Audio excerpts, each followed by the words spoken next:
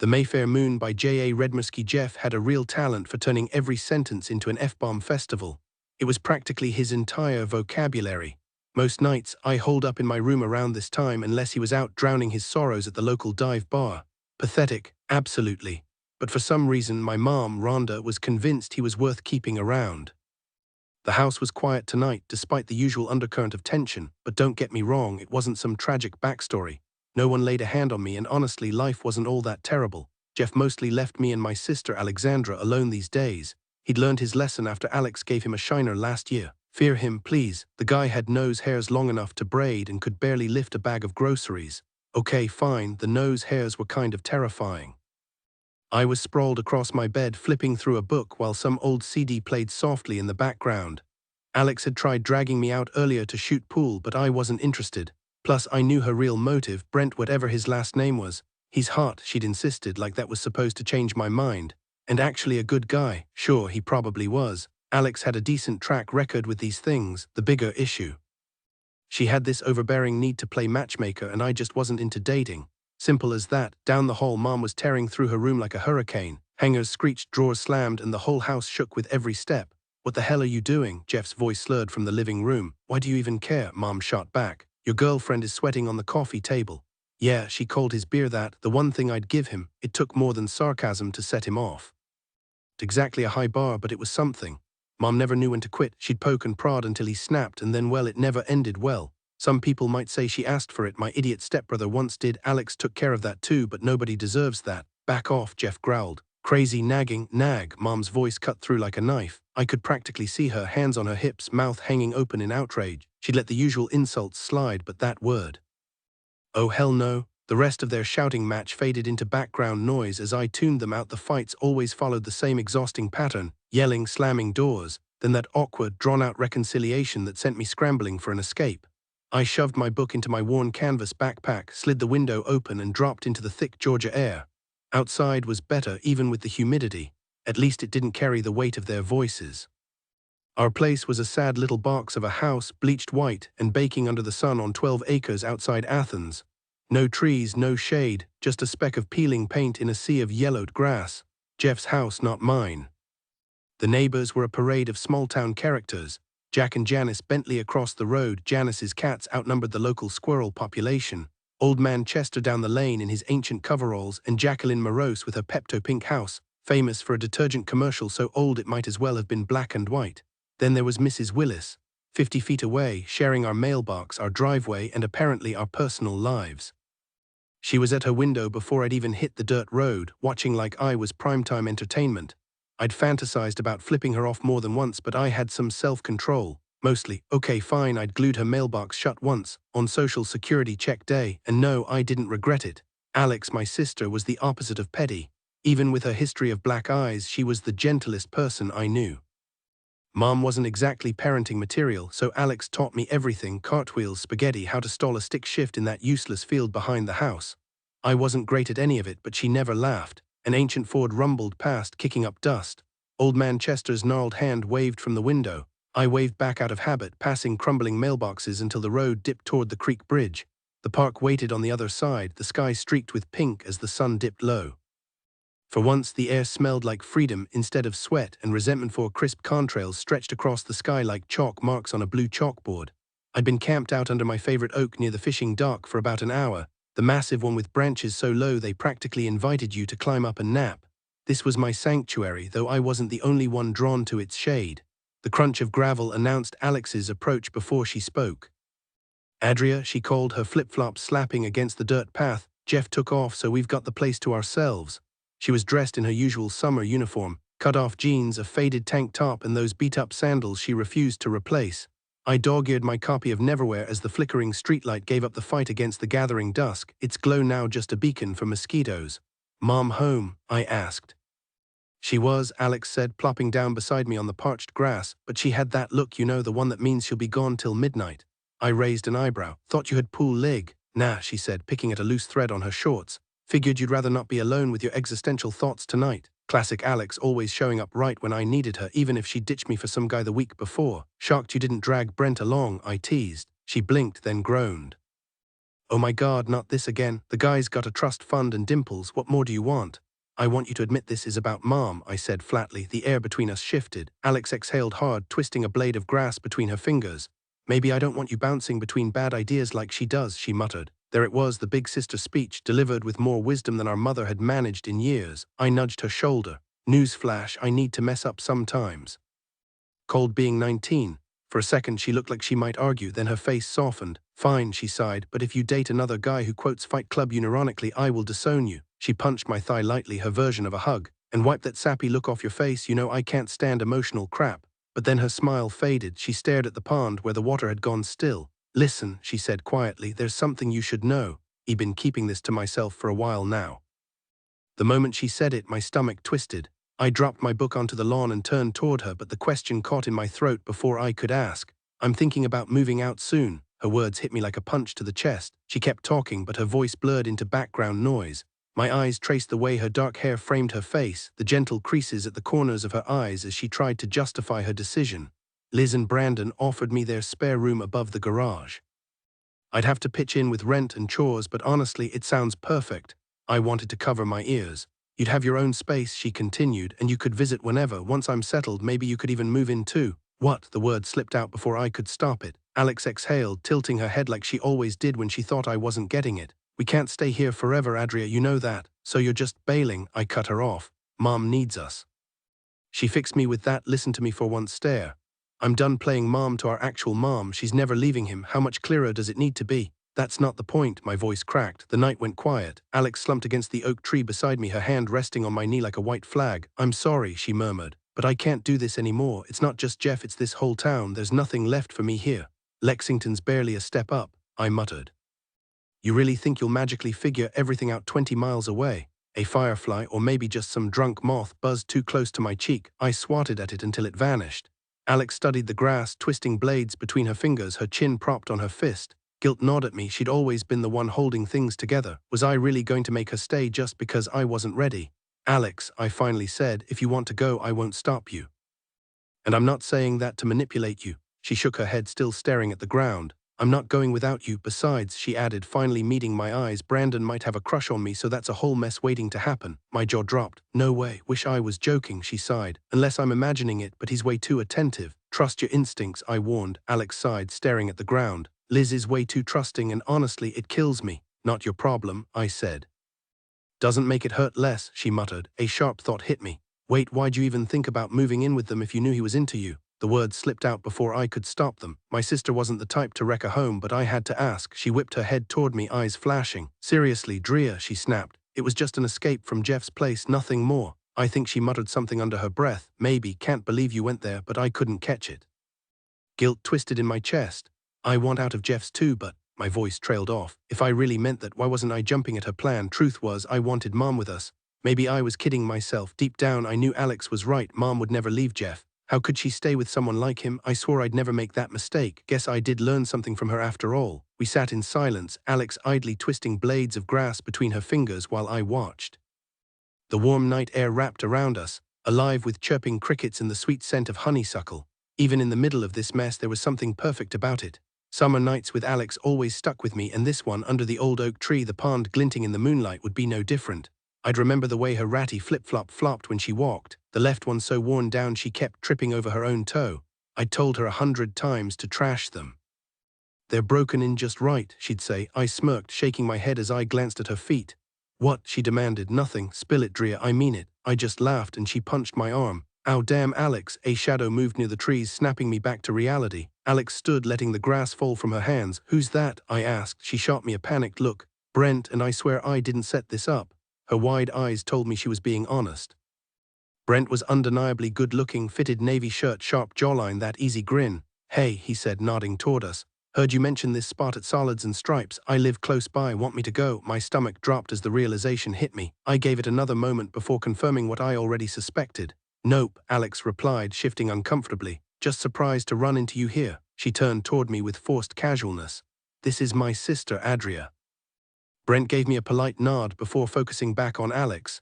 You heading home or wanna take a dip at Willow Creek? Adria's welcome too if she's up for it.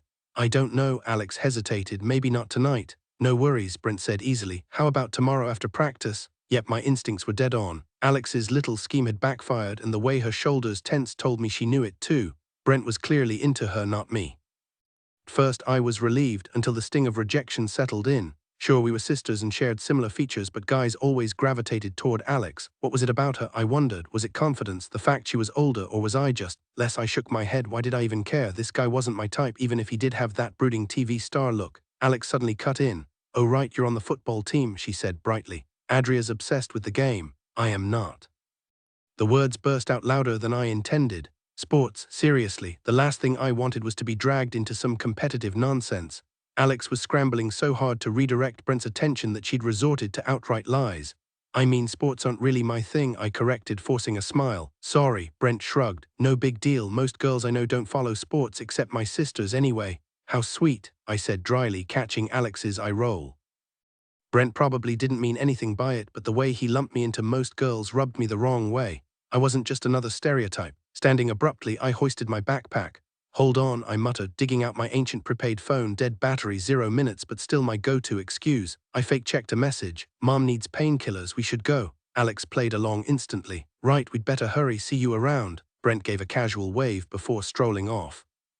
"Smooth," Alex muttered as soon as he was out of range. We left my favorite spot, heading the opposite way. I noticed her favoring her left foot but stayed quiet. "You did it again," she accused. "Did what?" "You always find a reason," she pressed. "Every time. I have no idea what you're talking about." "Yes, you do," Alex insisted. "You pick guys apart until you've got an excuse to write them off. Even if they're great, you'll find something." She hesitated, then added, "You're not into girls, are you?"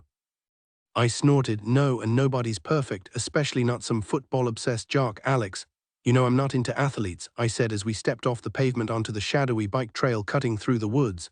"Or preppy guys," Alex added. "Or anyone with an ego the size of Texas," I finished. Alex snorted. "Face it, Adria, you're basically allergic to people." "That's not true," I protested, ducking under a low-hanging branch. "I like Taylor Kitsch. And that guy from Supernatural, what's his name?" "Jared Padalecki," Alex supplied, rolling her eyes. "But you only like him when he's playing Sam Winchester, so that doesn't count." "Still counts," I muttered. "You're impossible," she sighed. The towering oaks and pines swallowed most of the moonlight, leaving the path ahead barely visible. Taking this shortcut through the park saved us maybe 5 minutes compared to the main road, but it was worth it to avoid Jeff's mom's house. That woman made our nosy neighbor, Mrs. Willis, seem downright pleasant. During the day, this place was packed with joggers and cyclists, but at night, eerie as hell. Even with the distant hum of the highway, the woods had this way of making you feel completely isolated, like you'd wandered into the middle of nowhere. Not that it usually bothered me, but tonight something felt off. "You think Brent overheard me talking to Liz?" Alex asked suddenly. I shrugged. "I mean, yeah, probably. But come on, it was still weird." "You don't believe me?" I laughed. "No, I do, it's just hilarious." "What's so funny?" "That he's into you." Alex nearly tripped over a fallen branch. "Yeah, well, surprise of the century, not happening." I stopped dead. "Wait, so you think I'd be into him? Seriously?" She gave me a look. "I don't know, maybe. He's not like Jason Mills and his obnoxious crew. Brent's quiet, keeps to himself. And that's supposed to make me swoon," she smirked. Yeah.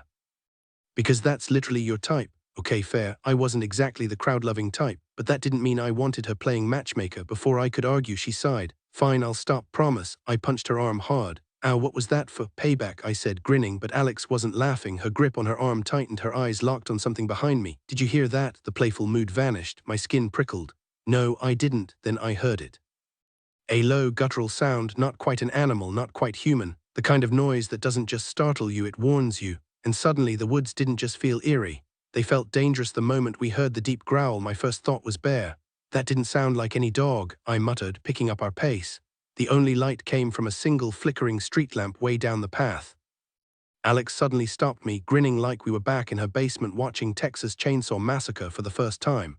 "Remember how we screamed like idiots?" she said, and for a second the tension lifted. Then the trees exploded. Hundreds of wings tore through the branches, sending leaves showering down as birds scattered in panic. My pulse skyrocketed.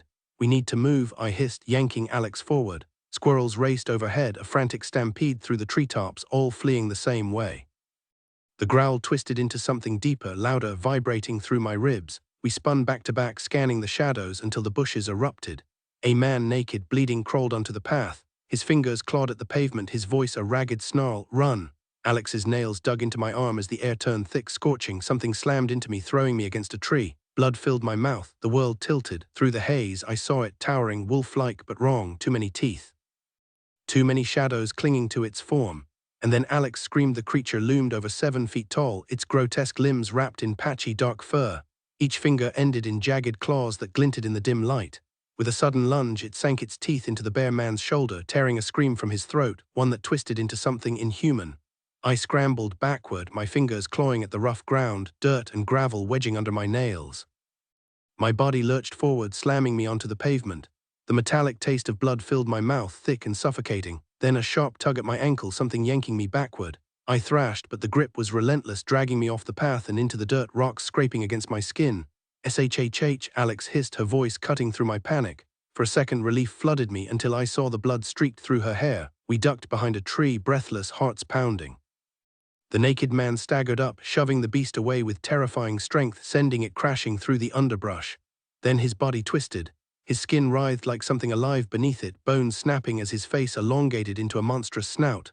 Dark fur sprouted across his body, his form expanding into something primal. I must have blacked out. The next thing I knew, I was sprawled in a ditch. Alex slumped over me.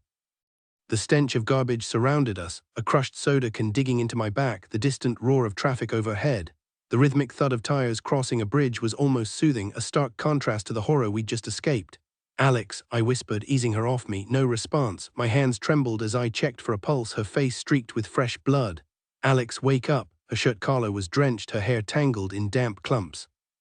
Red bubbles formed at her nostrils as she groaned, her nose broken, a deep cut visible along her temple. When she finally stirred, I pulled her close. "Alex," her eyes flew open, wild with panic. "Where is it?" she shrieked, nails digging into my shoulders hard enough to leave marks if not for my shirt. "It's coming for us." Her face was pale, stretched tight with terror. I held her tighter, trying to steady her. "Breathe, it's gone, we're safe now." But the words tasted hollow. The ride home was silent, both of us too shaken to speak. I scrubbed myself raw in the shower, watching the last traces of dirt and blood swirl down the drain. The bathroom mirror was fogged, a merciful blur hiding the damage, but I couldn't avoid it forever. I wiped the glass clean and flinched, bruises mottled my face, my lips split. I looked like I'd been thrown down a flight of stairs. Exhaustion weighed on me, but sleep was impossible. Every creak of the house, every distant yowl of the neighbor's cat set my nerves on edge. Even the familiar hum of Mrs. Willis' car pulling in, the chorus of crickets outside, it all felt sinister now. This wasn't like some cheesy horror flick. This was real. I knew what I'd seen, but saying it out loud, that made it undeniable, and I wasn't ready for that. For 2 days, Alex barely left her room. Neither of us went to school. Part of me wanted answers. The other part just wanted to pretend none of it ever happened. She barely spoke, especially about what had happened. The few words she did say were random, complaining about the sweltering heat, our AC had given out, or a fly in her room that she claimed was driving her completely insane. Yet she never bothered to unplug the fan stuck behind her dresser or grab the fly swatter to deal with the pest.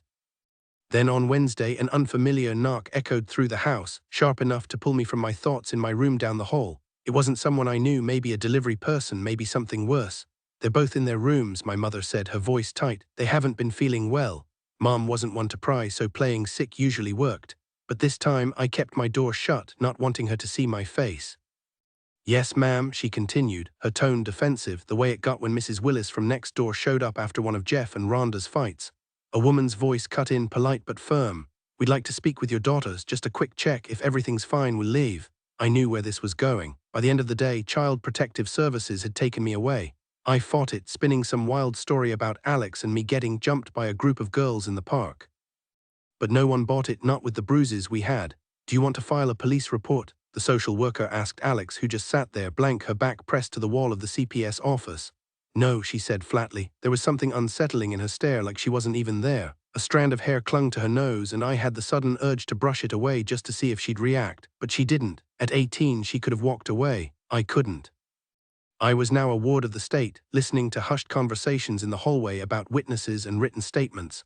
Mrs. Willis had to be behind it. She'd called the cops on Jeff before. After 6 days in state care, they shipped me off to Hallowell, Maine, to live with Uncle Carl and his new wife, Beverly. Alex came too. Guess she finally got what she wanted, out of Jeff's house for good. Moving 1,000 miles from Georgia was miserable except for the weather. I missed southern summers, but Maine in September was perfect. The rest, I kept my thoughts to myself. I loved Uncle Carl, but the last time I'd seen him, I was 12. This wasn't home. Not even close. Uncle Carl wasn't exactly the type to keep in touch. Holiday cards weren't his thing. Now with his new wife in the picture, I wasn't sure how this whole arrangement would play out. His house was nicer than I expected, though a weathered two-story Victorian tucked away in the woods. Not fancy by any stretch, the peeling paint and overgrown yard made it clear gardening wasn't Beverly's strong suit. The hanging plants on the porch were shriveled, and what might have been a garden by the shed was just a weedy patch of dirt. Most days I'd sit outside in an old wooden chair at the far end of the porch, away from the front door. But when Beverly kept finding reasons to hover, I retreated to the quiet of my upstairs room. I tried not to be rude, she was actually kind, always checking in, but I wasn't ready for forced bonding. Alex, on the other hand, didn't bother with politeness. She stayed locked in her room, barely speaking, just like back home after the incident. When Beverly knocked one morning offering breakfast, Alex snapped, if I wanted food, I'd get it myself. Part of me wanted to yell at her for being so cold, but another part just worried she'd never bounce back. Beverly, sitting beside me on the porch later, sighed. Give her time, what you both went through, it's a lot. That was putting it mildly. Watching Alex's attitude actually made me feel better about hanging around Beverly. Slowly the awkwardness faded. Soon I was eating dinner with them, even joining them for TV in the den. But my mom was always on my mind. Jeff had only spent a couple nights in jail before getting out. When I asked Uncle Carl if she'd bailate him out, he just stayed quiet. Then there was school. A new house was one thing, but a new school, terrifying. I wasn't exactly a fashion icon. Thrift store jeans, zero makeup, and hair that usually ended up in a messy bun or pinned back with barrettes. Not that I cared. My freckles and pale skin didn't exactly scream popular, but hey, at least no one called me ugly. Small victories, right? Though let's be real, my non-existent chest and half-hearted hairstyles weren't winning any awards either. Uncle Carl gave Alex and me a few days to adjust before school started, though he made it clear we couldn't push it much longer. At least I wouldn't be too far behind, but Alex was stubborn, refusing to go at all, even though she was supposed to graduate this year. My sister wasn't the same person anymore. Beverly led me into a boutique, scanning the racks with a skeptical eye. Not sure about the latest styles, she admitted, but go wild, it's on me. After hours of driving around Augusta, stopping at every store in sight, I was just ready to collapse on the couch. Who knew shopping could be such a marathon? Apparently it wasn't just about grabbing clothes, it was a full-on debate over patterns, fits, and whether your backside looked good in 5 different pairs of jeans. And don't get me started on the sales. Beverly was so obsessed with discounts, she probably spent twice as much as she would have if she'd just bought what she liked. She held up a frilly blouse with way too much going on. Adria, this would look gorgeous on you and it's half off, she said, way too excited. I knew exactly why it was on clearance, but I wasn't about to say that. Blue's not really my color, I lied, making a face just subtle enough to avoid hurting her feelings. Undeterred, she swapped it for a white version, then a black one, studying each like she was solving a puzzle. Maybe one of these, she asked. I hesitated. Honestly, not my style. I braced for disappointment, but she just laughed and tossed them back. Yeah, you're right, way too much going on, looks like something Shakespeare would wear. No clue what a poet's shirt was, but I nodded along. She moved to the next rack, flipping through hangers until she pulled out a sleek grey top with a subtle koi fish print. Much better. I reached for the price tag, but she yanked it away. Don't worry about that, she said, already adding it to her pile. What size? Small, medium? Medium's good. She checked the tag, then dropped it into one of those fancy rolling carts designed for people who actually enjoy shopping. Thanks, I muttered as we wandered deeper into the store, wondering how much longer this was going to take. Every damn section. Would Alexandra love this? She asked, holding up at least 10 shirts, a silver bracelet, 3 pairs of jeans, and even some lacy underwear. I helped narrow down some decent choices for Alex before we headed straight for the sneaker shop. After what felt like forever, Beverly dragged me to a burger joint, buzzing with excitement the whole time. She had this infectious energy, and honestly, I didn't mind. There was something about her, maybe loneliness, maybe just needing someone to talk to. Uncle Carl wasn't exactly the life of the party, so I got why she'd latch on to me. The guy could make a funeral seem lively by comparison. Halldale High was exactly as awkward as I'd imagined. Uncle Carl dumped me at the curb like a UPS package, and the kids loitering outside stared like I'd just stepped off a UFO. The halls were plastered with student paintings that screamed trying too hard, and the office reeked of fake cinnamon and industrial cleaner. Some guy in a navy uniform was elbow deep in a flickering light fixture, swearing under his breath. Morning, chirped the receptionist, her arms jingling with enough cheap jewelry to open a Claire's franchise. What can I do for you? New kid, I said. Adria Dawson. Right here. She slapped a faded yellow schedule into my hand. Welcome to Halldale. I forced a smile. If you get lost, she added, Julia's your girl. Behind me, the janitor hissed, sucking on a zapped finger. Fixed it, Mrs. Wiles, called a voice, and a girl, Julia, I guessed, emerged from a back office, adding, just give it a sec to reboot. Julia, meet Adria. Mrs. Wiles hesitated, blanking on my name. Dawson, I filled in. Right, new student, be a dear and show her the ropes. Julia shoved a book under her arm and flashed me a smile that screamed not my job. Julia Morrow, professional hallway Sherpa. She adjusted her backpack, catching my raised eyebrow. Kidding, sort of. She nudged the door open. Come on, it's not that bad here. I followed, but she suddenly threw an arm out, blocking me. A pack of kids stormed past, shrieking about someone's hair disaster. Julia rolled her eyes. Drama club, she muttered. Avoid at all costs. The moment they notice you, Dane Fethermore, openly gay, not that it matters, will either try to pull you into their group or make you their next project. Julia guided me out of the office just as the first bell echoed through the halls. Kids strolled lazily while a few sprinted past, their speed making my hair flutter. I'm not into theater, I said, so I doubt they'll be interested in me. Julia grinned. Not that kind of drama, she clarified. They just love stirring the pot around here. Oh, that kind. Before I could respond, a guy with a single textbook tucked under his arm called out, Hey, Jules. He glanced at me. Fresh from Georgia, right? How did he know? My stomach tightened. If they already knew where I was from, did they know why I left? The last thing I wanted was pity over my past. Yeah, Athens, I replied. I'm Adria. Adria, nice, he said. I'm Harry, not as cool. Sounds like some grandpa's name. Blame my parents, big Houdini fans. He rubbed the back of his neck, sheepish. Harry's fine, I assured him. Tall and lean with messy dark hair, he had a harmless, almost brotherly vibe. Julia snatched my schedule. First period. Oh, you're stuck with Mrs. Scott. Good luck. She's either bouncing off the walls or biting your head off. No in between. Harry grabbed the paper next. Wait, Coach Green, oh man, you're doomed. Julia's eyes widened as she scanned it again. He's ex-military, total nightmare. Should we gotten Coach Little? Fantastic. Another class I'd probably fail, not because I couldn't handle it, but because pressure made me freeze. So, Harry said, cheerleading tryouts. Hard pass, I deadpanned. Not my scene. Julia nudged me.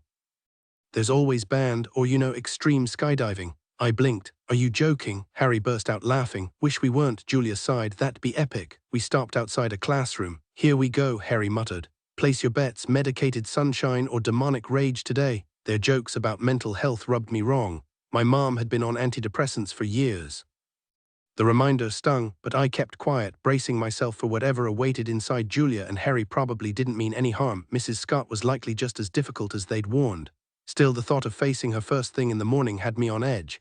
Harry's got this, Julia said, flashing a quick smile before disappearing into a classroom down the hall. I turned to Harry, my voice tight. We're definitely late. The hallway was empty, and through the door's window I could see every seat filled. My stomach twisted at the idea of walking in alone, of Mrs. Scott making me stand up and announce my whole life story to a room of strangers. Harry shrugged. First day grace period, plus I'm your guide, we've got an excuse. Stepping into a silent classroom with everyone staring, absolute nightmare fuel. Harry led me to the back where his desk was, and Mrs. Scott's voice cut through the quiet. Miss Dawson, she said, grinning like she'd just won the lottery. Was she actually nice? Or was this some kind of trap? Since Harry's your tour guide, she continued, you can sit beside him, except there wasn't an open spot. The pause stretched painfully until she pointed at another girl. Jen, switch back to your old seat. Jen gathered her things without complaint, and I slid into the vacated chair, the legs screeching against the floor. Mrs. Scott dropped a textbook in front of me. Page 33. We're covering cell structures today. Relief washed over me as she launched into a lecture about mitochondria. Maybe she wasn't so bad, just overly enthusiastic. I'd reserve judgment until tomorrow. After Spanish with Julia, I navigated the next few classes solo, enduring the usual new kid stares. Most people either smiled or ignored me, which was fine by me. At lunch, I joined Julia, Harry, and their friends, Tori and Sebastian. Sebastian was distracting. Unfortunately, he and Tori were clearly together. Not that it mattered, relationships had never been my thing. My mom used to say I was behind because I wasn't obsessing over boys like my sister. Honestly, after watching her string of disastrous relationships, I wasn't in a hurry to catch UPWE. Ate lunch outside at a stone picnic table under the shade of an oak tree. Finding my group of friends so fast was a relief, no awkward solo wandering the halls praying someone would adopt me, and honestly, I really liked them. Harry had that effortless charm, the kind of guy who probably never made enemies. Tori and Sebastian were too wrapped up in each other to talk much, her perched between his legs with his arms locked around her waist. Julia and I clicked right away though. We had similar styles, oversized but stylish clothes, minimal makeup except for mascara because let's be real, no girl survives high school without it. So why Maine? Julia asked, crushing her empty soda can. Mom shipped me off to live with my uncle, I lied. Her new job involves a lot of travel. It was the best excuse I could scramble together. Before I could sweat under more questions, Julia's attention snapped to the street. A beat-up Jeep with oversized tires rolled onto campus, kicking up gravel. Bet she's got another creative reason for being late, Julia muttered. Thankfully, the spotlight shifted. Talking about Alex made my stomach twist. Mentioning my sister felt like stepping onto thin ice. The jeep stopped near the entrance and a girl hopped out. Platinum blonde hair cut sharp, a black duffel slung over one shoulder, textbooks cradled in her other arm. 3 guys inside the jeep watched us as she barely glanced our way before disappearing inside.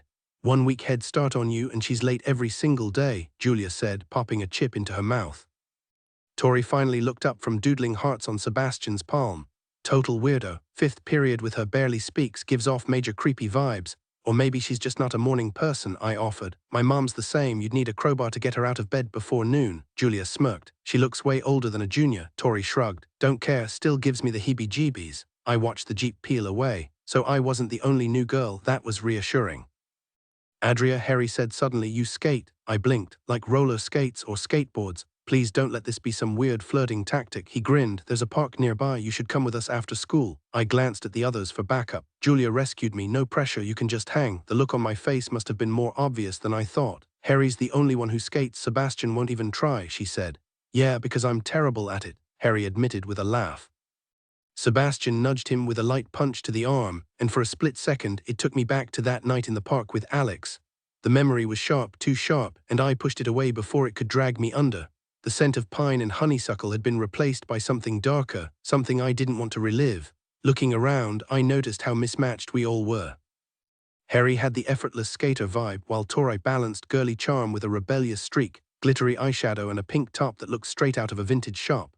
Sebastian was harder to pin down. His black boots gave off rocker energy, but not quite. And Julia, she didn't need a specific style, her bold personality did all the talking. I envied that, or maybe it wasn't envy, maybe it was just recklessness I didn't have. Then there was the girl from the jeep, the one with the white blonde hair.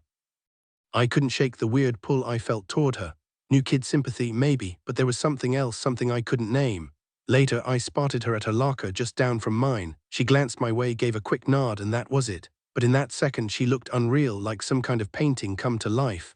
Pale hair, smoky grey shadow, a face that belonged in a gallery.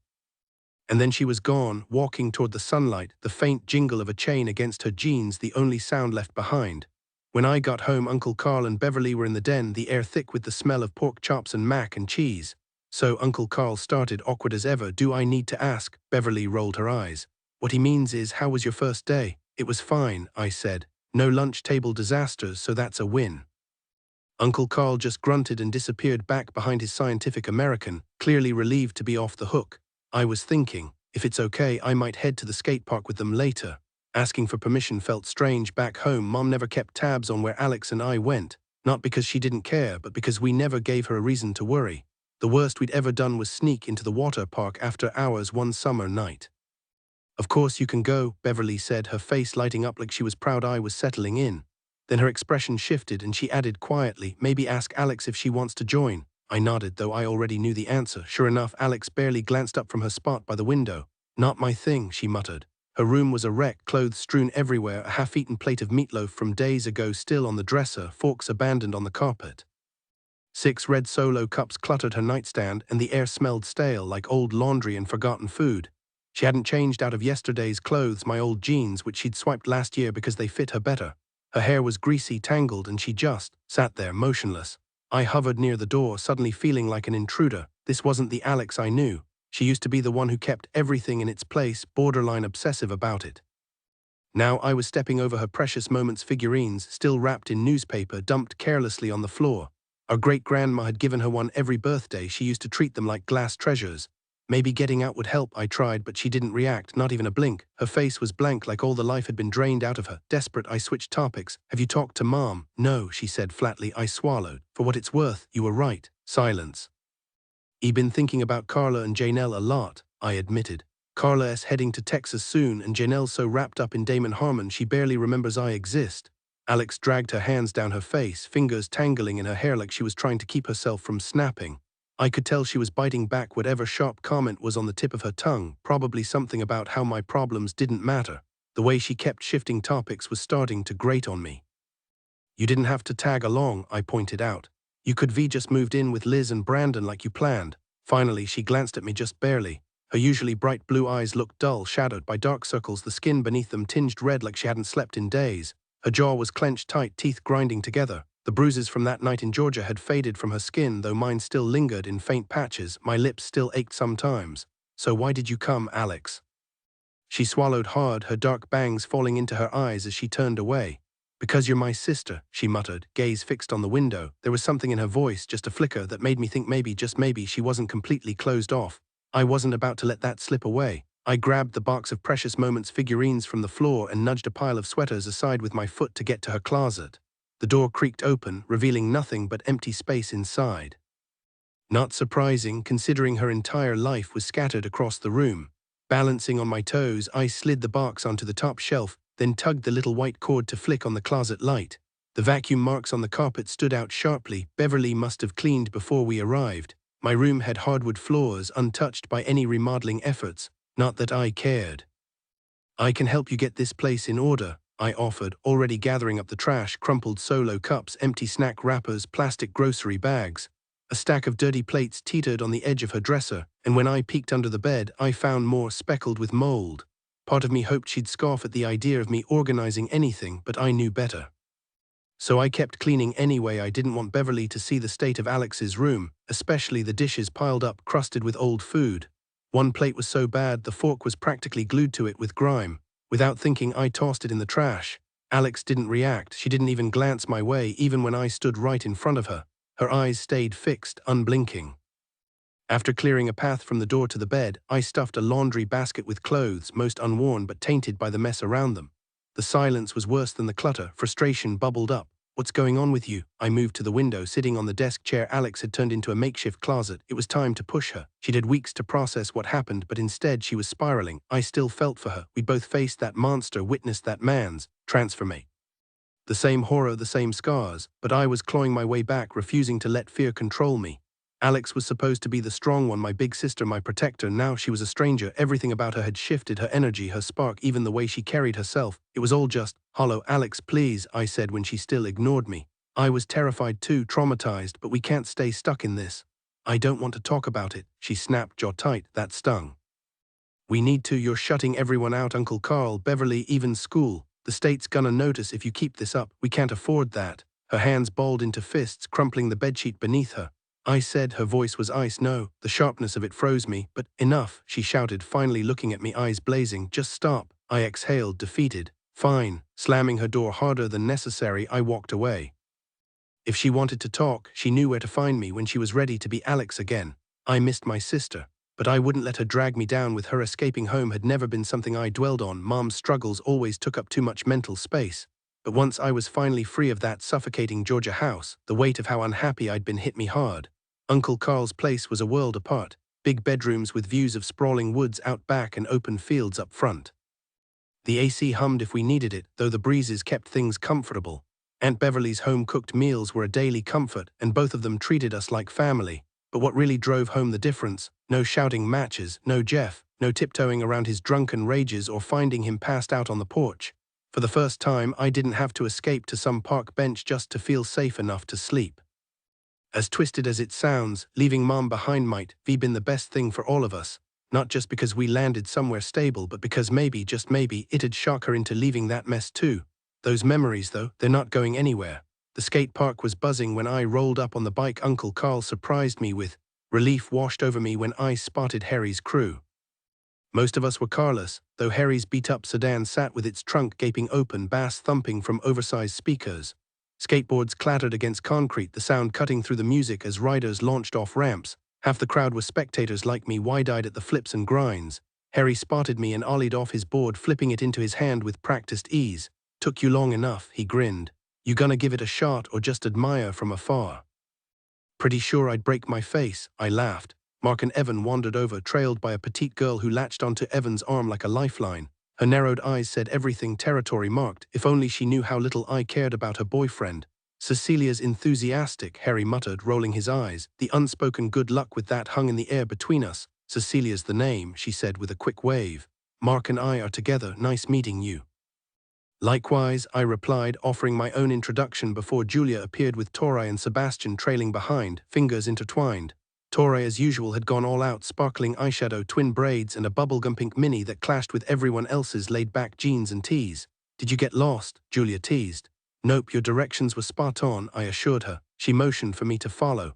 Let's grab a seat over here, she suggested. Enough from the noise, but not so far we seem antisocial. I figured she meant the skateboarders clattering around, unless, she shot me a mischievous glance, you'd rather sit closer to the action. I played along. Now your spot sounds perfect. You sure? She tugged me forward. Because Evan's over there and so's Lane, the tall one in the Fight Club tee. Tori cut in. Julia, I thought you couldn't stand Lane. I can't, Julia admitted. Doesn't mean he's not easy on the eyes. Why the hate? I asked as we reached a pair of weathered picnic tables arranged in an L shape. A rusted grill stood nearby, charcoal remnants scattered like forgotten secrets. A bold red and black sign on a tree warned, no camping. Julia hesitated. Okay, hate is too strong. Sebastian, of all people, snorted. She just dated him. We never dated, she snapped, glaring at him before turning back to me. Anyway, Adria, did you move here alone? The question was clearly a diversion, and it worked. All attention shifted to me, and suddenly I was dodging the unspoken weight of Alex's name. How could they know that just hearing it made my chest tighten? Or that talking about her dragged me back to that night, the attack, the beast, the fear I was trying so hard to bury? No, I said carefully. My sister Alexandra came too. Thankfully, they didn't press. The next hour flew by. Laughter, failed attempts at skateboarding. Harry's board won that battle, and a lightness I hadn't felt in ages. Even my wipeout only earned good-natured chuckles, except from Cecilia, whose smirk lingered a beat too long. Then the mood shifted. Heads turned toward the street. Oh, come on, Tori muttered. A mud-splattered jeep rolled in, tires crunching gravel. The same crew from school piled out, the spiky-haired blonde leading the pack. Their eyes locked onto us, and this time the unease in my gut wasn't just imagination. I looked at Julia, then Harry, and finally at Tori and Sebastian, but everyone seemed just as confused as I was. I'd hoped someone in our group might know why those strangers were staring so intently. Finally, Tori muttered as the jeep rolled past us and parked in a nearby lot. I kept my eyes on the vehicle, watching through the stretch of grass and trees between us. The engine cut off, and only the driver and the girl with spiky blonde hair stepped out. She perched on the hood, legs dangling near the tire, while the guy leaned against the back door, arms crossed, ankles locked. His lips moved as he spoke to the others still inside. A weird tension settled in my gut. Even when they weren't looking, I could feel their attention on us. I scanned my friends again, trying to figure out who might be the reason, who knew something the rest of us didn't. Maybe they're just looking to chill, Harry suggested. We could go say hi. Tori wrinkled her nose. No way, she sneered. They look sketchy. Harry shot her a look. What's sketchy supposed to mean? He and Sebastian exchanged glances, silently agreeing she was out of line. You're way too quick to judge people. Whatever, Harry, Tori snapped. I didn't dislike her, but if she hadn't already been part of our circle, I doubt I'd have chosen to be friends with her. She just didn't fit the rest of us. Has anyone actually talked to them? I asked, fishing for answers. Nope, Harry said, but I see the girl near my art class sometimes. Sebastian rubbed his temples like he was fighting off a headache. Tori flopped into his lap, her bracelets jingling as she stroked his cheek. Headache, babe, she cooed. Harry looked like he was about to lose his eyes to the back of his skull. Sebastian leaned back, shrugging her off. I don't know her, Julia chimed in, but I wouldn't mind meeting the guy by the jeep. Tori and Sebastian left soon after. Sebastian never answered my question, which made me suspicious, but then again he was always indifferent. I warned Sebastian about Tori, Harry said as we sat on the edge of the skate bowl. The jeep was still there, all 4 passengers now lounging on it. I couldn't shake the feeling they were watching us just as closely as we were watching them. Come on, Harry, I pressed, leaning closer. You didn't really call her just a handful, did you? He blinked, caught off guard. What, please, I said, rolling my eyes. Guys don't sugarcoat things like that for each other. I get you're trying to be nice, and hey, I respect that, but spill it. Harry shifted awkwardly, his cheeks flushing slightly. All right, fine, he admitted. I might have told him she was a total nightmare. The way he stiffened after saying it told me everything. Probably grew up in one of those households where even saying crap got you in trouble. Meanwhile, in my family, swearing was basically punctuation, though to be fair, that was mostly thanks to Mom's revolving door of boyfriends. Relax, I said, nudging him. I've heard worse. He exhaled, relieved. Sebastian's my best friend, he said. Smartest guy I know, but I still can't figure out what he saw in her. She's not bad looking, I offered. Harry made a face. If you're into that, I guess, he muttered. But I think he's finally seeing what I meant. What makes you say that? They've been together for months, but lately he's checked out. I thought about the way Sebastian and Tori moved around each other, her clinging, him distant. Now that you mention it, I said, it does seem a little unbalanced. Harry perked up. Right, I thought I was imagining it. Now you're spot on, she's way more invested than he is. A skateboarder shot up the ramp beside us, landing with a sharp crack that made me yelp. My heart pounded as he flashed a quick sorry grin before rolling away. Once my nerves settled, I turned back to Harry. What about Julia? Think Sebastian's into her. Harry barked out a laugh. No shot. Where'd that even come from? They just seem weird around each other. He hesitated, then shrugged. If he was, he'd tell me. But the doubt in his voice was obvious. Just then, Julia dropped down beside me. What's the gossip? For a second, I panicked. Had she heard us? But no, that was just my brain being dramatic. Harry was teaching me skate tricks. I lied smoothly. Julia snorted. She needs more than lessons, she teased, nudging me. Can't argue with that, I laughed. Her fingers brushed over the friendship bracelets on my wrist, her thumb tracing the fraying threads. I tried making these once, she admitted. Got bored after 5 minutes. My sister made these, I said, running my fingers over each one. They'd been on my wrist since spring, barely holding on. Kind of funny, really. She was always crafting something, I added, the memory bittersweet. I could probably navigate a Hobby Lobby blindfolded at this point. Beads, glue, you name it, I said, trying to lighten the mood. Julia barely glanced my way. Noted, she muttered, distracted. Then she sprang to her feet, arms crossed, eyes locked on the skate bowl. Something felt off and I realized why. Lane, the guy in the Fight Club shirt, was lining up for his turn. Woohoo, she shouted, hands cupped around her mouth, her voice dripping with sarcasm. Show us what you got, Lane. He barely flicked his gaze in her direction, but everyone else sure noticed. Lane set his board on the concrete edge, paused, then launched into his run. His movements were sharp, deliberate, and he made a point of avoiding our side of the bowl entirely. Julia grabbed my wrist and yanked me up. Harry trailed behind as she marched toward the parking lot. Why not just talk to him? Harry suggested. Julia scoffed. Please, I'm so over him.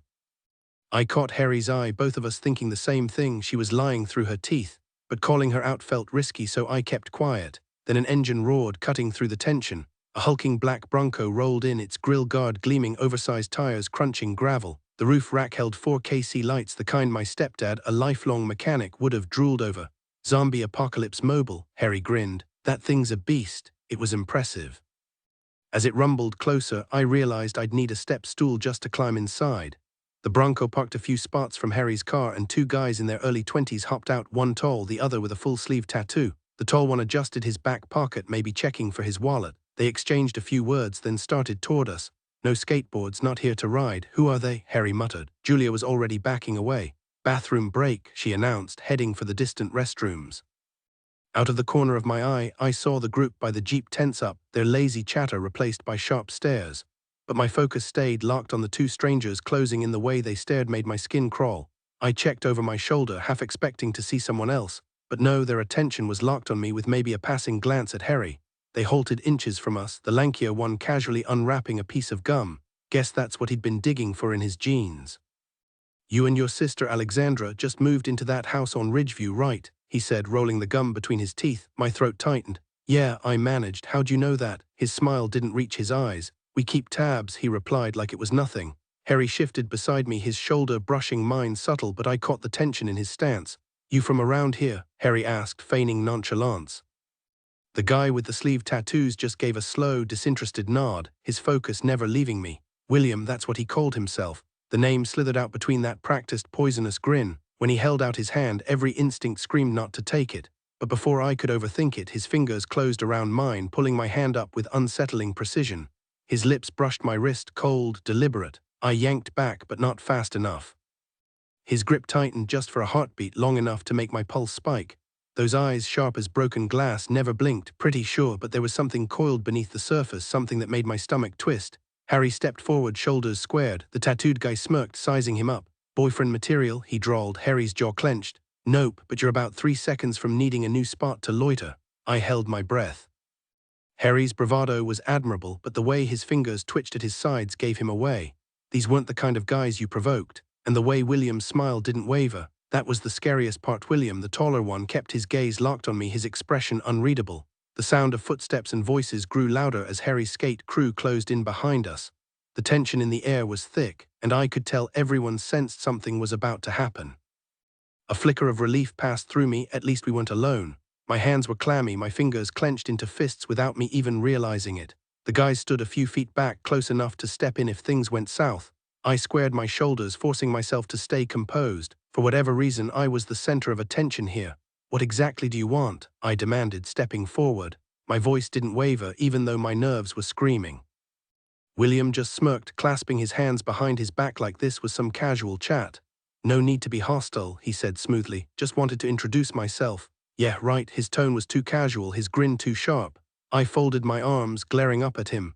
The fear that had been gnawing at me started to fade, replaced by irritation. Maybe it was years of dealing with my stepdad's mind games, but suddenly I wasn't backing down. I moved closer, close enough to see how much taller he really was, close enough to feel the weight of his shadow. His smile widened like he was enjoying this. That only made me angrier. "I'm not interested in introductions," I snapped. His expression went blank, catching me off guard. The shift was unsettling, and for a second I faltered, but I wasn't about to let him see that. The truth was that sudden change sent a chill down my spine. Before, he'd just seemed like another arrogant jerk. Now there was something darker in his stare, something that made my muscles lock up. Out of the corner of my eye, I saw the tattooed guy sizing up Harry like he was itching for a fight. Harry held his ground, but I knew him well enough to see the tension in his stance. William licked his lips, inhaling deeply. "You were right, Ash," he said, still not looking away from me. "She's got that same fire." What the hell did that mean? I'd had enough. I grabbed Harry's arm, ready to walk away, but a rough hand clamped around my bicep, definitely not Harry's. I yanked free, but William pulled me back. Behind us, I heard the scuffle of shoes on pavement as Harry's friends moved in, and in my peripheral vision, the others from the Jeep were closing in too. In an instant, instinct took over, and my knuckles collided with William's jaw. The impact jolted up my arm, and the sharp crack of the punch echoed in the sudden hush of the skate park. Everyone froze, including me. My breath hitched as I stumbled back, my pulse roaring in my ears. Harry snapped out of it first, stepping between us with a muttered curse under his breath. He knew this would land on him, being the one who'd have to deal with the fallout. William didn't flinch, neither did Ash, who stayed rooted in place like a shadow waiting for orders. A thin line of blood trailed from William's lip, and he wiped it away with deliberate slowness before tasting it. "Interesting," he murmured, his voice low and unreadable. Then, without another word, he turned and walked off, Ash following like a silent sentinel. The crowd parted as they climbed into their black Bronco and rolled away, leaving behind a stunned silence. Even the Jeep crew, now lingering uncomfortably close, wore expressions I didn't care to decipher. The moment they were gone, the energy shifted. People crowded around me, eyes wide with admiration. "Well, you pack a punch," some guy with messy curls said, grinning. Cecilia, who'd been shooting me dirty looks all night, suddenly looked at me like I was some kind of hero. Great, just what I needed, her fake enthusiasm clinging to me like cheap perfume. But the adrenaline was already fading, leaving behind a hollow unease. I'd never thrown a punch before, and the way people were hyping me up as some tough girl made my skin crawl. The truth was, my hands were shaking. Harry nudged me when the Jeep finally peeled out, its engine growling. The spiky-haired girl slammed the door twice before it caught. I didn't say anything, but the quiet dread settled deeper. William and Ash didn't strike me as the type to walk away from anything. That was the scary part, they weren't done. And now neither was I. Harry scoffed as William and Ash walked away. "If that's the crowd your sister runs with, I feel bad for you." His words bit harder than I expected. They'd called her Alex, only people close to her used that name. "What do you think they wanted?" Harry asked. I wasn't really listening. My mind stuck on one question: what was my sister doing with guys like that? "No clue," I muttered, watching their Jeep disappear down the street. Julia finally reappeared, smoothing her hair as she walked over. "Why the long faces?" she said, glancing between us. Harry and I just exchanged another look and shrugged. By the time the streetlights flickered on, I was ready to leave. Harry offered me a ride, but I turned him down. His car was packed with speakers and my bike wouldn't fit anyway. The night air had turned sharp and the quiet made my skin prickle. Every shadow between the trees seemed to shift as I pedaled. I took a wrong turn somewhere and the roads kept twisting. The further I went, the more the panic set in. My imagination ran wild, missing teens, bodies in the woods, those guys circling back. Then I heard it, gravel crunching behind me. A vehicle crept closer, its headlights blinding. Too big, too high, like a Bronco on steroids. My pulse shot up as I pushed harder on the pedals, legs burning, breath ragged. No matter how fast I went, it gained on me. One frantic glance back and the bike jerked. Next thing I knew, I was sprawled on the gravel, staring up at the headlights. The branch appeared suddenly in my path, giving me no time to react. My bike wheel caught it, the impact sending me sprawling onto the pavement with a sharp pain shooting through my hip. Tires screeched as a Jeep stopped just inches away and two figures rushed toward me. Of course it had to be them. I mentally kicked myself for even thinking, could this day get worse? Because life loves proving you wrong. "Are you hurt?" the first guy asked, looming over me. I ignored his outstretched hand, brushing gravel off my jeans as I stood. "I'm good." I reached for my bike. The silent one in the black long sleeve snatched it up effortlessly and tossed it into the Jeep's cargo space. "You need a ride?" the talkative one insisted. "Not happening," I said, backing away until the quiet guy stepped in front of me. "Please." His voice was low, intense, and something about it made my pulse stutter. "We're not here to hurt you." Against my better judgment, I believed him. Then a blonde girl with spiked hair leaned out from the passenger seat, grinning. "Hey." Her smile was blinding, like she'd overdone the whitening strips. After a tense pause, I climbed in, barely ducking in time to avoid smacking my head on the roll bar. "About time we met properly," she chirped. "I'm Zia." Up close, her lashes were impossibly thick, her skin flawless. The dome light cut out as the driver, mohawk sharp jawline, slammed his door. My brain lagged, still processing. The scowling guy by the window looked ready to bolt. And then there was him, the one who'd loaded my bike. Sun-kissed skin, tousled dark hair, eyes that felt like falling. I forced myself to look away before he caught me staring. "Thanks," I muttered to Zia. "Thought you might be someone else." The Jeep lurched forward, wind whipping through the open top. Zia twisted around, smug. "William and Ash from the skate park," I exhaled. "You know them, brothers," she said, like it explained everything. Outside, streetlights blurred past, and I realized I had no idea where we were headed or why I'd gotten in at all. "I really don't need to know more than that," I admitted. "Can't blame you," Zia replied with a shrug. She leaned back in her seat, flashing a grin. "We're actually decent people, no matter what the school says about me." I shifted uncomfortably, guilt creeping in even though I'd never judged her. "What exactly does the school say?" Zia let out a dry laugh. "Seriously? You haven't heard the gossip?" She turned forward again, her voice casual. "Apparently I worship demons and my brothers are accused of being too close, if you catch my drift." My nose wrinkled. "That's messed up. I haven't heard any of that," I said honestly. "But rumors are just noise anyway. Not like I care what people think," Zia shot back. "Well, except maybe you. If you thought I was some kind of psycho, you probably wouldn't have hopped in this Jeep." "Fair point." She gestured toward the driver. "That's Damien," she said, then jerked a thumb toward the smaller guy beside me. "And that's Joseph. Everyone calls him Dwarf." Finally, she nodded to the quiet one on my other side. "And Isaac, we live with him and his—" "Enough, Zia," Isaac cut in sharply. That was all he said, but the warning in his tone was clear. Zia fell silent, though her stiff posture screamed irritation. The sudden tension threw me off. "Anyway," Zia said after a beat, "we'll drop you home. Word of advice, don't wander around here too late by yourself." I sank deeper into my seat, tugging my sleeves over my hands. Then out of nowhere, she added, "So how's your sister doing?" My stomach dropped. How did she know about Alex? Why did strangers keep bringing her up? This was getting too weird. "Okay, now I'm officially freaked out," I admitted. "How do you even know about my sister and those guys earlier? They knew her name too." "No clue about them," Zia said, "but Isaac's oldest brother, Nathan, works at the grocery store with Beverly. Small-town gossip travels fast. Her name's Alexa, right?" "Alexandra," I corrected, "but she goes by Alex." I needed to stop jumping at shadows. Every day it became clearer how much that night in Georgia still haunted me. I wasn't as past it as I'd convinced myself. My mind flickered to William and Ash. Had I overreacted? Sure, they were jerks, but part of me had genuinely feared for my life. That was absurd. Was everything in my life going to be defined by that moment? And then right there in that Jeep, surrounded by these strange, unpredictable people, it hit me. The truth I'd been avoiding. I had seen a werewolf. Not a hallucination, not a trick of the light. A real, snarling nightmare creature straight out of the movies. The kind that shouldn't exist, but it did. And I'd seen it when someone reaches a moment of undeniable truth, when they can no longer deceive themselves or hide behind excuses. It alters them in ways that can't be undone. That was me, transformed in an instant. It took weeks for my mind to catch up, but when it did, the weight of reality settled in. I realized then why Alex had become unrecognizable. She had faced the truth long before I had. A chilling wave of realization crashed over me. Zia's voice reached my ears, along with the occasional murmurs of Damien and Dwarf, but their words barely registered. I glanced at each of them one by one, and suddenly they weren't the people I thought I knew. What did it even mean to be human? The world around me felt like an illusion, and I was left with the unsettling thought that I'd have to unlearn everything, every belief, every assumption since the day I first spoke or walked.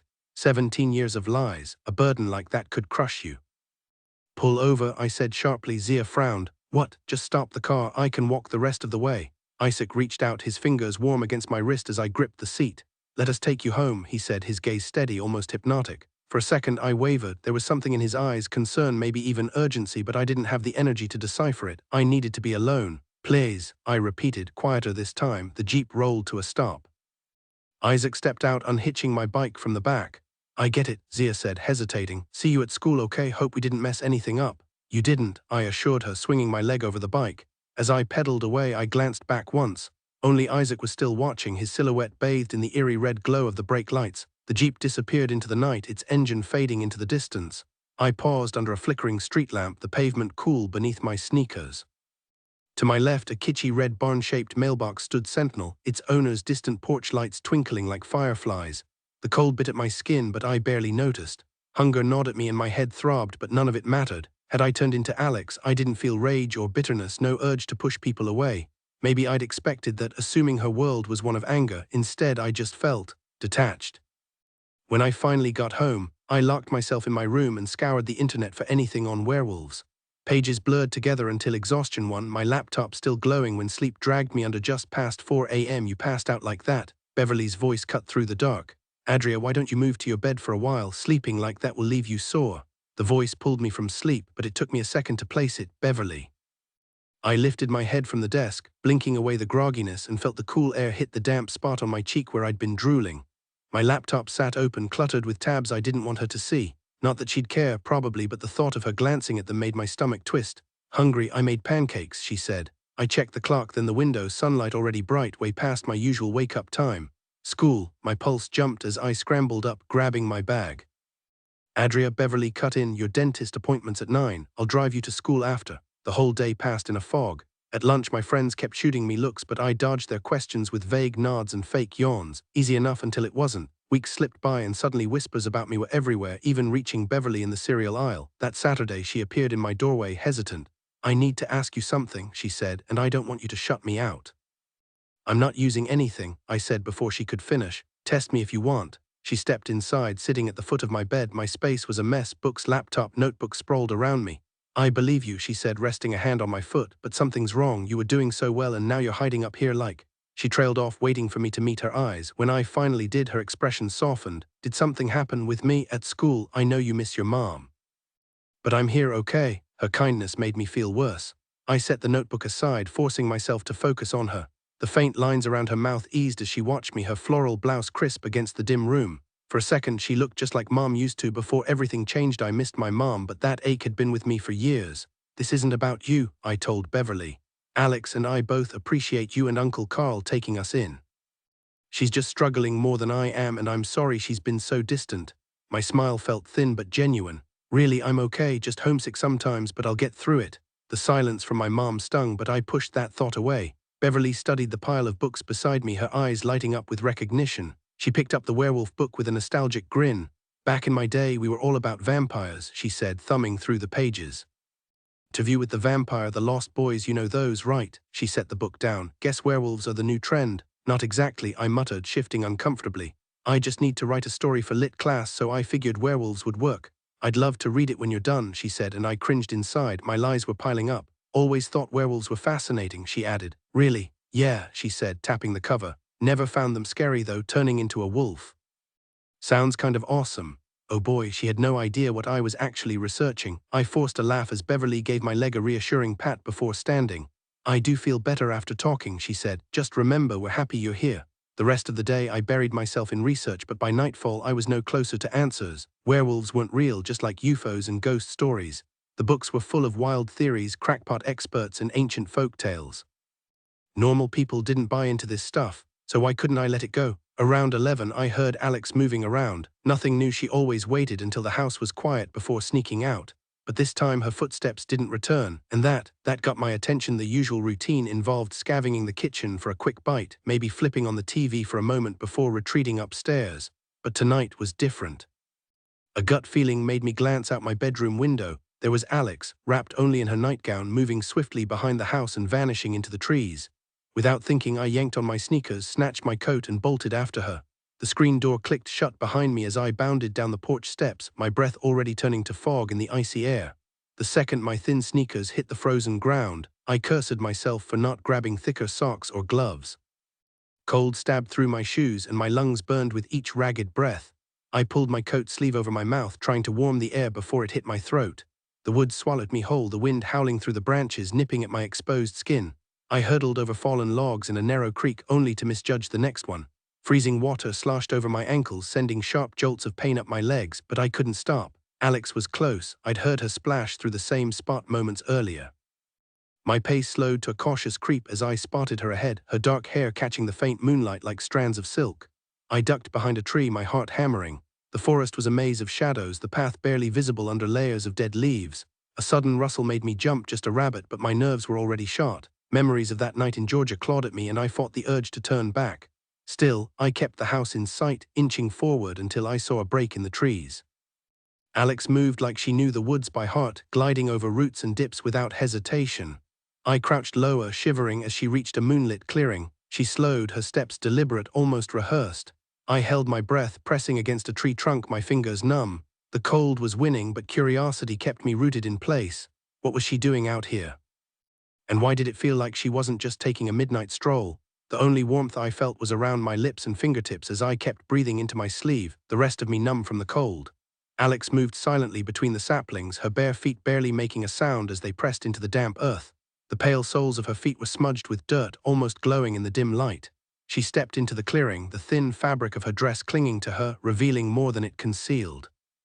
It baffled me how she didn't shiver. She was barely dressed, while I was bundled up and still freezing. Then she stretched out her arms in a way that didn't make sense, like she was speaking to someone unseen. There was something unsettling in the way she moved, a strange sensuality that didn't fit the sister I knew. I squinted, straining to see through the shadows, needing to be sure this was really Alex. Then I saw him. A man stepped forward, his hands cupping her face like he was holding something fragile before he kissed her. Not a boyfriend, no, this felt wrong. The way his touch made her shudder, the way she leaned into him like she had no will of her own. My stomach clenched as I watched, torn between anger and confusion. I was about to step out to make sure this creep knew she wasn't alone when more figures materialized from the darkness. The first one pulled Alex against him, shielding her, while the others closed in like some kind of ritual. Their heads tilted back as if breathing in the night itself. I caught fragments of whispers, but none of it meant anything to me. I yanked my hood down, straining to hear, but all I got was a sharp gust of wind biting at my ear. The longer I stared, the more I realized Alex wasn't afraid. She touched him with a boldness I'd never seen in her, like she didn't care who was watching. Then in a blink, he lifted her into his arms and all of them vanished. Just gone. I stumbled forward, scanning the trees, but there was no trace. My teeth chattered as I stood there, stunned, my breath clouding in front of me. Finally, I turned and bolted through the woods, somehow avoiding every root and rock in my path. Alex never came home that night or the next day, and by Monday, sitting in class, all I could think about was her and whatever the hell I'd just witnessed. Did you see them clearly? Julia asked. I shook my head and slid into the cafeteria chair, too dark to make anything out. She popped open her soda can beside me, the hiss of carbonation cutting through the chatter. Did your uncle file a police report? Nope, I said, picking at the edge of my sandwich. They won't do anything since she left on her own. Beverly and Uncle Carl think she chose this. My voice dropped. They're upset, but honestly, I think they knew it was coming. Julia gave my shoulder a quick squeeze. She'll turn up. Probably just blowing off steam. I hope you're right. Harry and the others joined us, Sebastian looking like he'd barely slept, though as usual he let Tori fill the silence. I'm dead this time, she groaned. Third phone this semester, my mom's gonna lose it. Again, Julia deadpanned. Just get one of those subdermal implants. She tapped behind her ear. They slide it right under the skin, pricey, but your mom could swing it. Tori blinked, waiting for the punchline. When none came, she frowned. Wait, seriously, who even sells those? Harry nearly spit out his drink. Even Sebastian cracked the faintest grin. Julia kept her face perfectly straight, the queen of dry humor. Tori muttered, half laughing, half mortified. One day, Julia, that's gonna bite you. The usual lunch chaos carried on, though the autumn chill had driven us indoors until Zia walked up. The table went quiet, eyes darting between us. None of them knew about the skate park, so my casual, hey, this is Zia, earned some raised eyebrows. Tori looked scandalized. Harry, weirdly polite, made me wonder if he was into her. But Julia, she shoved her chair back so hard it screeched. My grip tightened on the table as she stood, her glare fixed on the wall behind Zia. 4 tense seconds passed before she stormed off, leaving us all stunned. Harry and I exchanged a look. Tori's smug little grin said she was thrilled someone else shared her dislike. After an awkward silence, Zia nudged me. Got a minute? Yeah, I said, hesitating before following her out. We wove through the cafeteria, past the breezeway, and stopped at the empty bleachers. I shoved my hands into my sweater sleeves, bracing against the cold. The chill bit into my skin, making my shoulders hunch up near my ears. Winter was my least favorite season, no contest. Julia's acting strange, I muttered. No idea what her problem is. Zia waved it off. Forget her, she said. Listen, I ran into your sister yesterday. She's fine, probably with your so-called friends, but there's something you need to know. My friends, my teeth clattered together. What are you talking about? Then it hit me. Wait, William and Ash, no way. My stomach twisted. It couldn't be them. Sure, I hadn't gotten a clear look in the woods, but there was no chance. Nearby, a cluster of students in puffy jackets settled onto the bleachers, their usual lunch spot. I cursed myself for leaving my coat in my locker. Even 5 minutes outside was too much. Zia tugged my arm, pulling me farther away. Whatever she had to say wasn't for public ears. Look, she said, I get that you'll want to storm over there, but don't. You'll just make everything worse. But why? Frustration bubbled up. So I'm just supposed to act like it's normal that Alex vanished and is crashing with them? Zia exhaled sharply. No, Adria, I'm saying it's not safe for you. And it is for her. That makes 0 sense. They're jerks, she said bluntly. You've seen it yourself, and the Vargas brothers, they don't like outsiders. My head spun, every word just left me more lost. The bleacher beside me looked tempting, so I sat instantly regretting it as the icy metal seeped through my jeans. I thought you barely knew them. Okay, I might be lied a little. Then why tell me now? Come over tonight, she said. I'll explain. Honestly, I wouldn't bother if your sister wasn't wrapped up in this mess. Where's your place? Up in the hills, we'll grab you at 7. Fine, whatever. I didn't know why I agreed. Nothing felt right lately, not Alex's disappearance, not Zia's sudden secrecy, not even the idea of going to her house despite us being friends. But she had info about Alex, or at least about the losers she was with. Uncle Carl and Beverly had been wrecked when I told them. Well, Uncle Carl barely reacted, but even he seemed off. After school, I killed time with Beverly, nodding along as she glued photos into her scrapbook. I just hoped my fake interest in crafts was more convincing than her attempt to hide how heartbroken she was. I carefully chose the canary and pink scrapbook paper over the chocolate and pink, pretending it looked better as I decorated a handmade card for Beverly's boss. Chatted about school and random gossip until the conversation ran dry, giving me an excuse to head upstairs and change. Zia showed up late, 7:15 on the dot, with Damien and Dwarf crammed in her jeep. Isaac wasn't with them, and though I knew asking would seem weird, his absence stuck in my head. I hated how fixated I was on someone I barely knew, some random guy who probably didn't even remember my name. I needed to snap out of it. What time do you have to be back? Zia asked. No strict curfew, I said, but after Alex's mess I should keep it reasonable. She nodded and we took off, this time with the jeep's roof thankfully in place. Zia hadn't been exaggerating about living in the hills. Within minutes I was completely lost, the streets twisting into nameless, shadowy lanes. The air grew thinner, my ears popping as we climbed higher. When we finally arrived, the house looked deceptively normal at first, just an old stone place. Then I saw the second floor, the crumbling well out front, and the 3 extra cars parked haphazardly. Noise spilled from inside, voices, footsteps, shadows flickering behind sheer curtains. My stomach tightened. As I stepped out, an uneasy prickle ran down my spine. I glanced toward the trees, certain someone was watching. Don't mind the girls, Zia said, misreading my hesitation. The Mayfairs are chill, but the others, total drama magnets. I froze. She meant the people inside, not whoever might be lurking in the woods. A dozen questions burned in my throat. Why didn't you mention this? What kind of mess am I walking into? But all I managed was a weak, who are the Mayfairs? Zia grinned, all teeth. Isaac's family. Relax, you're with me? Dwarf snorted as he passed. Yeah, nobody messes with Zia anymore. Damien clapped me on the shoulder. You're safe. Safe, right. I felt like a lab rat being led into an experiment. Fantastic. I'll take you straight to my room so you don't have to feel awkward, she said. But awkward was inevitable, whether in her bedroom or standing at the edge of their property. The front door swung open and a wave of warmth hit me, like stepping into an old house still heated by a gas stove. The smell of roasting meat and something tangy, maybe sauerkraut, hung in the air. I silently prayed I wouldn't be asked to stay for dinner. The second I stepped into the crowded den, the chatter died instantly, leaving an eerie silence. Most of the faces staring back at me weren't exactly friendly. A couple of half-hearted smiles stood out in the sea of blank expressions. My stomach twisted, my mouth going dry. 6, 8, 11, I gave up counting when I realized it meant making eye contact, so I focused on the polished hardwood floor instead. My reflection stared back, distorted. Adria, Zia said suddenly beside me, you've met Isaac. I lifted my head halfway, then forced myself the rest of the way. She was supposed to take me to her room. I immediately regretted looking.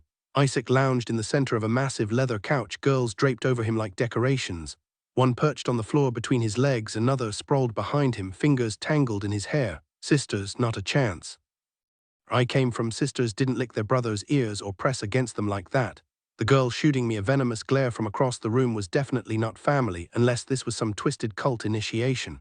Then I noticed the details. The girl at his feet was Korean, the one playing with his hair had to be Indian. Okay, so not incest, small relief, but the rest, still unsettling. Isaac shoved them away and stood, striding toward us. Why do you bring her here, Zia? What a jerk. And yet part of me was grateful. He just solved my problem, no effort required. Disappointing, sure, but it was easier this way, finding reasons to walk away rather than letting myself fall for another mistake. Alex had a knack for being right, though I'd never admit it to her face. Isaac, knock it off, Zia snapped, her tone sharp. You're overthinking everything. She leaned in closer, voice dropping to a whisper. But keep an eye on Rachel, something's off with her. Wasn't hard to spot Rachel, raven hair, fists clenched, jaw tight like she was holding back a storm. Surely that glare wasn't meant for me. I hadn't done a thing to deserve it. Paranoia creeping in again, I watched as Isaac barely glanced my way before turning toward the couch. Zia stayed by my side, nudging me forward. He'll chill out, she said. Come on, my room's upstairs. The dim lighting reminded me of my own basement back home, just a single lamp and the faint glow of a TV fighting the shadows. Zia's whole house had that same eerie, half-lit vibe. The stairs groaned under our weight as we passed empty bedrooms on the second floor, each one cluttered with mismatched furniture and unpacked boxes. How long had Zia and the Mayfairs even been in Hallowell? Julia mentioned Zia had only started school a week before me. Zia's room at the end of the hall was the only one that felt lived in. Yeah, the boxes, she said, kicking a pile of clothes off a chair. We moved around the same time you did. Got lucky with this place quiet out of the way. I sat, pushing aside a thermal shirt and a lone sock. A cracked mirror on the dresser reflected posters of bands I didn't recognize, punk and metal, no surprise. String lights dangled haphazardly from thumbtacks, casting a weird glow over everything. Where'd you come from? I asked. She paused. South Carolina. All of you? I mean all of them. Zia shook her head. Nah, just me, my brothers and the Mayfairs. The rest, they just float around here. She flopped onto her bed, sinking into a black and red comforter. So how many Mayfairs are there? She tapped her chin, mentally tallying. Including Isaac, 8, no 9, forgot about Daisy, Xavier's twin. She stays upstairs, avoids the chaos. I raised an eyebrow. Isaac's not the only one with a fan club, she added, rolling her eyes. Nathan, Seth, Xavier, total girl magnets, she fake gagged. Then there's Shannon, Phoebe, Elizabeth, and Camilla. And Daisy makes 9, Zia nodded, grinning. Welcome to the circus. Daisy and I get along great, probably because we're so similar, Zia continued. Shannon, on the other hand, is a total nightmare. Phoebe just follows her around like a lost puppy, but she's actually nice when Shannon isn't breathing down her neck. Camilla, well, let's just say she's got a reputation. And Elizabeth, she's just Elizabeth. I almost wished I had a notebook to keep track. Big family, I remarked. You could say that, Zia replied with a half-smile. What about you? I sank deeper into the oversized chair, settling in. Why do you and your brothers live with the Mayfairs? Zia paused, longer than usual. I couldn't tell if she was hiding something or just careful with her words. Our parents died, she finally said, her voice oddly detached. House fire a few years back. Isaac and my brothers were already close, and the only other family we had was some distant cousin in Michigan, a complete mess. Not that it matters. We wouldn't have wanted to live with anyone else anyway. Trajan, well, he looks out for us. Trajan, I asked. Isaac's father. The name slipped out before I could stop myself. I could have just said Mr. Mayfair, but no, Isaac it was. Yeah, she admitted. They're all half-siblings, 3 different moms, but let's not get into that. If Isaac knew I was telling you this, he'd murder me. I let out a quiet scoff. I don't doubt it. Why is he such a jerk? Exactly. Don't let the tough act fool you, Zia said. Isaac's not that bad, he's just got a lot going on. Yeah, I saw that downstairs, I muttered. Zia smirked. Oh, the girls, trust me, he wouldn't give any of them the time of day. I raised an eyebrow. He hadn't exactly been pushing them away. They're not his type, Zia cut in like she'd read my mind. He just doesn't know how to shake them off. Another hesitation. I bit back, the questions piling up in my head. It was ridiculous. 1 minute I was over him, the next I was dissecting every little detail. Some part of me clearly had no self-control. So, Zia shifted the subject. About your sister. Right, Alex. Zia stretched out on the bed, crossing her legs. Outside, a sudden gust of wind made the window rattle and wind chimes clattered in the distance. The red glow of the bedside clock read 8:02 p.m. next to it. A leaning tower of soda cans stood precariously, the top one doubling as an incense holder, the faint scent of sandalwood still hanging in the air. CDs and dog-eared paperbacks littered the floor, most of them fantasy novels. Clearly, Zia wasn't big on tidiness. She studied me with a mix of sternness and unexpected warmth. The Vargas family, she started, they operate more like a secret society than a regular family, of course, so my suspicions about them being shady weren't completely off base. And Alex, I muttered, she's their latest member, isn't she? They won't harm her, she assured me. They guard their own fiercely, if you can even call her their own at this point. I wouldn't, I snapped. Fair enough, the point is your family can sleep easy knowing she's under their protection, but there it is, I cut in.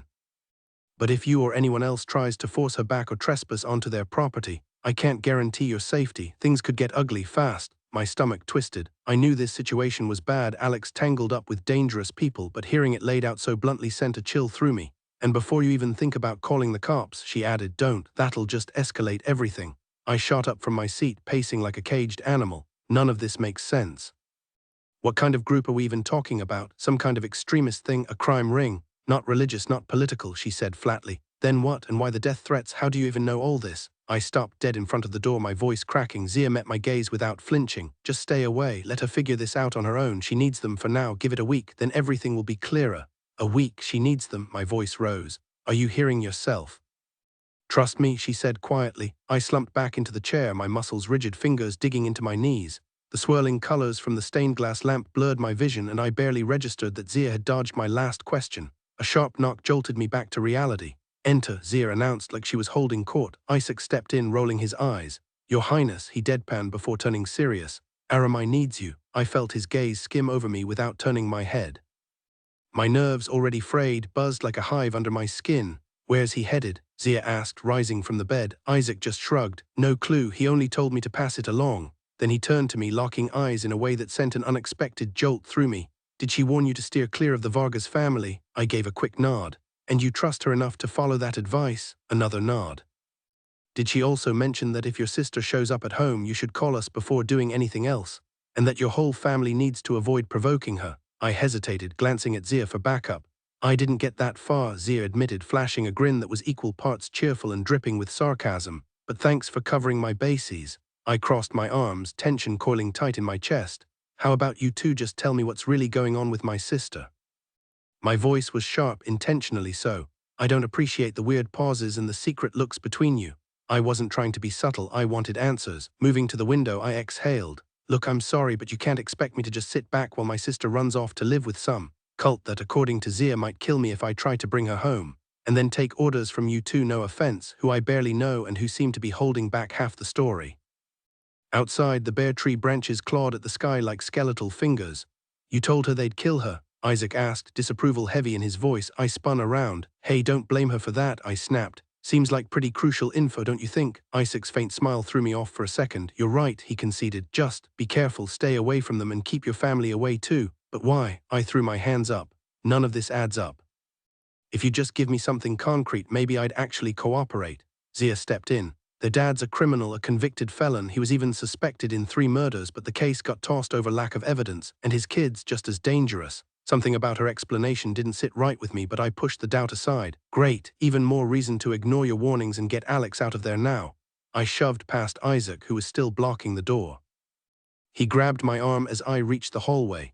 "Adria," he said, his eyes intense, almost desperate. But he knew I wasn't backing down, not this time. With a heavy sigh, he let go. "Fine," he agreed, "but at least let us come with you when you face her. Wait until tomorrow night, you can meet her at the Cove. There'll be other people around, so it won't just be you and her." I glanced between them. "The Cove, it's a spot by the Kennebec River," Zia explained. "Alex and Ash hang out there a lot, but so do plenty of others. You won't be alone with them." Isaac hesitated before adding, "Just don't expect your sister to act like she used to. She's not the same person." I shrugged. "She stopped being the sister I knew long before she left, so no shock there." Then, dreading the answer, I asked, "William and Ash will be there too?" The thought of seeing either of them again made my stomach twist. "Yep," Zia confirmed. "Ash is basically Alex's overprotective boyfriend now." Something about that word boyfriend sent a sharp spike of anger through me, sharper than anything else they'd said. "Overprotective?" I scoffed. "He doesn't even know the meaning of the word yet." The room fell silent for a beat before I finally muttered, "Okay, deal." Another uneasy glance passed between them before Isaac abruptly changed the subject. "What should I tell my dad?" he asked Zia. She studied me for a second, then Isaac, her expression calculating. I could practically see the wheels turning in her head, plotting something. "I'll go sit with Aramai," she said, "if you keep Adria company." Isaac looked like he'd just been handed a live grenade. I was perfectly relaxed, if you consider a moth in a spider's web relaxed. "Zia, maybe not the best idea right now," Isaac said quickly. I agreed, not that I'd admit it, but did he have to say it like that? How many times could one guy accidentally insult me in a single night? "Of course it's fine," Zia chirped. "Besides, maybe if Rachel sees you with someone else, she'll finally take the hint." "Xavier already handled that," Isaac muttered. Zia raised an eyebrow. "Oh," Isaac just smirked, effectively ending the conversation. "Too bad. I'll be back soon," Zia told me. "I can't stay too long," I said. "Maybe another hour, but I'll need a ride home." "No problem," she assured me. "Just helping Aramai get to sleep won't take long." So Aramai was a kid. I couldn't help but think Trajan must have his hands full. Then Zia was gone, leaving Isaac and me alone in her room. The silence stretched thick and awkward while I mentally picked at my nails, wondering how I'd gone from being completely over Isaac to right back under his spell. Was my self-control really that weak? "Come on," Isaac said, motioning for me to follow. "Come on, I'll introduce you to everyone." I hesitated, weighing my options: face the judgmental stares downstairs or stay upstairs with Isaac in that painfully awkward silence. Okay," I finally said, forcing a smile. To my surprise, the crowd had thinned out and Rachel, the wild-eyed one, was nowhere in sight. Most of the lingering glances still made my skin crawl, except for the girl perched on the couch's edge. Her warm grin was a small comfort. "Avoid the back room," she warned Isaac with a playful smirk. Xavier and Rachel are in there." Her British accent was thick, almost musical. She stood and offered me her hand. "Daisy Mayfair," she said warmly. "Adria Dawson," I replied, shaking it, trying to shake off the mental image her comment had conjured. Isaac nudged my attention toward the others. "That's Jason, my brother Seth, and his girlfriend Naomi," he gestured casually. "You've already met Damien and Dwarf." I nodded politely just as Nathan strode in from the foyer. All dark-haired with piercing eyes, he looked familiar, but I couldn't place him. "He's the only thing standing between me and the family throne," Isaac joked, earning a mock punch from Nathan. "Relax, little brother," Nathan teased, slinging an arm around Isaac. "Middle child's the sweet spot, not too intimidating, not too forgettable." Then his gaze landed on me. "Adria, right," his grin widened. "I've seen you at Finch's grocery. I handle stock in the back." "Oh, right," I said, the memory clicking. "My aunt's practically running the place now with Mrs. Finch out sick." Nathan shifted, draping an arm over my shoulders with exaggerated secrecy. "Word of advice," he murmured, voice low. "My brother's got a reputation." "Nate," Isaac warned, but Nathan only pulled me closer, his grin downright devilish. "No, seriously," he continued, "Isaac's what your parents would call a charmer." I caught Isaac's expression faltering somewhere between annoyed and embarrassed. Nathan wasn't done. "He even has his own signature scent, Midnight Temptation or something equally ridiculous." He waved his free hand dramatically. "Total lies," Isaac cut in, rolling his eyes. "I don't even wear cologne." His glare at Nathan was loaded, then he smirked. "You're overdue for tormenting Xavier, by the way. Why don't you go check on him?" Daisy suggested, leaning against the wall with a faint, knowing grin. "Xavier's probably in the back room with the others." She exchanged a glance with Isaac, their silent communication making me feel both at ease and oddly left out.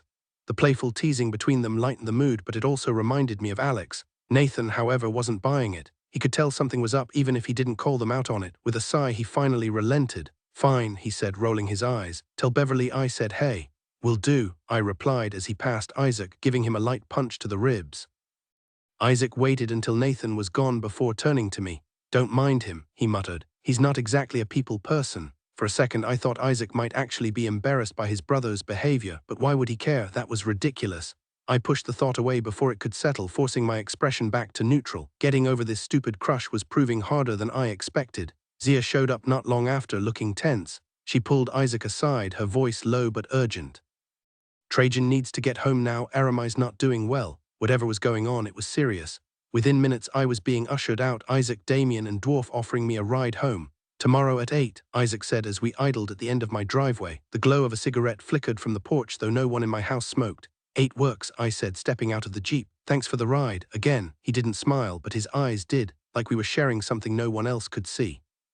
And just like that, my resolve crumbled. Forget trying to get over him. Between his bad boy charm, his messy family, and the way he didn't give a damn about what anyone thought, I was hooked. Isaac Mayfair, yeah, he was exactly my type. The Jeep drove off, but my attention was on the shadowy figure on the porch. As I got closer, the cigarette vanished, but the scent of smoke lingered. "Didn't know you smoked," I said, stopping at the bottom of the steps. Aunt Beverly waved a hand through the haze. "I don't," she said. "Well, not anymore. It's been 5 years since I last smoked, but sometimes." Beverly trailed off, and I didn't need her to finish. My mom had gone through the same cycle, only lighting up during stressful moments before diving back into the habit completely. "It's gross," I said flatly. "Don't let me catch you doing it again." She chuckled, shaking her head. "You're right, I know." Then her tone shifted. "Alex stopped by." The way she said it made it clear the visit hadn't gone well, but my chest still tightened with hope. I hurried up the porch steps and dropped into the chair beside her. "What happened? What did she say? Why'd she leave? Is she coming back?" My words tumbled out in a rush, my usual reaction when anxiety took over. Beverly barely glanced at me, her gaze fixed on the yard. "I don't know," she murmured. "You don't know if she's coming home, or why she left," Beverly added. I wanted to shake the answers out of her, but I forced myself to wait. She was still piecing it together, deciding how much to share. Finally, she turned toward me, her face half hidden in shadow, but her worry unmistakable. My eyes flicked to the ashtray between us, the stale smell of cigarettes clinging to it. "At first," she began, "she seemed almost normal, asked about you, how you were doing. At one point she even acted like she cared about how I felt." Beverly scoffed, as if realizing that part might have been wishful thinking. Then she snapped. "All I did was mention her boyfriend." She exhaled sharply. "Okay, fine, maybe I shouldn't have said anything in front of him. What you say, that any decent guy wouldn't be all over her like that in front of her own mother." My stomach twisted. "Wait, he was here, he actually did that." She nodded. "If Carl had been home." "You were right to call him out," I cut in. "That's disgusting. I can't believe Alex just let it happen." She didn't just let it, Beverly muttered. She was into it. I don't get her anymore. It's not rebellion, it's something worse. Did she say anything else? I think she only came for you, Beverly admitted. You were all she asked about, told me to warn you stay away from the Mayfairs or whatever they're called. The Mayfairs, I corrected under my breath, her eyes narrowed. Wait, Nathan's family? I nodded absently. Don't tell Carl she was here. I'll let him know she's okay, but he doesn't need the details. Agreeing was easy. Alex showing up at all was weirdly helpful. It lined up exactly with what Zia and Isaac had been pushing us to do. None of this sat right with me, but I had to accept reality. Even before meeting Alex myself, I kept realizing how spot on Zia and Isaac had been about everything. The idea of leaving Alex with those people without trying to help her see the truth still gnawed at me, but maybe tomorrow night would be the moment everything clicked for me instead. Geometry class was dead silent, which never happened. Mrs. Schwalski was out sick, replaced by the most terrifying substitute teacher in district history. Even Lance Becker, the class clown who never missed a chance to crack a joke, kept his mouth shut. Harry sat behind me, tapping my shoulder. Psst, he hissed, his breath hot against my neck. The sub glanced up, scanning the room like a hawk before returning to her papers. You won't believe this, Harry whispered, barely moving his lips. I saw Julia in Augusta last night. I tilted my head slightly, just enough to show I was listening, and he hesitated, eyes darting toward the sub. She was with those skaters from the park. I whipped around before I could stop myself. Seriously, my voice came out too sharp. Nearby, Lance ducked lower over his desk, scribbling like his life depended on it. Michelle shielded her face with her hand, pretending not to eavesdrop. Jenna Bishop sat perfectly still, feigning deep thought. Harry swallowed hard. They showed up out of nowhere. Where were you anyway? I turned back just as the sub's chair creaked. I pretended to study my notes until the coast was clear. At Zia's, I muttered. Harry leaned in, suddenly way too interested. Really? His voice cracked, classic crush, but I'd suspected before, but now it was obvious. You're into her, aren't you? Lance shifted in his seat. Harry's jaw tightened. Dude, shut up. I smirked to myself. It wasn't that he was ashamed. Harry just turned into a mess around girls. Think you could invite me next time, he stammered, or bring her to the park. I'll be there tonight like always. Yep, totally smitten. It was almost endearing. I checked the sub again. Fine, come with me tonight, I whispered. Isaac's taking me to meet Alex by the river. Zea'll probably be there. The second the words left my mouth, I regretted them. This wasn't the night for extra company, but no taking it back now. The cove sounds perfect, he murmured, barely loud enough to hear before dropping his voice even lower. I'll swing by your place. 7 sharp, I replied, just as the substitute teacher's gaze locked onto me. She scanned her seating chart before saying, Miss Dawson, another word and you're excused from class. For a second, I felt like I was back in middle school. I ducked my head into my textbook, but my mind kept circling back to Julia. Why was she suddenly glued to Alex's crew, to Alex? Then again, she'd been distant lately, not that it mattered much. We weren't exactly best friends, so it wasn't some grand betrayal, just weird. By afternoon, I was stuck in art next to some pretentious girl who only spoke in passive-aggressive jabs. Today's highlight. She accidentally knocked my sketchbook to the floor with a half-hearted oops, then left it there. Whatever, I scooped it up and tuned her out until the intercom crackled to life. Principal Davis' voice cut through the room, heavier than usual. I need everyone's full attention. The usual background chatter died instantly. This wasn't another lunch menu update. Last night, she continued, Sebastian Reeves was taken from his home. His family believes he may be injured. Details will be on the news tonight, but until then, stay alert, especially after dark. If anyone knows anything, contact the police or come to the office immediately. The speaker clicked off, leaving the room in stunned silence. My fingers dug into the desk. Sebastian wasn't just some kid in the hallway. He was quiet, but he was mine. And now he was gone. Laurie Avery's voice snapped me back as we shuffled into the hall. They said his window was smashed, she whispered to Harry and me. His whole room was trashed. A girl nearby chimed in. Torai's mom pulled her out of school. Can you blame her? Sebastian was, she fumbled, then shrugged. You know, if my boyfriend vanished, I'd lose it. I bit my tongue. Some people had all the sensitivity of a sledgehammer. It bothered me how she kept talking about Sebastian like he was already gone. He wasn't. Just thinking about it made my stomach twist. I needed to believe he was safe, but with everything going on lately, nothing felt certain. By sunset, I'd scribbled a mental checklist, 6 items, the last one left empty just in case. Harry showed up early and we all crowded around the TV with Beverly and Uncle Carl. Of course, Beverly fretted over me going out and Uncle Carl backed her up. But with Harry there and no bike involved, they finally relented. Keep your phone on you, Beverly warned, her voice sharp. The news repeated what Laurie Avery had told us at school, but worse, there was blood in Sebastian's room, smeared on the windowsill and glass. His wallet sat untouched on the nightstand, which Beverly heard from Mrs. Finch, who knew the Reeves family. The cops quietly ruled out robbery. The whole thing was terrifying. Even if they'd let me go alone, I wouldn't have. Harry was struggling too. He and Sebastian had been close, and it showed. He tried to shake it off, but I could tell he was rattled, especially around Zia. He wanted her to like him, but now he seemed unsure. I nudged him, playing the little sister even though he was barely older. "Don't spiral," I said. "If you start blaming yourself, I'll knock sense into you." He responded with a light smack to the back of my head. Isaac arrived late with Dwarf, Damien and Zia in tow. Damien was behind the wheel as usual. "Harry's riding with us," I announced. Isaac shot Zia a look, then me, that intense, unreadable stare of his. Honestly, it felt good, like I wasn't just an afterthought. Damien smirked. "It's cramped back there, but I guess your tiny frame'll squeeze in." Zia twisted in her seat, grinning, or she could sit on Isaac's lap. Isaac's glare could have melted steel. Dwarf, ever the opportunist, chimed in, "Or mine."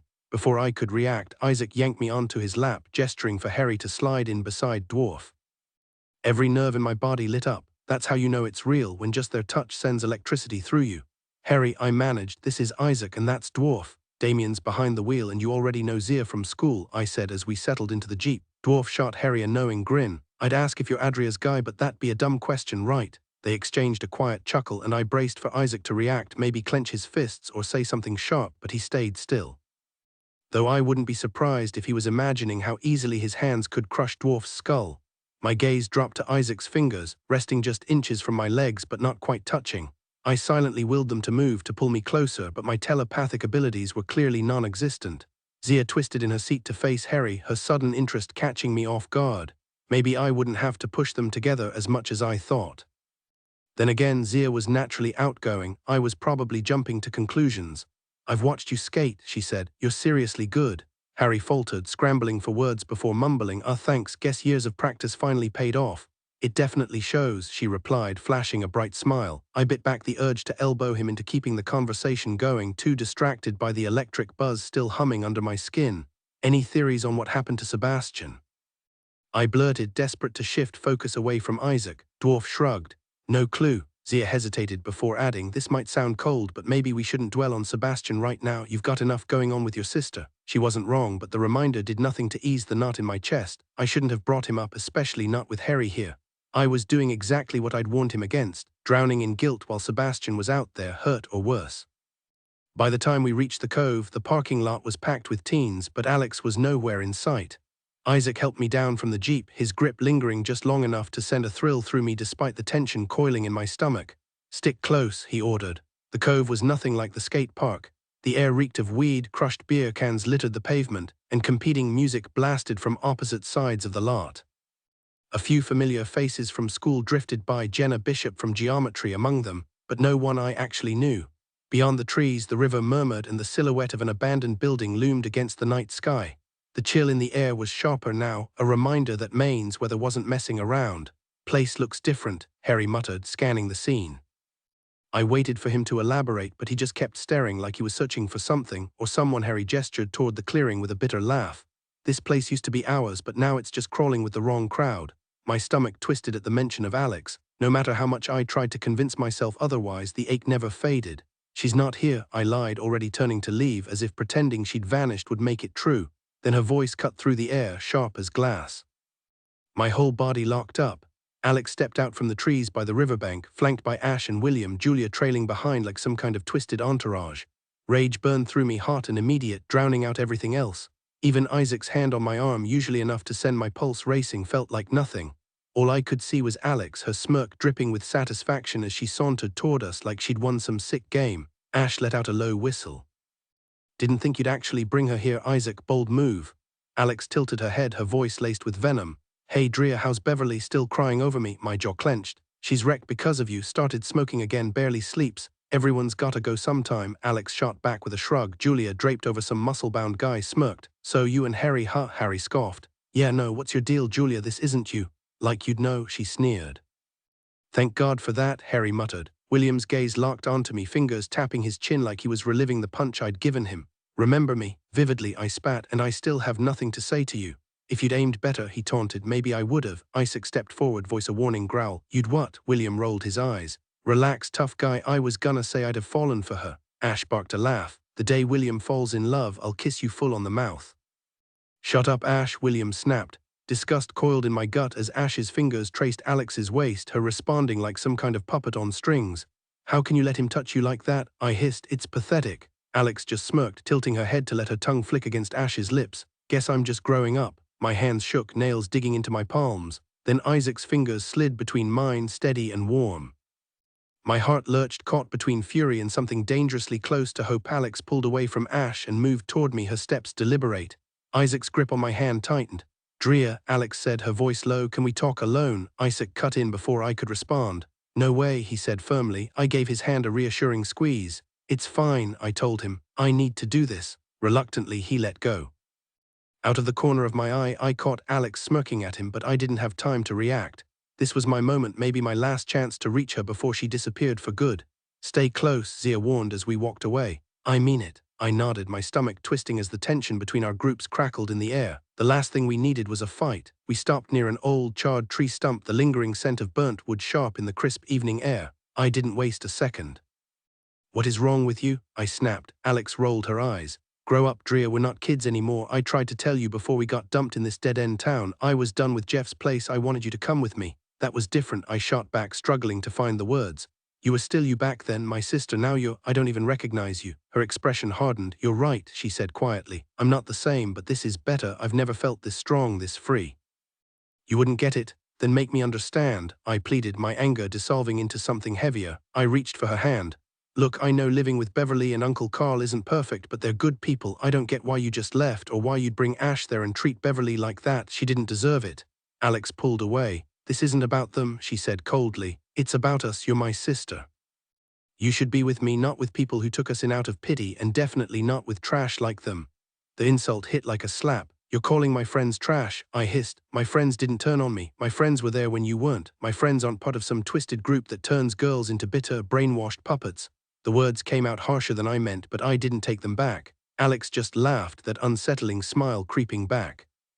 "Say whatever makes you feel better," she said, "but you'll have to choose soon, and if you don't, I'll choose for you." A chill ran down my spine. "What's that supposed to mean?" I demanded. "And for the record, I have chosen. I'm never going with you." She leaned in, her breath hot against my ear. The stench of her breath hit me like a punch. "You know too much, Drea, and I can't stop what they'll do to keep it quiet." She hesitated, leaning in as if she was sizing me up. "At least pretend to consider it. I'll tell them you're thinking it over, but that won't buy you much time. After that, you're on your own." My own sister threatening me, siding with people who wanted me hurt. This wasn't just some petty argument anymore. It was a warning, a line drawn in the sand. Isaac and Zia's warnings about the Vargas family echoed in my mind. They'd been right all along. My throat tightened, but I refused to let the tears fall. "How could you?" I spat. "That family is poison. And you're just standing there while they come after me." I cut her off before she could answer. "And what do I even know? Nothing, except that they're monsters." Isaac's shadow stretched toward us as he got closer. Alex just shook her head. "I've said all I can. Ditch the dead weight and come home where you belong." She walked away, leaving me frozen in place. Rage and betrayal twisted inside me. Part of me wanted to scream. Part of me wanted to drag her back and shake her until she understood. "Adria," Isaac said urgently, "we have to move." Nearby, Julia and Harry were locked in a shouting match. She shoved him, her voice sharp with venom. "You're just some washed-up skater wannabe. I never got why Sebastian even bothered with you." "Leave him out of this," Harry snapped, jaw clenched. "You don't even know the truth, too busy cozying up to them." I grabbed Harry's arm. "Let's go," I urged, but Julia's boyfriend shoved between us, yanking Harry by his shirt. The next thing I knew, I was on the ground, pavement scraping my skin as chaos erupted. Bodies crashed around me, shouts, curses, the sickening thud of fists. Someone stepped on my hand, then a weight slammed into my ribs. Pain flared as I scrambled to get up, the crowd's chants of fight, fight ringing in my ears. "Damn, did you see that?" Someone yelled. A girl shrieked. Someone stopped them. I staggered away from the mess, my head spinning. Through the blur, I caught sight of Alex and Dwarf. Wait, why was he fighting her? I was about to jump in, but before I could move, Alex spun and kicked him square in the gut, sending him flying. He twisted midair with feline agility, landing in a crouch on the cracked asphalt. My brain barely processed it before chaos erupted. Isaac trading blows with William, Zia pinning Julia down, Damien and Harry double-teaming Ash and Julia's boyfriend. I stood frozen, adrenaline turning my limbs to lead. Then the shadows themselves seemed to part as a figure materialized from the darkness. The effect was instant. Fists dropped, voices cut off, even the crowd's jeers died mid-breath. Only the hum of distant traffic remained. The stranger moved like he owned the night, hands clasped behind his back. Ink coiled up his arms like living vines, disappearing under rolled sleeves only to reappear across his knuckles. When the spectators finally snapped out of their trance, they bolted, car doors slammed, sneakers pounded pavement, engines roared to life until the parking lot echoed with silence again. "This isn't the time or place," he said, voice smooth as a blade. His gaze wasn't righteous, it was predatory. Isaac scoffed. "Since when do they care about rules?" But the man ignored him, zeroing in on me instead. "Alexandra's sister," he mused. "Same fire in your eyes."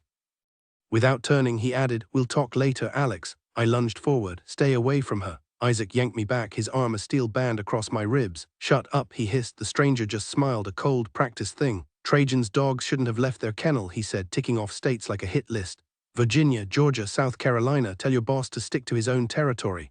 Isaac shoved me toward Zia, who barked, "Jeep, now." For once, I didn't argue. The air smelled like burnt rubber and bad decisions as I climbed in, my hands shaking against the door handle. Somewhere behind us, the man's final words slithered through the dark. "Innocents always end up in the crossfire." Harry and I hurried toward the jeep when I caught the stranger's muttered words. "You know how this ends." Isaac cut him off. "Save it for Trajan." The man smirked. "Oh, I intend to." I watched Alex vanish into the trees with the others, my stomach twisting. Only when they were completely gone did Isaac and his family return to us. The ride back was silent except for Dwarf bragging about his fighting skills until Zia shot him a look that shut him up instantly. My mind raced, but not about demanding answers. All I could think about was Alex. It was done. She was gone, and not in a way I'd ever imagined. I'd braced myself for rebellion, for fistfights, even for her getting tangled up with the worst kind of guy. But this, losing her to something beyond death, that wasn't part of the plan. Damien took a winding route home, the drive dragging on forever. By the time we reached my driveway, I was numb. Isaac offered his hand to help me down, his grip steady. "If your sister shows up tonight with or without company, call me," he said, pressing a crumpled note with his number into my palm. "Yeah, sure," I mumbled, stuffing it into my pocket. "Look at me," he insisted, hands firm on my shoulders. Normally that would have sent my heart racing, but right now my crush on Isaac barely registered. Still, I met his gaze. His dark eyes were softer than I'd ever seen them, the usual intensity replaced by something warmer. For the first time, I realized he actually cared. "We've got your back," he said. "Thanks," I muttered. He exhaled. "And don't stress about Alex. Hate the situation all you want, but she's safe with them." His words did nothing to ease the knot in my chest, but I nodded anyway. Harry trailed me up the gravel path, but I paused before reaching the porch. "Zia," I called out, "thanks for bringing me, even if it didn't go how I wanted." She gave a small wave before they drove off. "You think your family'll mind if I stick around?" Harry asked. I'd completely forgotten to ask Zia for a ride. His car was still in the shop, and walking home in the dark wasn't ideal. "They won't care," I said. "Uncle Carl can drop you off later." Inside, Beverly and Carl greeted Harry like family, even nudging him toward the fridge. "Help yourself if you're hungry," Carl said, clapping him on the back. The normalcy of it all felt surreal. I really needed to talk to someone who'd been there during the fight, and Harry was the perfect choice. He'd become my closest friend, and Uncle Carl agreed to drive him home later, even though it'd be past midnight. Beverly didn't bat an eye about me having a guy in my room alone. She just knew Harry and I were strictly friends. Funny how if it had been Isaac instead, she'd have stopped him at the front door. Harry slumped into the chair by my window, groaning. I completely bombed back there. "What do you mean?" I asked. "Zia probably thinks I'm a total loser now," he muttered, elbows on his knees, staring at the floor. I couldn't help but laugh. "Harry, trust me, she doesn't think that." "How would you know?" "You haven't even talked to her since it went down." "I don't need to. Girls just know when another girl isn't completely turned off by someone." He perked up at that, eyes narrowing. "Wait, so you're saying she likes me?" "Whoa, slow down," I said, sitting cross-legged on my bed. "I'm just saying she didn't write you off. That makes zero sense." "Look, if Zia was disgusted by you, trust me, you'd know. Honestly, I think you might have actually impressed her." Harry scoffed. "Impressed her?" "By yelling at Julia and then getting wrecked by her boyfriend. Yeah, real heroic." I kicked off my shoes, grinning. "First off, Julia had it coming. You showed restraint, which counts for something, and second, you held your own in that fight. I was kinda impressed. Seriously, dead serious. Meanwhile, I got trampled by like 5 different people and didn't even throw a punch. If anyone looked ridiculous, it was me. And I didn't even care. It was almost funny." Harry smirked. "Yeah, well, guys know when another guy's into a girl. You could have barfed on Isaac's shoes and he'd still be obsessed with you." That actually made me feel better in a weird way. Then Harry shuddered. "That guy, their dad or whatever, man, I'm glad he's not my dad. Dude's got major issues." He wasn't wrong, but he had no idea how bad it really was. Not that I did either. Most of it was still a mystery. We ended up talking all night, and for the first time since leaving Georgia, I felt like I could really open up to someone. It reminded me of those late-night talks with my sister about supernatural and school drama, except better because Harry actually got it. We were like 2 kids swapping secrets, except with way more honesty. Our late-night conversations flowed both ways. Harry shared his thoughts from a guy's point of view, while I gave mine. I trusted him completely, knowing he wouldn't turn around and gossip about me at school the next day. I opened up about my mom and her violent, alcoholic husband, and in return Harry told me about his older brother serving time for burglary. He admitted it wasn't something he liked discussing, that it weighed on him. Then the topic shifted. I confessed about my first kiss and being a virgin, while Harry admitted he'd only been with one girl before she left him for his friend.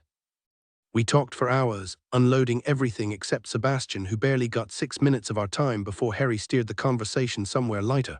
But there was still one thing I hadn't told anyone. Sitting cross-legged on my bed, I hesitated before asking, "If I tell you something, do you swear not to think I'm insane?" Harry grinned. "No guarantees on that," he said, "but I won't tell anyone else why I might think you're nuts." I rolled my eyes and he finally relented. "Fine, I promise. What is it?" He scooted closer, perching on the edge of my mattress. For a second I almost chickened out. This should have been a conversation for Alex, but that ship had sailed. Beverly was off limits too. As much as I trusted her, some things just couldn't be shared with the adult looking after you. I fiddled with the edge of my pillowcase, searching for the right words. "Do you ever think there might be things out there besides humans, like aliens?" he asked, suddenly intrigued.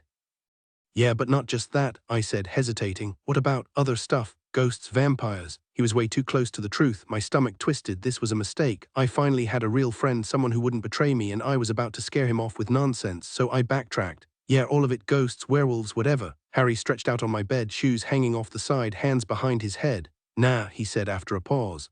"Well, aliens maybe.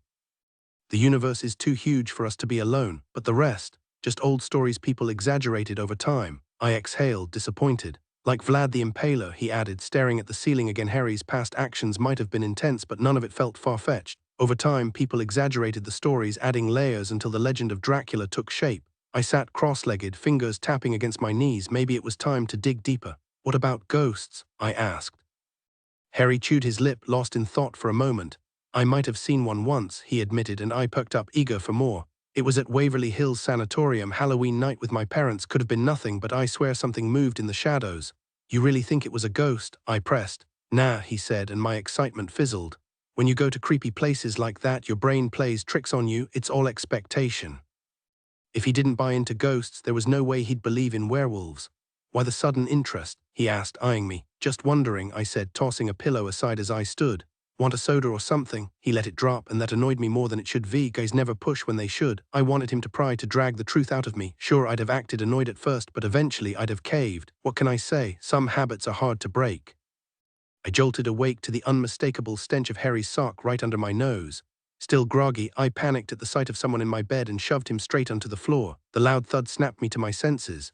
"Oh my God, Harry, I'm so sorry," he groaned, rubbing his ribs as he stood. "Es fine," he muttered. "Why didn't your uncle take you home last night?" I mumbled, scanning the room. Beverly hovered in the doorway, looking mortified. "We all passed out on the couch," she said, wringing her hands. "Harry, sweetheart, I'm so sorry. Carl's calling your parents to explain. Please tell me this won't turn into some small-town scandal." She hurried to grab his shoes, her voice shaky. "The ladies at the salon will never let me live this down." "Beverly, relax," I said. "Nobody's gossiping." "Nothing happened," Harry added, taking his shoes. "Seriously, Aunt Bev, we're not even into each other like that. We're just friends." Beverly relaxed a little, letting her arms fall to her sides. "Okay, fine.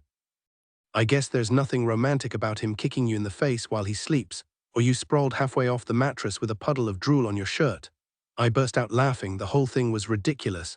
After talking to Uncle Carl, Beverly drove Harry and me to school, and thankfully he dropped the idea of calling Harry's parents. No drama, no lingering questions, but that night at the Cove didn't just change Alex, it shifted everything. School became a whole different scene. Within a week, my friend group shrank from Julia, Sebastian, Tori, and Harry down to just Harry and Zia. Julia vanished, officially a dropout. Sebastian, according to school rumors, he was dead, though thankfully nobody had proof. And Tora, she ditched us like last season's shoes, acting like she was too good for us now. Honestly, I wasn't even mad. If anything, it felt like things had finally fallen into place, except for Sebastian. Julia made her choices, so I didn't waste time missing her. But Sebastian, he belonged with us. Out of all of them, he actually fit. Now it was just me, Harry, and Zia, the perfect trio. We were everywhere together: school, my place, Harry's, the skate park, but Zia's house, off limits. Every time I suggested visiting, she dodged it.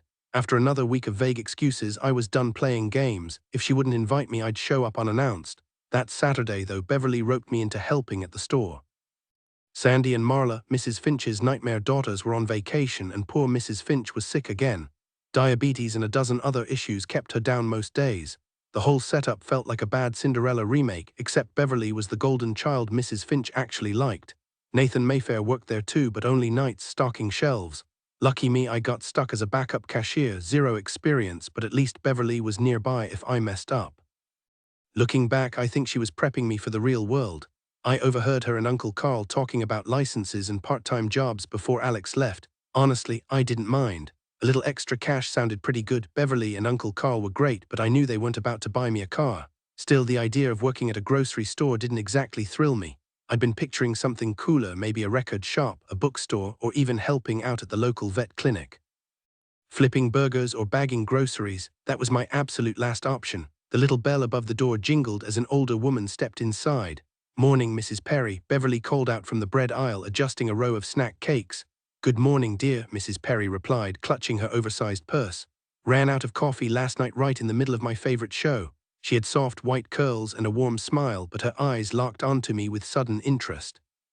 "Oh, you must be one of the nieces, the nice one, I bet." Beverly shot her a look. "They're both lovely," she said quickly, though I wasn't fooled, not that I cared. "Adria, this is Mrs. Perry," Beverly added. "She's been coming here for ages." Mrs. Perry's grin deepened the creases around her mouth. 21 years next month, you just don't get this kind of service at those big chain stores," she said, shaking her head.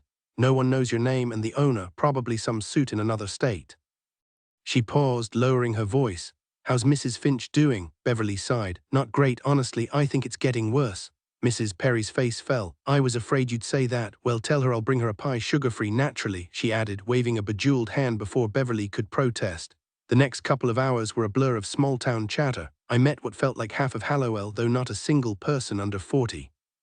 If I thought high school gossip was bad, these adults had it down to an art form. According to the grapevine, Marlene Higginbotham was having an affair with some out-of-town construction worker. Penny Fairweather had a secret pole dancing gig, and Lenny Parsons had been making moves on Mark Schultz. Then there was Felicia the homewrecker, Beverly's nickname, not mine, who'd apparently tried to steal Uncle Carl. I didn't know any of them, and honestly, I was fine with that. Just before lunch, Nathan Mayfair walked in, and the whole energy of the room shifted. My attention snapped up as soon as I heard his voice. "Hey, Adria," Nathan called out, brushing past the display of gumballs and licorice near the entrance. "Is Beverly here?" "Yeah, she's stocking shelves in the back," I replied, glancing at the clock. "You're not usually here this early, are you?" "Forgot to grab my paycheck last night," he admitted, leaning against the counter. "How's life treating you?" Just then a woman walked in, and I gave her a quick nod before she grabbed a basket and headed toward the refrigerated section. Same old," I said with a shrug. "No disasters, no surprises, just the usual small-town routine." Studying Nathan, it struck me how much he resembled Isaac, something I hadn't really noticed before. "Beverly roped you into working, huh?" he said, nodding toward my apron.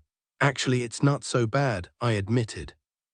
"I get front-row seats to all the local drama. It's like a crash course in what not to do when I'm older." Nathan chuckled. "Lucky me, working nights means I miss most of the gossip. My ears stay blissfully innocent." But something nagged at me. I knew I'd seen him somewhere else, not just here. The thought buzzed in my head like a trapped fly. "Hey," I blurted out, "has Isaac been acting weird lately?" "Not that I've noticed." "Why?" I immediately regretted asking. "Never mind," I mumbled.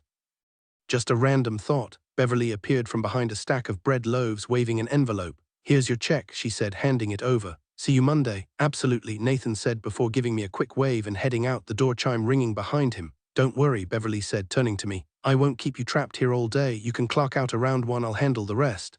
I couldn't hide my relief fast enough, but she just smiled. "Thanks," I said. "Not that I don't like helping, but I've got plans at Zia's later." "You've been a huge help," she assured me. "Need a ride?" "Harry's got his car running again, so I'm good," I said, though the way she smirked made my stomach twist. "Good kid, that Harry," she mused. "Still just friends." My face warmed. "Best friends," I said firmly. "So don't start." She laughed but dropped it. The last hour dragged like molasses. I'd packed an extra outfit in my bag, so before leaving I ducked into the bathroom to change, running a brush through my hair and swiping on some lip balm. Realizing I'd forgotten deodorant, I grabbed a stick from the shelf and told Beverly to dock my pay. As soon as Harry's car rumbled to life, I turned to him. "You talked to Zia today?" "Not since class yesterday," he said, glancing at me sideways. Something in his tone made me pause, but I couldn't quite place it. "Does she even know we're stopping by?" "Nope, but that's fine. What if nobody's home? With that many people living there, someone's bound to be around." Not that Harry minded. He was still trying to win Zia over, and if he could pin this surprise visit on me, he wasn't about to miss the chance. When we pulled into Zia's driveway, it was empty. We lingered in the car for a second, neither of us eager to be the one to knock first. Finally, we both got out. No answer. "Hold on, Harry," I said, grabbing his arm before he could retreat. Someone's gotta be here. He hovered on the second step while I knocked again, harder this time. After a long pause, there was movement inside. The door creaked open just enough for a face to peer through. "What do you want?" a girl asked. It took me a second to place her. Daisy Mayfair, Isaac's sister, the one Zia actually tolerated. "Is Zia or Isaac around?" She hesitated, studying us. "Not a great time," she finally muttered. "I'll let Zia know." Before she could finish, the door swung wide open and a taller girl shoved Daisy aside. "Adria, right?" She flashed a grin that made my skin prickle. "Yeah," I said slowly, "this is Harry, we're friends of Zia's." "And Isaac?" Her smile stretched even wider. Sure, I guess." Harry edged closer to me, his discomfort matching mine. The tall girl stepped back and motioned us inside. "Come on in, make yourselves at home. I'll grab Zia for you." Daisy pressed herself against the wall, looking like she wanted to say something but didn't dare. Every instinct in me screamed to turn around, but I wanted to see Isaac, so I pushed the feeling down. The den was nearly empty this time, just the tall girl heading upstairs and Daisy sinking onto the couch. Muffled voices drifted from above. "You should go," Daisy whispered urgently. "Seriously, bad timing." "Why, what's happening?" I whispered back. Her eyes kept darting toward the stairs, like she was waiting for someone to appear. The fear on her face unsettled me, but I wasn't ready to leave yet. The tall girl reappeared halfway down the steps and waved at us. "Up here." Harry and I exchanged a glance before following. "Third door on the right," she murmured. Harry moved to follow me, but she blocked him. "Mind waiting here? Zia's still getting ready." Yeah, sure," he said. I walked toward the room, my steps dragging the closer I got. The air felt thick, wrong. Strange sounds drifted from behind the door, whimpers, hushed voices. My pulse hammered in my ears. I couldn't make sense of any of it. The door was slightly ajar, and I hesitated before giving it a soft knock. "Hello," I called out, but silence answered me. Swallowing hard, I nudged it open, and what I saw hit me like a punch to the gut. For a moment, the world spun. Isaac sprawled across the bed, Rachel draped over him, her fingers lazily tracing the lines of his torso. My hand flew to my mouth, my lips trembling. The sting in my throat warned me the tears were coming, fast and unstoppable. Rachel sat up slowly, her smirk sharp as a knife. She wore nothing but sleep shorts and a bra, and that alone screamed everything I didn't want to believe. The air in the room was thick, suffocating. Was it the heat from the furnace or the fire raging inside me? "Surprised," she taunted, her voice dripping with amusement. "Did you really think he was yours?" Isaac stirred, his eyes flickering open just enough to meet mine. There was no warmth there, just something cold and distant. "He'd never choose you," Rachel continued, twisting the knife deeper. "You're just some pathetic dreamer clinging to a fantasy." Then she leaned down and kissed him, and he kissed her back. I bolted, my vision blurred by tears as I stumbled down the stairs. Zia appeared, her face etched with worry. "Adria, what's wrong?" she demanded, but I shoved past her. Of course she knew. She'd played along, pushing me toward Isaac like it was some sick joke. "Get away from me," I choked out, my voice breaking. Harry was already at the bottom, confusion written all over his face. "Adria, just drive," I snapped, throwing myself into his car. Behind me, Isaac's voice cut through the chaos. "Wait, it's not what it looks like." As if that line wasn't the oldest lie in the book. I slammed the door shut, my chest heaving. Harry didn't ask questions. He just hit the gas and we tore away from the house, leaving the wreckage behind. I kept what I'd seen to myself for a while before finally telling Harry. Of course, the one time I actually wanted him to drop it, he wouldn't let it go until I spilled everything. "That's rough," he said, rubbing his chin, "but try seeing it through Isaac's eyes for a second." My mouth fell open. Where was my ride-or-die best friend who always had my back? Then it hit me, this was exactly why I trusted him more than anyone. Harry wasn't feeding me comforting lies, he was giving me the hard truth I didn't want but desperately needed. "You weren't dating," he pointed out, his boots scuffing against the pavement as we sat on his car's hood. Yeah, he could have been clearer about where he stood, but technically he didn't owe you anything. The words burned. "He still hurt me," I muttered. Harry didn't argue that. "True," he admitted, "but you showed up unannounced and walked into his room without asking. Pretty sure he wasn't planning for you to walk in on that."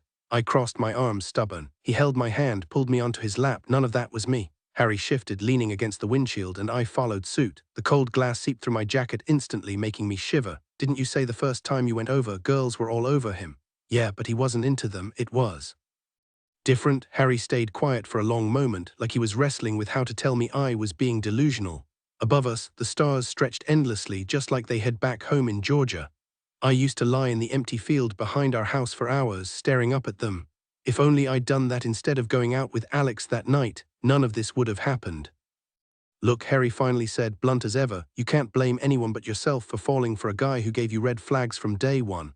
I caught him shaking his head in my periphery. "Harsh, absolutely, but that's why I valued him. If I walked in on Zia like that, done, zero attraction left." I shot him a glare. "It wasn't like that, wasn't it?" He held my gaze unflinching. Stop making excuses for him, Adria, unless you've got solid proof he actually cared. I didn't. And yeah, maybe I'd been naive, too quick to hope, too eager to twist meaningless moments into something they weren't. But Isaac Mayfair had still strung me along quietly, carefully, in a way that cut deeper than any obvious flirtation. Lesson learned. Never again. That night in my room after Harry left, the weight of embarrassment settled over me. The thought of facing school tomorrow, or worse, running into Nathan at Finch's grocery, made my stomach twist. I could practically hear the whispers in Mayfair House already, everyone laughing about how I'd bolted in tears, how stupid I was to think Isaac ever cared. Sunday dragged by, each hour tightening the knot of dread for Monday. At least Zia wasn't there to make it worse, except she wasn't just absent that day. Tuesday passed, then Wednesday, then Thursday, no sign of her. The school buzzed with theories. Probably dropped out like Julia Morrow, someone muttered in the hallway. Torre sneered loud enough for me to hear. Total freak show. Even Harry leaned in during geometry, voice low. What if something happened like with Sebastian? I tried calling her house, no answer. That was the weird part. 200 people lived in Mayfair House. Silence wasn't normal. By afternoon, I talked myself down. No missing person report, and Zia had skipped school before. Maybe it was nothing.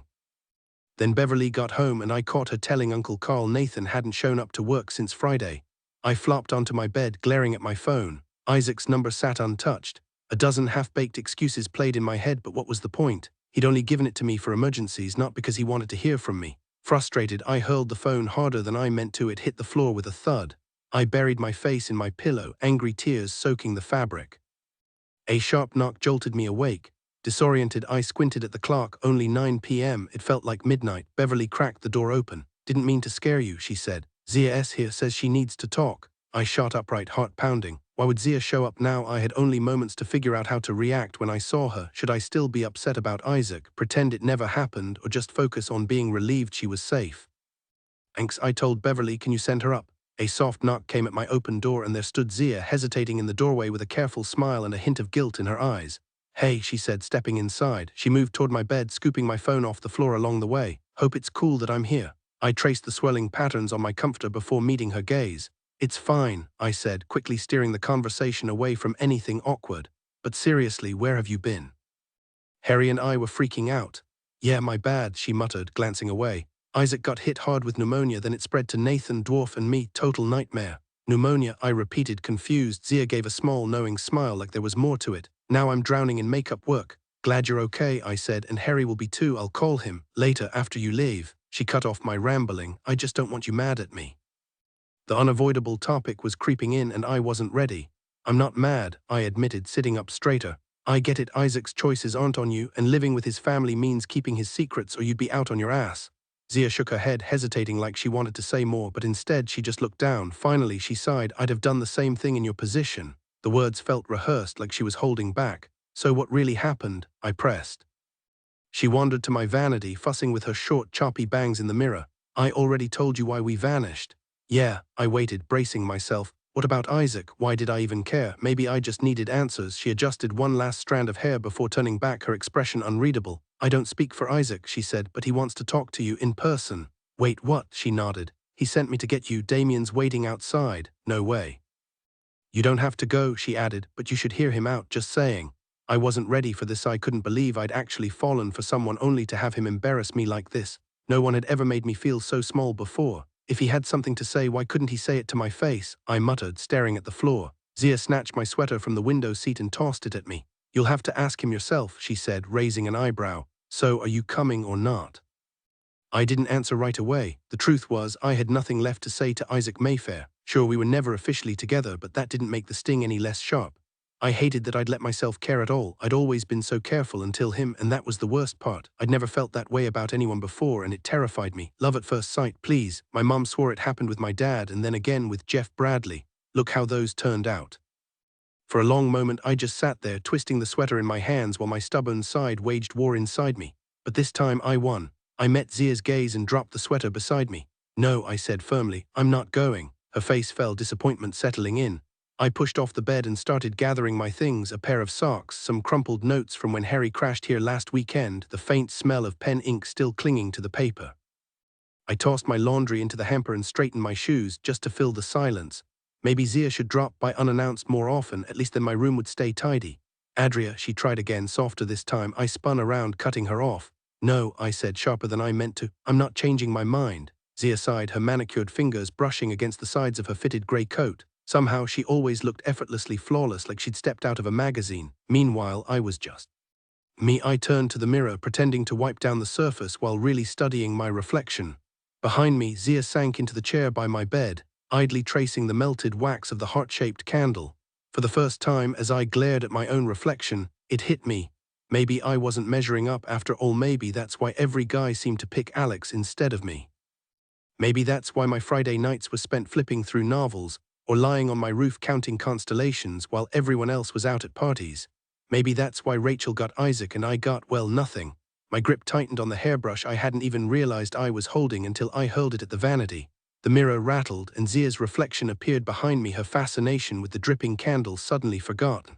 Where'd you find those boots? I spun around before she could ask about my outburst. Zia blinked at her black combat boots, then back at me. Online, she said, still thrown by my mood swing. They're amazing, I lied. Hope they're worth the $120. Yikes, I muttered. Don't hate me, but I might need a pair too. Zia hesitated, like she was piecing together my weird energy, but she played along. Later, when I called Harry after she left, it felt like old times again, the three of us back to being an unshakable trio at school. The way Zia and Harry clicked, anyone would have assumed they were destined for more than friendship. But no matter how much she laughed at his jokes or leaned into their conversations, she never crossed that line. Harry, clueless as ever, floated through the halls like he'd already won her over. I wasn't about to crush his hope, especially when I wasn't even sure if my gut was right. Thursday rolled around and Harry and I camped out on our usual bench waiting for Zia's brothers to pull up. Lately it had just been Damien and Dwarf, no Isaac in sight. A relief, honestly, or so I thought. But this time Isaac's sharp gaze met mine from the backseat of the Jeep, and my chest did this weird freeze and burn thing at the same time. My ride's here, Zia announced, tossing her bag over her shoulder. She was trying too hard to act casual, like she didn't notice my posture stiffened the second I spotted him. Need a lift? Damien called from the driver's side. Nah, I'm good, I said, my eyes darting away from Isaac's stare. Harry and I headed toward the parking lot, but not before I caught Isaac watching me again. And Friday, same story. He was right there in the Jeep, like some kind of bad omen I couldn't shake. Just like yesterday, Isaac caught my eye at least once, and I held his gaze briefly before turning away without a word. If he had something to say, he had plenty of chances, but he stayed silent. Every time our eyes met, I sensed this unspoken tension, like he was holding back words he couldn't bring himself to say. It drove me crazy that he wouldn't just spit it out. Why didn't he pull me aside, tell Damien to wait, and finally explain himself? Isaac was so guarded it was impossible to read him. And the more I thought about it, the more I wondered if he was just over me completely. Whatever, I didn't care, okay, maybe a little. All I wanted was answers, some kind of resolution, and I believed he owed me that no matter how hard I made it for him. Move it, Harry called from the driver's seat, tapping the horn lightly. I quickened my pace down the porch steps, the sun beating down hard enough to make the chilly air feel almost bearable. I squinted at Beverly's old-fashioned rooster thermometer nailed by the door, barely any movement in the tiny needle. At least I could get away with layering just a sweater under my dark red jacket. Winter layers always made me feel like I was being smothered. I yanked the car door open and slid in, slamming it shut like I was escaping a storm. It wasn't freezing, but my southern blood still wasn't adjusted. Harry nudged me as I fumbled with the seatbelt, and I glanced up to see Uncle Carl lingering on the porch. I braced myself before rolling down the window, expecting a gust of cold, but the air was barely stirring. I was being dramatic. When will you be back? Uncle Carl asked, flipping through a magazine, his thumb marking his page. Before dinner, I said, flashing him a grin. Already told Aunt Bev. He nodded, looking relieved. All right, have fun. I gave him an extra bright smile, hoping to ease the awkwardness of him always being the last to know. Harry exhaled sharply as I settled back into the seat. I'm kinda freaking out, he admitted, cranking the heat up so high I immediately started sweating. Whoa, dial it back, I said, lunging for the controls. I like warmth, but this is a sauna. I shrugged off my jacket and tossed it between us, tugging the seatbelt away from my neck where it kept itching. Why are you nervous? You're a beast on a skateboard, total legend. He shot me a doubtful look and I rolled my eyes. Seriously, you know you are. The car lurched forward, hitting the pothole at the end of the driveway with a jolt that sent me sideways into the door. My hand flew up, gripping the handle for balance as we sped off. Most folks hit that pothole eventually, though Beverly and Uncle Carl never seemed to notice. They'd driven over it so often, fixing it never crossed their minds. This isn't just some neighborhood thing, Harry muttered as he turned onto the highway.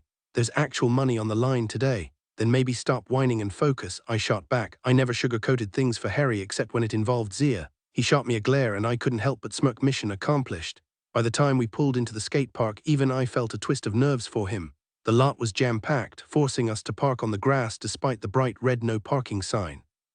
At least we weren't the only ones ignoring the rules. Safety in numbers, right? I shoved my arms into my jacket, yanking the zipper up against the chill, then hip-checked the door shut. The crowd was overwhelming, a sea of bodies and noise. I wouldn't have come here alone, but Harry had waited 2 years for this shot. Last time Hallowell hosted a sponsor event, he'd been stuck in bed with a fever. He hauled his board from the trunk just as Zia appeared, flanked by Damien, Dwarf, and 2 girls I vaguely recognized from Mayfair House. My stomach dropped. Damien and Dwarf had dates, while Harry was still pining after Zia like some tragic rom-com sidekick. I shoved thoughts of Isaac away before they could take root. Thinking about him just pissed me off. Yeah, he was a total waste of space, but closure, still dangling like a loose thread. Crazy crowd, Zia said, rocking those killer boots I loved and a vintage leather jacket. The blonde clinging to Damien's arm beamed at me. Hey Adria, she chirped. I forced a tight smile. How did she know my name? That grin was way too knowing, like she'd heard some rumor I wasn't in on. Fantastic. Another day with the Mayfair crew subtly judging me for existing. Harry jerked his chin toward the ramps. I'm up soon. He hesitated, torn between staying near Zia and not missing his slot. Then he tossed me his keys.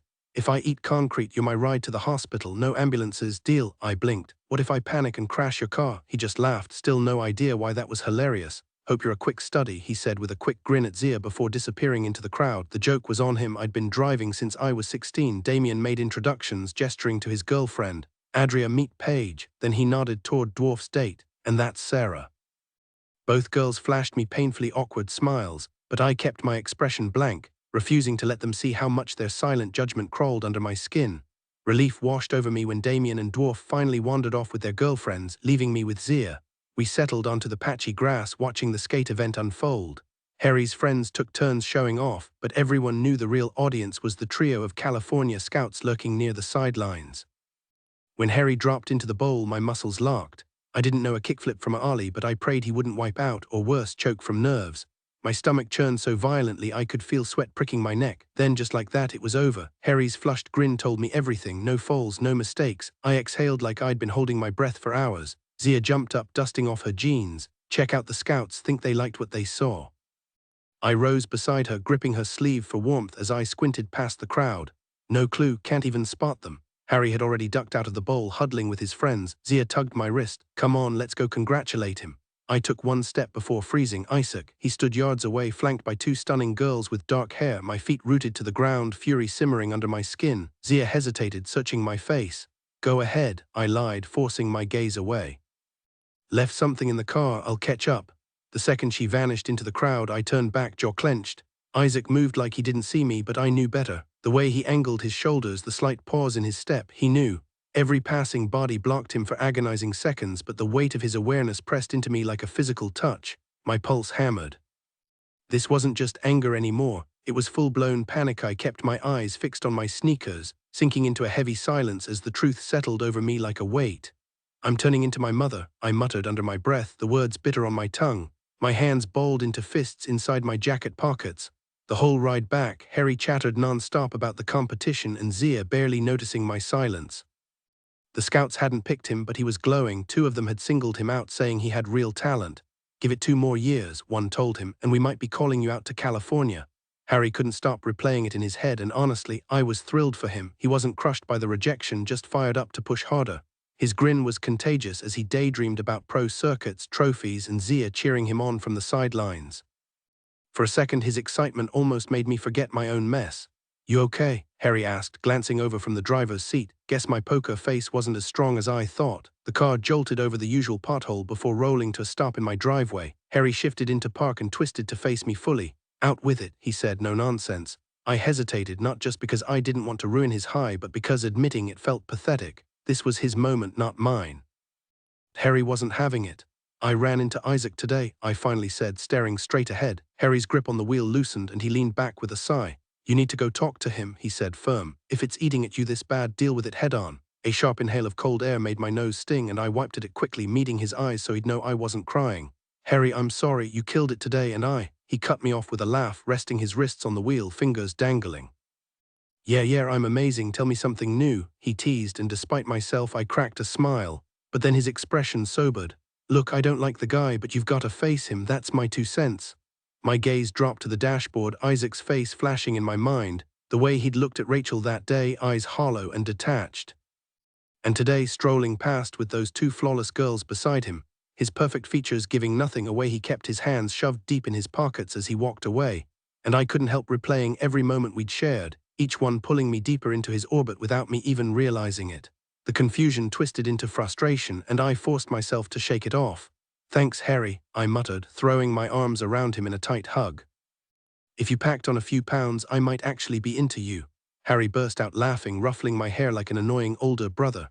And if you ever went blonde, I might reconsider, he shot back. Of course, Harry had a thing for blondes. Seriously though, I said, pulling away, you were great today, I'll catch up with you later. He flashed me that easy grin, and I hurried up the porch steps, pausing just long enough to wave as his car bumped over the pothole in the driveway. Inside, I paced my room for what felt like hours, furious at myself for letting Isaac get under my skin. I tried scrubbing everything in sight to distract myself, but the mess in my head wouldn't budge. My thoughts kept circling back to my mom. How had I ended up so tangled up with a guy who was clearly all wrong for me? I was nothing like her, or at least I liked to think so. Strong, independent, so why did I keep folding like this? Tossing the last shirt into the closet, I slammed the door and glared at my phone on the nightstand, daring me to make the call. But instead of dialing Isaac, I took Harry's advice and went straight for the confrontation. Zia picked up on the second ring.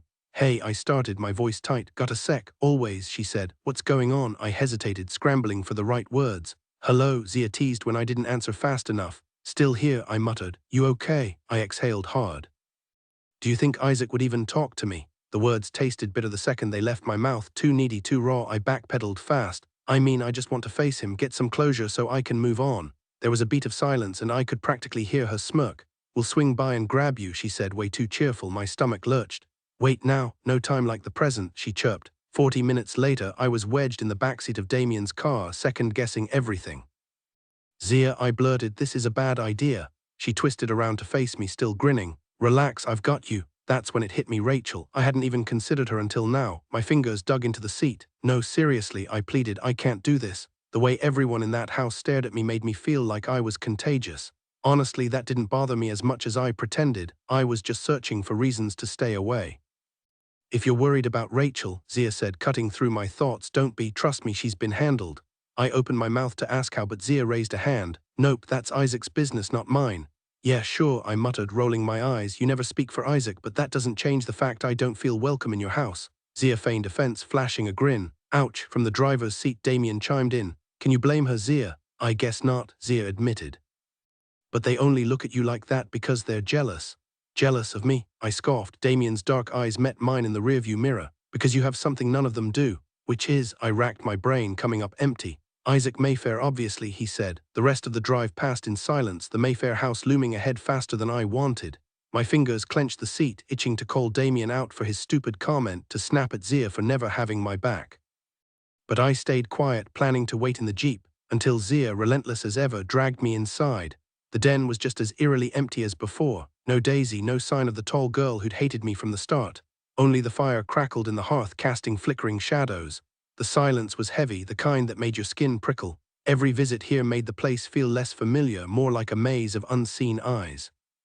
I never heard them, but I felt them, warm breaths in the dark, watching from the corners, just like that first night when I'd sensed them lurking in the woods. I moved deeper into the room, stopping near the fireplace.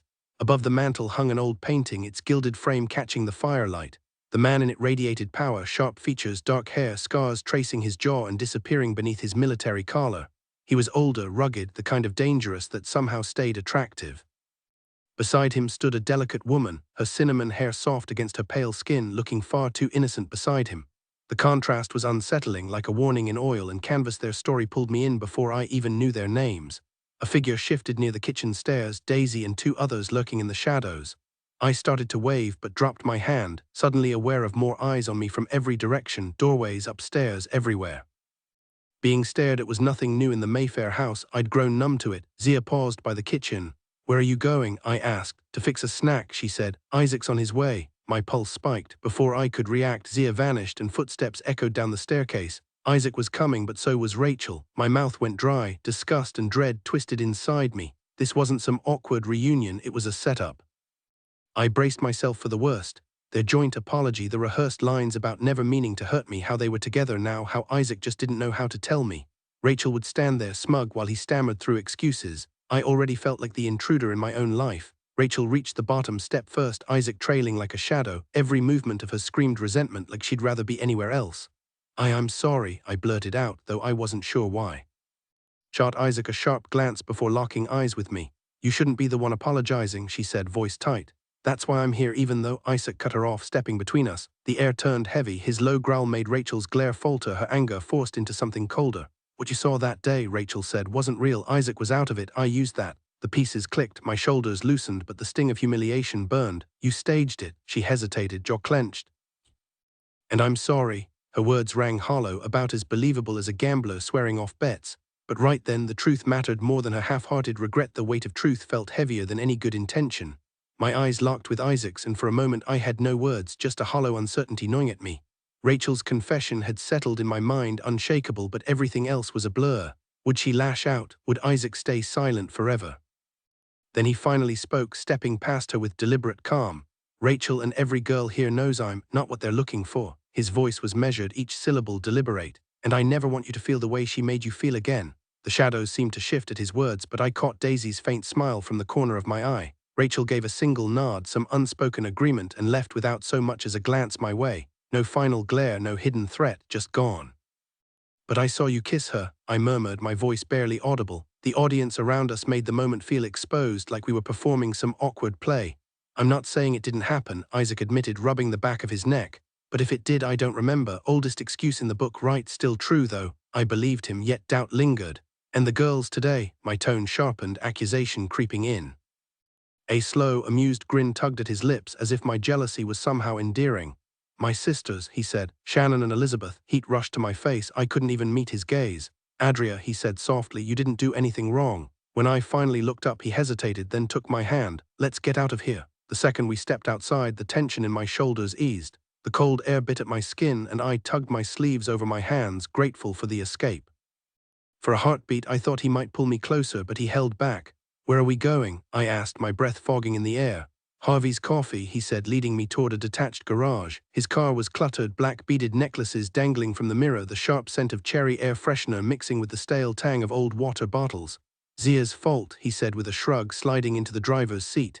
At least you have a car, I muttered. I'm still stuck with a bike. The engine hummed to life, and as we pulled away from the Mayfair house, the world outside the window blurred into something new. I stole a glance at him, taking in the sharp line of his jaw and the impossible depth of his dark eyes. Being here with him felt surreal, like I'd stepped into someone else's life.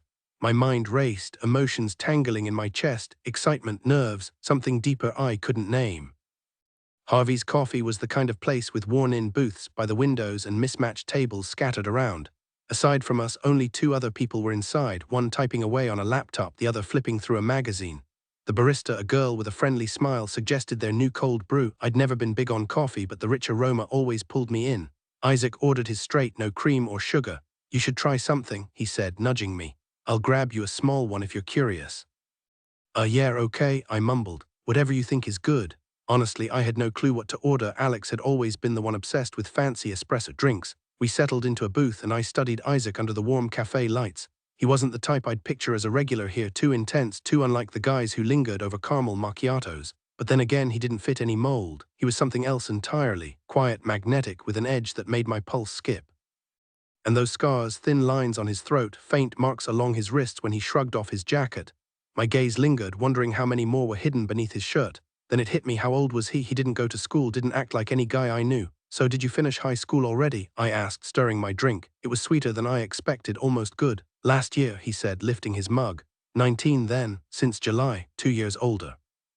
That worked, old enough to feel safe, close enough to not feel weird about it. But would my family see it that way? Before I could overthink, my fingers brushed his hand, tracing a jagged scar. Where'd this come from? I asked, turning his palm over. The question hung between us, heavier than I meant it to be. The scar ran deep, a clean line across the top of his hand between the knuckles. But then again, most of his scars looked like they'd left a mark. This one and these here, he said, tugging his collar down slightly, fell through a sliding glass door when I was a kid. I grimaced. Ouch, that sounds brutal. Like nothing else, he admitted, rolling up his left sleeve. He revealed another jagged line. Motorcycle wipeout. Ah, one of those, I said with a grin. He flashed a smile back, warm, unexpected. I hadn't seen him look that relaxed before. One of what? He pressed. I toyed with him, swirling my straw in my drink, dragging out the moan. Seriously, he laughed. What's that supposed to mean? A scar collector. He raised an eyebrow. Never been called that before. You know the type, guys who treat scars like trophies, comparing them like they're war stories. I didn't actually think Isaac was like that, but teasing him was too easy. He chuckled. Well, you brought up my scars, so that label's on you, not me. Fair point, I conceded. A comfortable silence settled between us. Maybe we both knew cutting through the small talk first was the best way forward. I fiddled with my straw again before Isaac finally spoke. The girls in my house, he said, meeting my eyes, they're not terrible, just young, if you say so. I thought. My sisters wouldn't pull what Rachel did, but the others, they'll move on. Move on from what? I shifted in the booth, tucking my legs under me. You, he said simply. My chest tightened at the directness. They picked up on it before I did, he continued. That there was something there. I hesitated, scrambling for the right words, or maybe just a way to deflect. Not to pry, I said, steering the conversation sideways, but why's your house so packed? Big family, he shrugged. 5 sisters, 3 brothers, plus my dad lets each of us have a friend or girlfriend or whoever crash with us. And Rachel, I asked like she was some lost puppy. Isaac smirked. Not mine, Shannon's doing, I think. Then who'd you bring? Second the question left my mouth, I braced for the answer. Zia, he said. That threw me. Relief flickered, at least it wasn't some ex, but then a new worry crept in. The last thing I wanted was to hear that he and Zia had history. Zia was my closest friend besides Harry, and the thought of losing her was unbearable. We met in Vermont, Isaac explained, stirring his coffee absent-mindedly. She was living out of her car, and I convinced my dad to let her crash with us. You too? I trailed off. He chuckled. Nah, just friends. She ended up bringing Dwarf and Damien around, and then they introduced Kara and her little sister. One thing led to another. Your dad must have a big heart to open his home like that. Isaac flicked the crumpled straw wrapper across the table. Honestly, he'd probably prefer a quieter house, but that's just how it goes. The kind of guy who can't turn people away, I said. He gave a half shrug. Leaning forward, I asked, so where is he anyway? I don't think I've ever seen him. Isaac took a slow sip of his coffee, the steam curling around his face. Always working, he said. Even when he's home, he's locked away handling something. Aramai needs constant attention, and he's the only one she'll let near her. Aramai, the name clicked. Zia had mentioned her before. Is she unwell? I hesitated. Your sister, his expression tightened. No, she's never mind. We shouldn't get into it. I dropped it, but curiosity gnawed at me. The cafe buzzed around us, but it felt like we were in our own little world. There was something about Isaac, the way his laugh crinkled his eyes, how his voice softened when he spoke about his family. For the first time, being alone with a guy didn't make my skin crawl. Most of them read too much into things, like that time in middle school when I lent Blake a pencil and suddenly he was asking my friends if I liked him. Or the ones who mistook politeness for flirting. My friends had been boy crazy for years, but I'd always been slower to catch on. Mom called it blooming late, but honestly I just hadn't met anyone who made me feel this at ease. I've always been a late bloomer, arrived a week past my due date, took my first steps at 13 months and didn't need a bra until high school. Even now it's mostly wishful thinking. My first kiss, that didn't happen until last year. But with Isaac everything felt different, like I was someone new. Part of me resented it, but that was just my stubborn pride clashing with this strange, unfamiliar happiness. For once I wasn't overthinking. I was just letting things unfold. Walls can't stay up forever. So where's your mom? I asked. The lightness in his expression vanished, replaced by something heavier. He hesitated, and I could almost see him retreating behind that unreadable mask. I don't have one, he said, the words sharp like a door slamming shut. I should have dropped it, but I wasn't quick enough to catch the warning signs. Come on, everyone has a mom, I teased, nudging him playfully. Only then did I realize how badly I'd misstepped. Her name was Sybil, he muttered. Haven't seen her in years. Sorry, I mumbled, suddenly fascinated by my straw just to avoid his gaze. It's fine, he said, though his tone said otherwise. Sybil made her choices. Then under his breath, a single word, traitor. Like with Aramai, I knew I'd stumbled into dangerous territory. Frustration prickled at me. Why couldn't I stop poking at the things that clearly hurt him? Every answer I got from Isaac only led to more questions. Sooner or later I'd need the truth, but not tonight. Isaac, I said, steering the conversation away, why didn't you talk to me sooner about Rachel? A gust of cold air swept through the cafe as another customer walked in. Isaac shook his head, his smile faint but warm. When his eyes met mine, my breath hitched. I tried, he said. You weren't ready. I wasn't going to push. You could have come yourself instead of sending Zia, I pointed out. He slid his coffee aside and folded his hands on the table, those strong, steady hands I couldn't stop staring at. I imagined them wrapping around mine, shielding me from everything. I could have, he admitted, his gaze never leaving mine. but Rachel would have made it messy. I didn't want her knowing where you lived.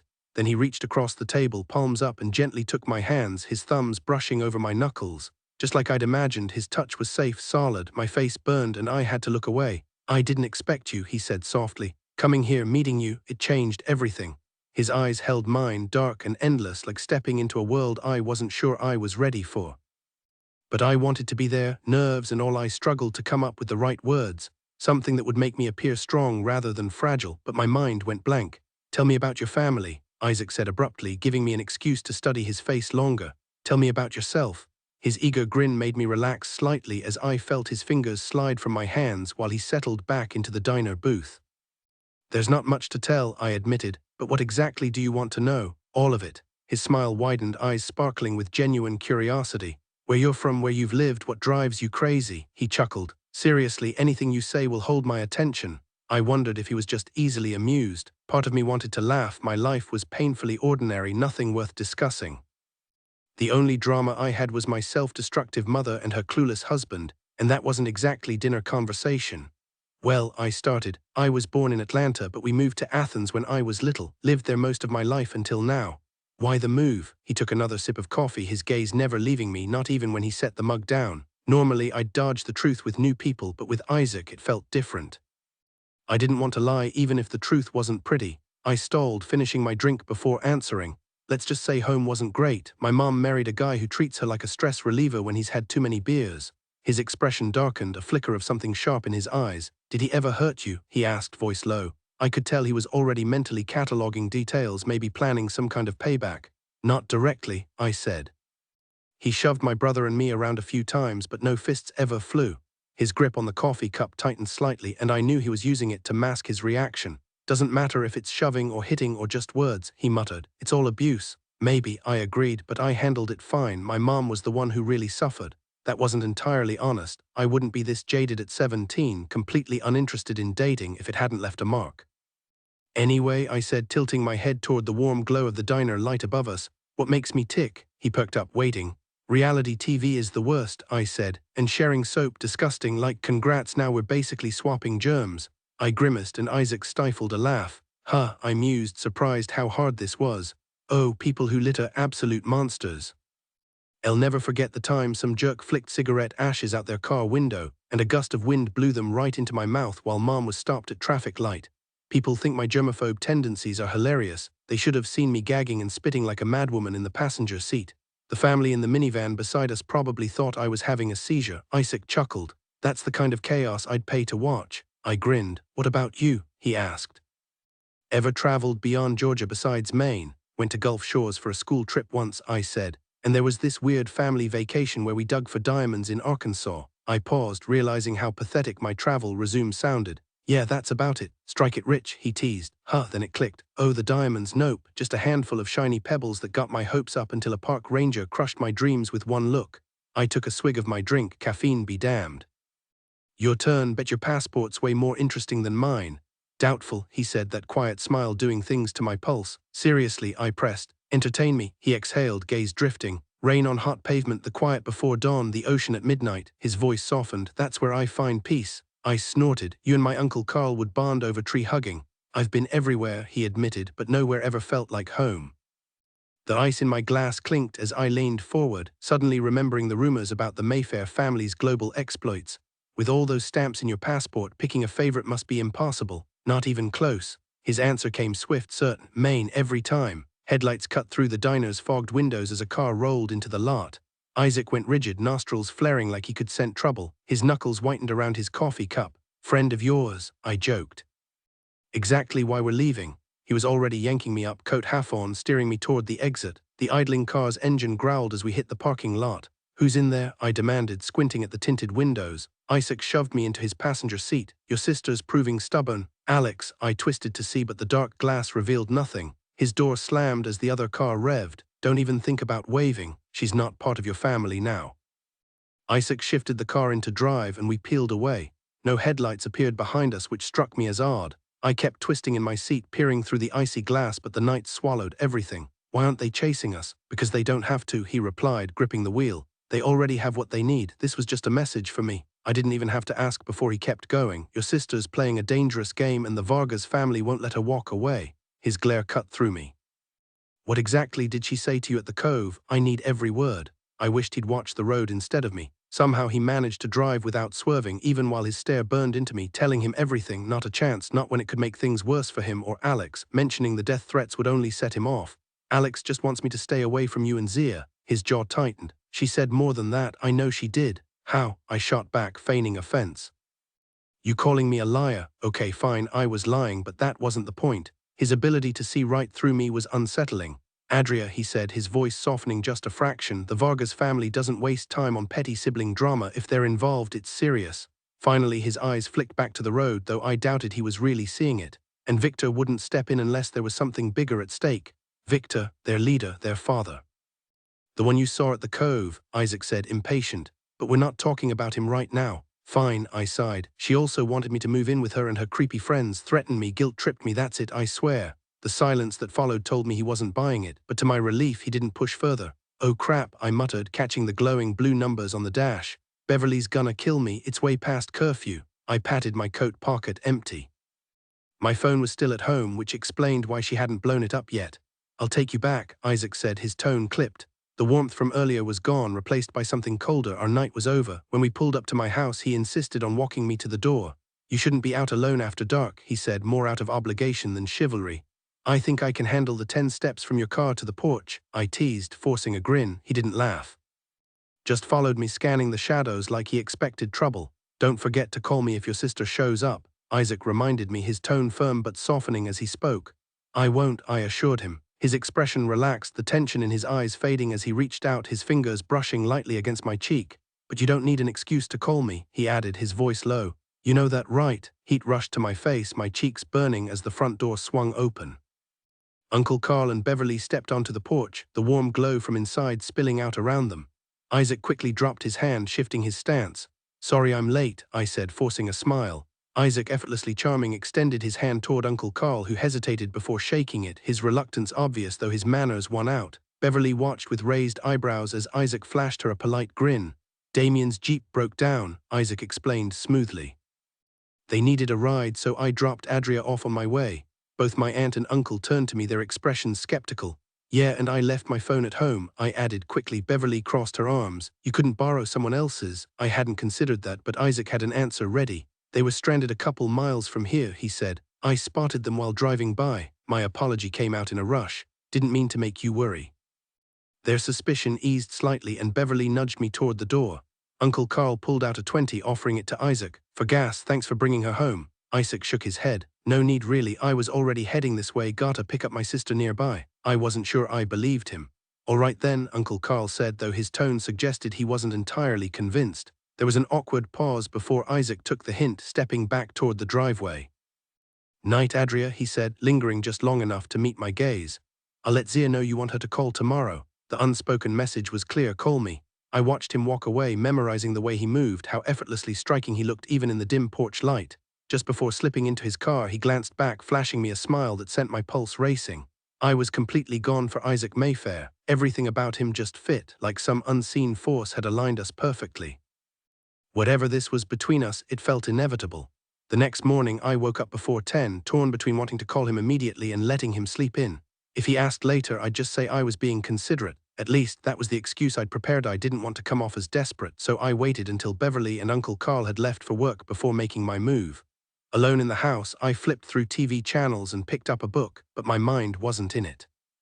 Cleaning became my distraction, sweeping the massive front porch, reviving Beverly's wilted plants. Around noon, I finally caved and called Isaac, but his phone was off. Hey, it's me, I said to his voicemail. Figured you'd still be out cold. Not exactly morning anymore, but since you're not answering, guess I win this round. I chuckled. Anyway, playing housekeeper for Aunt Bev, catch you later. The silence was nice at first, but boredom crept in fast. I wandered into the barn, kicking up dust from forgotten relics, rusted bikes, a broken crib, a desk buried under sawdust. The only thing that looked remotely cared for was a shiny red lawnmower near the door. I imagined a cozy loft where I could escape with a book, but this barn was far from picturesque. Cobwebs clung to every corner, the air thick with damp rot. The roof sagged ominously, and the scuttling of rats made my skin crawl. Stepping back into the sunlight, I froze. Was that movement in the kitchen window? I hesitated, then scoffed at myself.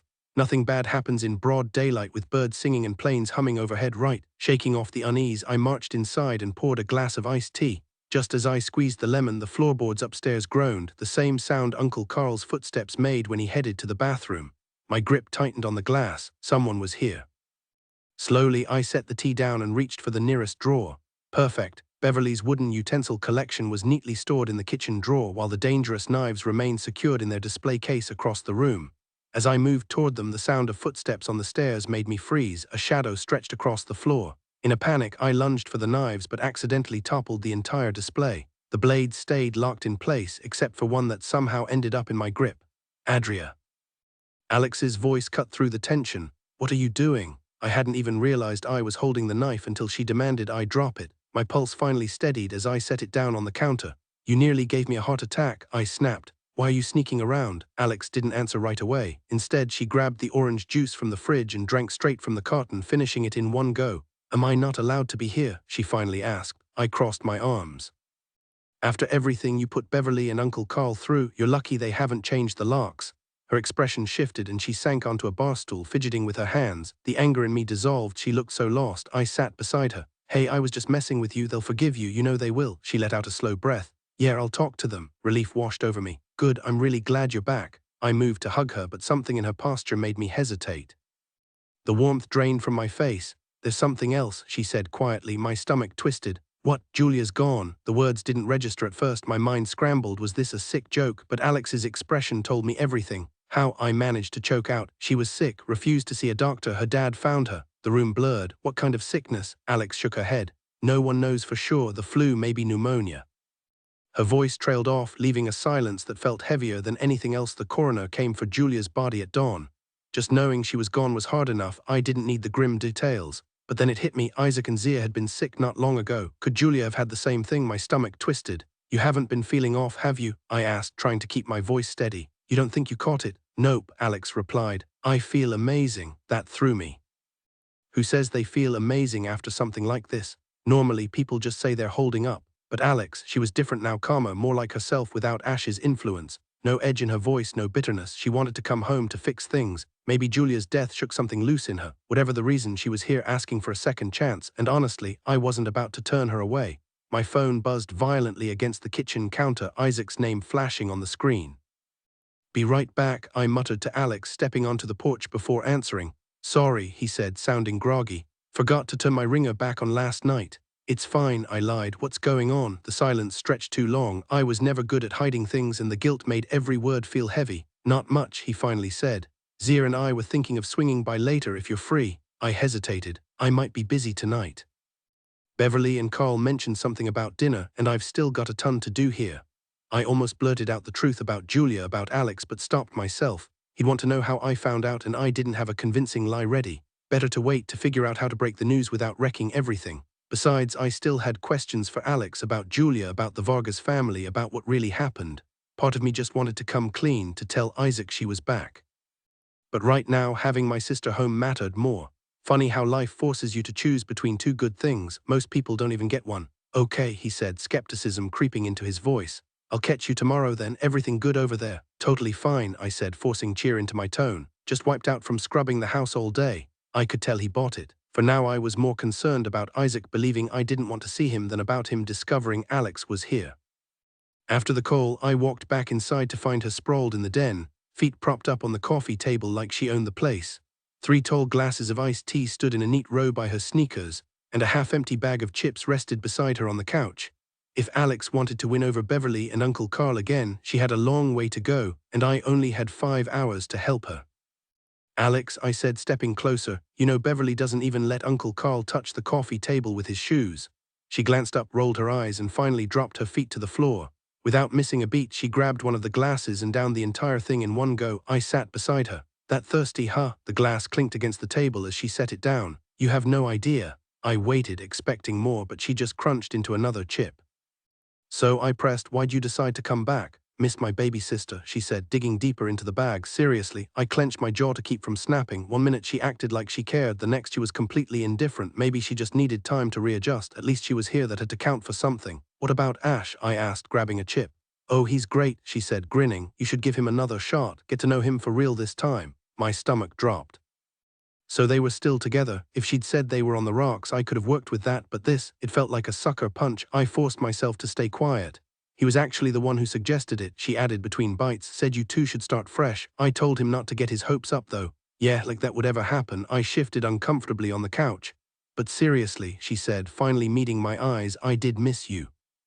No guy's worth messing that up, and I'm sorry I let it happen even a little." A little, I wanted to scream. Instead, I just nodded. "It's okay, I missed you too." The silence stretched between us, heavy and awkward. Alex kept eating, her eyes glazed over like she was miles away. I wondered what or who she was really thinking about. "Definitely not me." "You planning to go back to school?" I asked. She snorted. "Let's not push it. Coming home's my good deed for the year." "I'm definitely not going back to school," Alex declared, flopping back onto the couch with a sigh. Drea raised an eyebrow. "Seriously, you're supposed to graduate this year." Alex pushed herself up and headed to the kitchen, the fridge door swinging open with a thud. "School just isn't my thing. I'd rather start working now." From the living room, Drea called out, "Good luck finding a decent job without a diploma." Alex returned with a glass of water, shrugging. "Who cares? It's not like I want to be some fancy doctor or whatever." "You might need one," Drea muttered under her breath. Alex smirked, taking a sip. "Besides, you don't need a diploma to be an actress or a model. I could totally pull that off." Drea rolled her eyes. "Sure, if arrogance counts as a talent." "Whatever," Alex said, waving her off. "Enough about me. What's the deal with you and that Mayfair guy?" Drea hesitated, but the fact that Alex was actually asking about her life sent a small thrill through her. She tucked her legs under her, unable to hide her smile. "You'd really like Isaac. He's different from anyone I've ever met." Alex smirked. "So have you slept with him yet?" Drea's face went blank. "No." "Good," Alex said flatly. "Keep it that way. Wouldn't be smart." Drea shot up from the couch, jaw clenched. "That's none of your business," she snapped. "And you could at least try to be less of a jerk about it." She stormed toward the stairs, pausing halfway. "You know what? I'm taking a shower. Beverly gets home around 5, Uncle Carl by 5:30. If you actually want to talk like a normal person, I'll be in my room." She left Alex sitting there, the silence heavy between them. Upstairs, Drea turned the shower on full blast, scrubbing her skin raw just to avoid facing her sister again. She told herself Alex needed time, that things wouldn't magically fix themselves overnight, but deep down she knew the truth. The sweet, caring Alex she remembered was gone, replaced by someone sharp and distant. Beverly wasn't as quick to welcome Alex back, her instincts sharper than Drea's. Still, she didn't turn her away. From the top of the stairs, Drea listened as Alex spun some half-hearted apology about bad choices and regrets. It sounded rehearsed, and Beverly's silence spoke volumes. But true to her nature, Beverly stayed calm, offering a seat at the table. Dinner was tense, but they made it through. For now, that was enough. The whole evening, I kept waiting for Alex to pull some stunt that would wreck everything. Instead, her bizarre fixation with gulping down every liquid in sight, water, tea, milk, orange juice, even that gross V8 stuff, became the main event.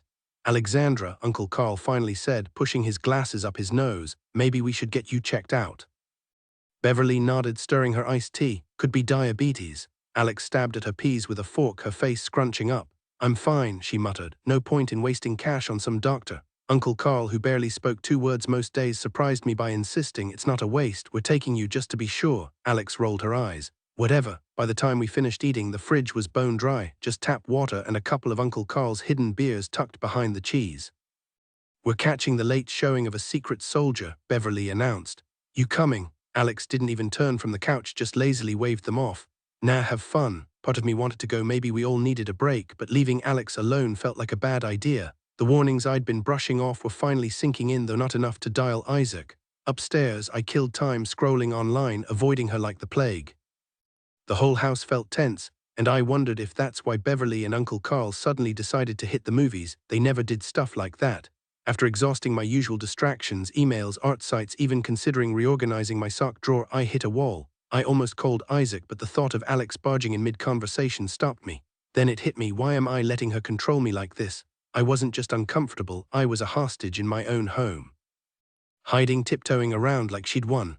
No way. I shot up from my desk, flung my door open and stormed out, ready to finally say what I'd been choking back for weeks. Passing Uncle Carl and Beverly's room, guilt twisted in my gut. How could someone related to me treat them like this? I flew down the stairs, barely noticing the carpet under my feet, until my bare soles hit the cold hardwood at the bottom. And then I stopped dead. Alex leaned against the bar, her small frame twisted in a way that made her neck disappear into her hunched shoulders. Her arms jerked violently, elbows jutting out as she tore into something with frenzied movements. A torn plastic tray and shredded cling wrap dangled over the counter's edge. Thick, dark liquid pooled beneath her, dripping onto the floor in sticky streaks. The wet, tearing sounds coming from her were animalistic, low, guttural growls that didn't sound human. My stomach twisted as I inched closer, against every warning screaming in my head. Then I saw it. Streaks of red smeared her cheeks, her hands slick with it as she ripped into a hunk of raw beef with her teeth. The wet crunch of sinew made bile rise in my throat. Jesus, I breathed before I could stop myself. Her head snapped toward me, her eyes black, glassy, wrong, locked onto mine. Her mouth was smeared crimson, lips pulled back over teeth that looked too sharp. This wasn't Alex, not anymore. My pulse hammered as I fumbled for my phone, only to remember it was still upstairs. I stumbled back, my shoes slipping on the blood-slicked floor. "Don't move," she rasped, but the voice wasn't hers. It was layered, distorted, like something speaking through her. I bolted for the door, a force slammed into me, lifting me off my feet. The room blurred as I crashed into the wall, framed photos shattering around me. Pain exploded through my skull. Before I could scramble up, she was there, looming over me, her breath coming in ragged, uneven gasps.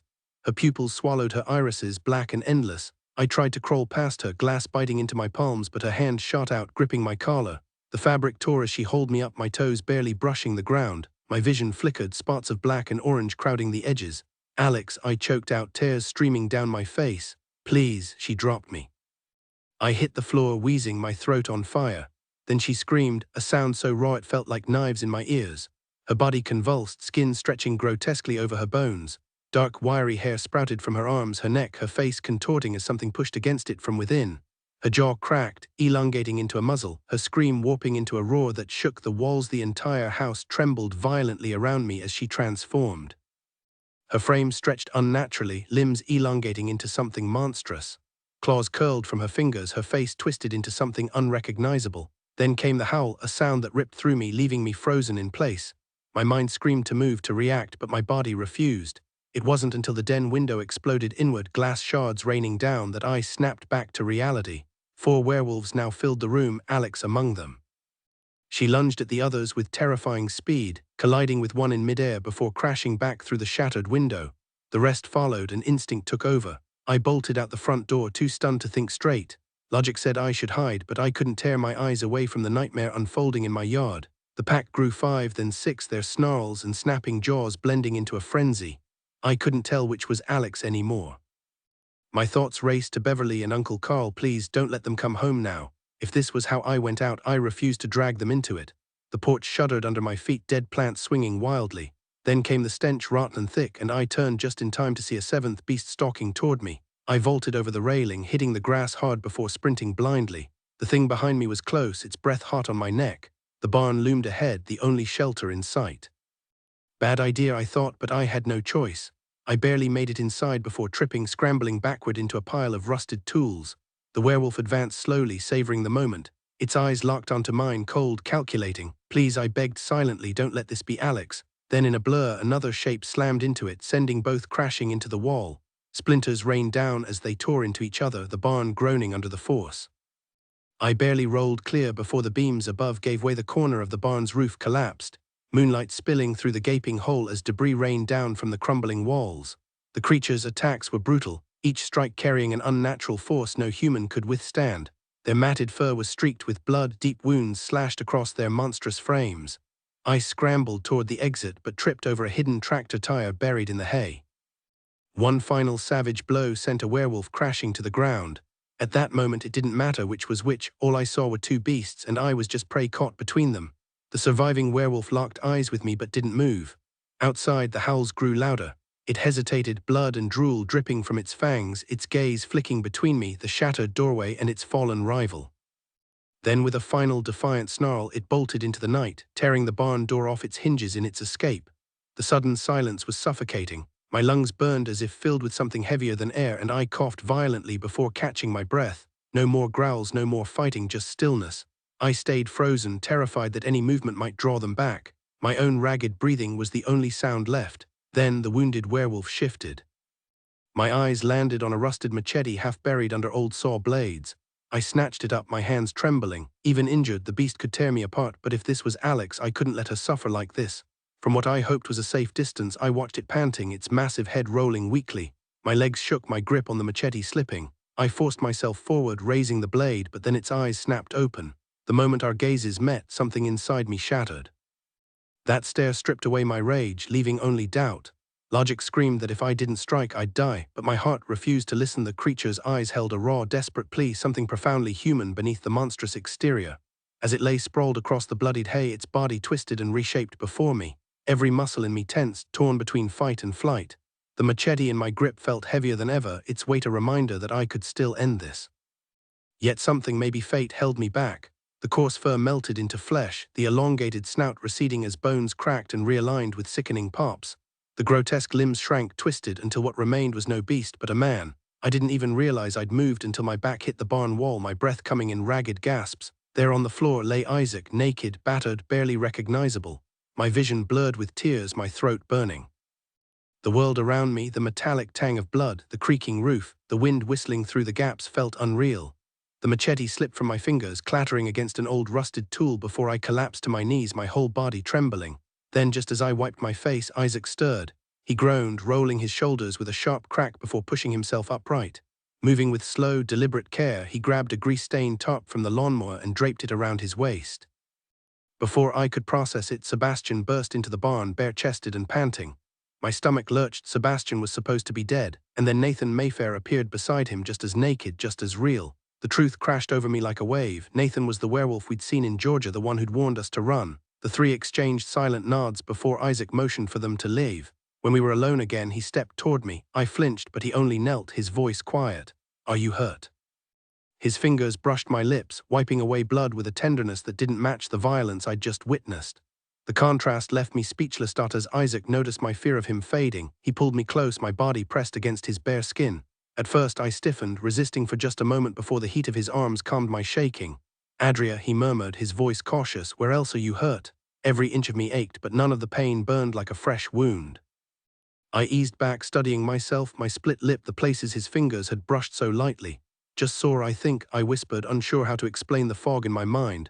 My lips busted, not sure how, but "I'm fine." His hands moved carefully over my arms, then turned me slightly to check my back. "Any tears in your jeans?" he asked, helping me stretch my legs out. He examined them front and back before hesitating at the hem of my shirt. His eyes met mine, waiting. I nodded, and he lifted it just enough to see my stomach, no further. Then he leaned in, pressing a long, fierce kiss to my forehead. His touch carried something raw, a desperation to shield me from everything. The heat of his lips lingered, spreading through me. "If one of them had turned you," he said roughly, "it would have destroyed me." Maybe I'd loved Isaac Mayfair all along, but right then I knew it. He pulled me back against him, and I never wanted him to let go. I could tell he felt the same. "Gotta admit," he said, his tone dry but not unkind, "I expected more of a dramatic reaction." "Not my first rodeo," I admitted. His grip loosened just enough to study my face. "Explain." "In Georgia," I started, "Alex and I got caught in the middle of something, a fight." I paused, Nathan's face flashing in my mind. "Your brother was there." I realized that now. My voice grew hollow. Isaac's arms tightened. "He told us there was only one girl," he muttered, more to himself. "The worst part," I said, barely above a whisper. Somewhere deep down, I knew Alex was one of them. He stayed silent, letting me sit with that truth. When I finally looked back at him, pushing Alex from my thoughts, I noticed the blood, so much of it. "But you're hurt," I said, reaching for him. The gashes on his chest should have been worse. They were already closing. I shot him a questioning look. He shrugged. "I heal fast. The scars won't vanish entirely, but they'll fade over time." "That's why you have those marks, isn't it?" He gave a slow nod. My fingers brushed the edge of his fresh wound, and the sight of his pain twisted something inside me. "You don't have to explain the Vargas family to me," I said, "but tell me this, who was that woman, the one I saw in here?" His gaze dropped. "That was Sybil, his mother. She turned on her own son." Fury burned through me, hot and sharp. "You saved me back there." "I didn't save anything," he muttered, voice thick with self-disgust. "If Victor hadn't called her off, she would have torn you apart." He exhaled, shoulders tense. "I'm sorry, Adria, for what she did." "Don't apologize for her," I snapped. "I just can't wrap my head around a mother hurting her own child like that." "Some things don't need understanding," he said, eyes flicking over my arms for injuries. "Sybil betrayed my father for Victor when I was 8. I swallowed hard, letting that sink in before shifting gears. "How did you even know Alex was home?" "Don't tell me you just happened to be nearby." "Your voice on the phone gave you away," he admitted. "So much for my poker face. But you still stepped in when it mattered." Sybil was older, stronger, and yet they'd been evenly matched until the end. Then it hit me, right before the final blow. I'd bolted for the exit. "I distracted you, didn't I?" He tilted his head, feigning indifference. "No, I was too focused to be distracted." "Funny," I said dryly, "because I thought you were a better liar. You saw me run and it threw you off." With a sigh, he relented. Fine, I saw you, but Sybil's been around longer than I have. She would have won anyway. How much longer? The way he said it sent a chill down my spine. About 120 years, he said flatly. So yeah, it matters. My thoughts screeched to a halt. Werewolves weren't supposed to live that long. Silver, fire, decapitation, weren't those the rules? So I couldn't have killed you even if I tried. Isaac actually laughed, hauling me to my feet, one hand gripping the blanket around his waist. Not with that dull blade and your terrible aim. But you're not immortal. Not exactly, he said. Anything that can kill you can kill us, just takes more effort. Disease won't touch us though, and leave the shotgun at home, you'll need heavier firepower. I blinked. Wait, so that whole pneumonia thing was a lie? None of you were ever sick? Isaac's fingers closed gently around my wrist. We'll figure this out later, he murmured. Your aunt and uncle just pulled in. My stomach dropped as headlights swept across the driveway, illuminating the pothole near the barn. Tell them you were out walking when someone broke in, I blurted. It was a flimsy cover. Alex was missing, my shirt was stained with blood, and I had about 60 seconds to spin a believable lie. But what about you? I grabbed his sleeve. The thought of him leaving twisted something inside me. Where will you go? What if they find you? Before I could spiral further, Isaac pulled me into a kiss. His arms locked around me, his lips fierce and desperate, like he was memorizing the feel of me. Every nerve in my body lit up, his warmth, the faint scent of leather and rain on his skin, the way his mouth moved against mine. I melted into him, fingers digging into his jacket, wishing time would freeze. When he finally broke away, his voice was rough. Adria, I swear no one's touching you. It took everything in me to step back. Outside, car doors slammed. The moment shattered. One last look passed between us, unspoken promises, fear, longing, before I forced myself to walk away. The barn door creaked shut behind me, leaving Isaac in the shadows. Every second until morning stretched like an eternity. Somehow I spun a convincing tale for Uncle Carl and Beverly. The lie tasted bitter, but betrayal sharpened my words. Alex wasn't coming back. After what she'd done, I couldn't call her my sister anymore. The Vargas family, just like Isaac and Zia warned, was poison. Keeping her away from them was all that mattered. I think she's using, I said, voice trembling just enough. I confronted her and she snapped. We fought. She shoved me through the window. The story spilled out, details slotting into place, the broken glass, the blood, even the raw meat on the counter. Drugs explained it all. Uncle Carl's face darkened. We're calling the cops. No. I grabbed his arm. Please, it'll only make things worse. My voice cracked, half acting, half real panic. I can't handle that right now. They exchanged worried glances, but finally relented. As they fussed over me, all I could think was how easily they believed it, and how little it mattered when the real danger was still out there. Out of my sister and me, I was the only one our family believed they hadn't failed. They decided to let it go, but Alex wasn't welcome back. At 18, she was on her own now. Hurting her like this, spreading lies to keep her away, went against everything I stood for. I wasn't the type to ruin someone's name, but I did it anyway. I knew Beverly would chat with customers at Finch's grocery, and soon whispers would spread through Hallowell. Alex wouldn't be able to walk into a diner or gas station without facing judgment. Deep down, I doubted she'd care. Sure, things seemed settled, except for one problem. The Vargas family still wanted me dead to protect their secrets. There was a time when Alex had been my sister, when she'd convinced them to let her talk me into joining her. That's what her threats at the Cove had really been about. But now her chances were gone, time was up. Isaac showed up at my place before sunrise. You should have told me what Alex really said to you at the Cove, he said, gripping the wheel. I had no clue you knew about us. Why didn't Nathan say anything? I stayed quiet in the passenger seat. He didn't see both of you that night, said it was too dark and he was shifting. You kind of lose focus in those moments. Isaac insisted on being my personal chauffeur from now on, even got Beverly and Uncle Carl to agree. Hanging out with Harry was the hard part. He was the only one of us still in the dark. He could tell something was off between Zia and me, but what he guessed was miles from the truth. Geometry, he was distant, probably thinking I'd spilled about his crush and she'd shot him down. The worst part, he wasn't even wrong about me keeping secrets, just the wrong one. I was hiding the fact that Sebastian, his best friend, was alive. That made me a terrible friend, no matter how little choice I had. Zia and I scrambled for an excuse when Harry overheard us at her locker. Sorry, Harry, we've got plans, I blurted. Zia jumped in. Girls' night. Pathetic. He saw right through it. Every normal conversation felt hollow now. All I wanted was to talk about what really mattered. But we couldn't with him around. How do you sit beside a werewolf at lunch and pretend everything's fine? Harry barely glanced at either of us for the rest of the day. Watching him shut down like that, like I'd somehow betrayed him just by existing, left a dull ache in my chest. I wanted to fix it, but what could I even say? The hours crawled by, each class blending into the next. By the time geometry rolled around, Mrs. Schwalski took one look at me and announced to the whole room that I looked like I hadn't slept in a week. Gee, thanks. I mumbled something polite and dropped my head onto the desk. School was the last place I wanted to be, and pretending nothing insane had happened the night before, absolute torture. But for Uncle Carl and Beverly's sake, I had to play the part. Who knew 7 hours could stretch into what felt like an eternity? After the final bell, Isaac met me outside, and together we walked to the Mayfair house, though this time everything had changed. "I can't do this," I muttered, freezing on the doorstep. "I never fit in here before, and now—" Isaac cut me off, his hands cradling my face as he kissed me softly. "You're safe," he murmured against my lips. "Trust me." His breath was warm, sweet, and for a second I almost believed him. Almost. The truth was, I knew too much. My sister was their enemy. Half the girls in that house probably hated me for being with Isaac. If anything, I was walking into a den of wolves, literally. Inside, the air was thick with tension. Voices hummed from the den, low and buzzing like a swarm of bees. The fireplace crackled in the distance, and above us, footsteps creaked toward the staircase railing. So many eyes, so many faces I didn't recognize. My grip on Isaac's hand tightened until my knuckles turned white.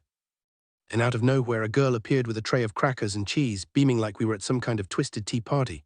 "Hungry," she chirped. I blinked, glancing at Isaac, who just grinned like this was perfectly normal. My stomach churned, but manners won out. I forced a smile and took one. Because apparently even in a house full of werewolves, politeness was non-negotiable. "Thanks," I murmured, clutching the cracker in my palm. The room was eerily quiet, every pair of eyes locked onto me.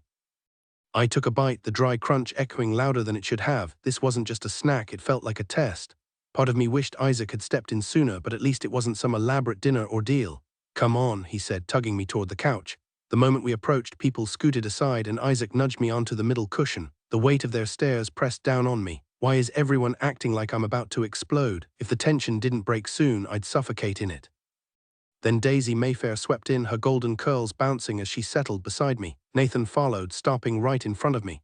"I wasn't sure if you were really there that night in Georgia," he admitted. "Sorry you had to witness that mess." I met his gaze. "Actually, I've got a question about it." "Go for it." "How'd you end up naked before you shifted?" The room erupted in laughter. "Nathan's got a habit of losing his clothes," Isaac teased. Daisy grinned. "Oh, you'll catch him streaking through the yard eventually." Nothing left to the imagination. My horrified expression only made them laugh harder. "Ignore these clowns," Nathan said, dropping onto the couch next to me. "Isaac's just salty and Daisy's got a smart mouth, blame her British roots." He slung an arm around my shoulders. "But seriously, I'd already shifted once before you saw me, spent half the night running through the Appalachians." His voice dipped lower. "Long story." "Of all the things to ask about," Rachel called from the crowd, "she picks Nathan's nudity." My stomach twisted. "Tells you everything, doesn't it, Isaac?" Rachel added, her glare sharp enough to draw blood. That smirk of hers never faded, like she'd already decided I didn't belong, and stupidly it stung. I wanted the Mayfairs to accept me, every last one of them. But Rachel wasn't some petty high school mean girl, she was a werewolf, and her threats carried real weight. Nathan stood abruptly, the veins in his neck pulsing. The room hushed. "Smart move would be backing off," he warned. "Adria outranks you, Rachel." I winced. Outranked her? The idea was laughable. Rachel bowed her head, but her eyes stayed locked on mine, submissive to Nathan, venomous to me. "My apologies," she said sweetly, though her stare promised anything but. Isaac faced Nathan, his voice steady but firm. "This is my issue to handle," he said, "and I'll take care of it my way." Their formal way of speaking made me feel like I'd stepped into some old-fashioned drama. Isaac helped me up, then turned to the room. "Adria is with me," he declared, and my stomach flipped at his words. "She gets the same respect as I do from every single one of you." Rachel scoffed, her words sharp. "She doesn't belong here, you know. Trajan won't stand for it." Despite her defiance, there was still a thread of deference in her tone, but the tension in the air was thickening fast. "Trajan is my father," Isaac shot back. "I think I'd know his limits better than you." Rachel stepped closer, her confidence edging into boldness. "Oh really, just because Zia messed up and turned Sebastian without consequences, you think you can pull the same stunt?" Her smirk was cold as she glanced my way. "And let's not forget she's human, you know what that means." A chill ran down my spine. Turn me. The idea had never crossed my mind, and I didn't want it to. Before I could process it, Rachel and her friends froze, their attention snapping toward the darkened hallway. In a flash, Rachel scrambled backward, clinging to the ceiling like some grotesque spider. Her eyes darkened, fangs bared, claws unsheathed. My breath caught in my throat. Then I saw him, a towering figure in the shadows, his presence alone making the air feel heavier. His eyes flickered in the dim light, sending a jolt of fear through me. Instinctively I stood, torn between terror and an unspoken demand for respect. Rachel dropped down silently and vanished, the others scattering after her. By the time I turned back, the shadowed man was gone. "Who was that?" I whispered, though I already knew. "My father," Isaac said quietly. "The Alpha. Nobody here is stupid enough to challenge him." Nathan dragged the coffee table closer and perched on it. He's heading back to Serbia soon, he said, and most of us aren't following. That leaves a power vacuum. Isaac nodded. Nathan's next in line. He'll be alpha when our father's gone. Nathan shrugged. If I choose to stay, Daisy cut in. That's the biggest question mark right there. Her eyes locked onto mine as I struggled to process everything. Serbia, I managed to ask. Isaac nodded. Born in the Balkan Highlands, never took to America. His whole operation's still based there. So he's just abandoning you. It's not like that, Isaac said, brushing his fingers against my wrist. We could leave if we wanted, but I know exactly where I belong now. He leaned in, his lips barely grazing mine as a group of girls erupted into giggles nearby. The moment hit me differently. This was new, being the center of someone's world when half the room would kill to be in my place. No wonder people chased this feeling. I need a second to breathe, I admitted just as Zia and Sebastian Reeves walked into the room, fingers intertwined. Great, another curveball. My werewolf crash course wasn't even halfway done, and now I had to unpack whatever this was and figure out how to explain it to Harry, my only human friend. I zeroed in on Sebastian. You, I jabbed a finger at him. Where the hell have you been? Everyone thinks you're dead. You couldn't even send a text. To my shock, he pulled me into a hug. Since when were we on hugging terms? Didn't have a choice, Adria, he muttered. Zia stepped forward, cheeks flushed. My fault, she blurted. We met at the cove after I moved here. One thing led to another and well, she trailed off, twisting a strand of pale hair around her finger. I raised an eyebrow, refusing to bail her out. I lost control, she finally admitted, my brain short-circuited, Zia mid-makeout suddenly sprouting fangs. The logistics alone were absurd. So wait, I said, is it like the movies, rage hormones, full moon theatrics? Zia snorted. Relax, Hollywood's full of crap. Always butchering the source material, Daisy chimed in. Isaac crossed his arms. Older wolves can mostly control it, mostly. I sank onto the couch, rubbing my temples. This was going to take a while. Anger and lust, Isaac explained, are the most volatile emotions, powerful enough to shake even an elder's control. But young werewolves like Zia and Sebastian, they barely have a grip on themselves. I turned to Zia, still piecing it together. So you turned and bit him, she shook her head. Partial shift, I clawed him instead. If I'd gone full wolf, his face wouldn't be this perfect. She shot Sebastian a playful look which felt oddly out of place between them. Then the quiet girl who'd offered me crackers earlier stepped forward, lifting her shirt to expose a mangled stomach. My reaction must have shown, jagged scars carved deep where teeth had torn through. This is how it happened for me, she said, tugging her shirt back down. Most don't survive an attack like that, especially women. That word again, females always tied to some grim twist in their stories. Sebastian scoffed. Zia and Isaac tried dragging me here after the scratch, but I thought she drugged me. No way was I buying their werewolf pitch. Obviously, Zia cut in. You'd have called us insane if we'd spelled it out. Sebastian's voice turned rough. The fever hit hard. I burned through gallons of water, devoured raw meat like it was my last meal, then puked it all back up. Doctors slapped me with mystery virus and sent me home with pills. Then one night I woke up chained in this basement, no memory of how I got here. My mind flashed to shattered glass, blood smeared on a windowsill, and Alex, always Alex. That night in Georgia replayed in my head the moment I knew. Isaac materialized beside me. Alex is why you're in Maine, isn't she? I asked, bitterness seeping through. Deep down, I hated how much space she took up in this twisted world. His answer was ice cold.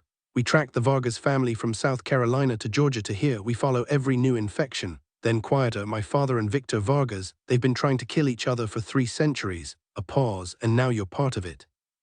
The conflict only grew worse as Victor irresponsibly turned hundreds of humans into fledglings, forcing my father and his allies into constant battles. Nathan hesitated before speaking. Whenever a Vargas fledgling turns someone, we handle it. His careful wording couldn't hide the truth. You execute them, I accused. You are going to murder my sister. Isaac rested a hand on my knee. Not immediately, he corrected. We monitor them first, see if they show signs of going rogue like the rest of Victor's line. If they can't be controlled, there's no other option. Daisy leaned forward. Doesn't matter whose blood turned you, you'll still inherit their worst traits. Zia's voice was cold. Vargas fledglings are a threat to everyone, like a virus with teeth. A sickening realization hit me, my throat tightened. Did one of you kill Julia? I barely got the words out. Isaac exhaled. No, the change took her before we had to.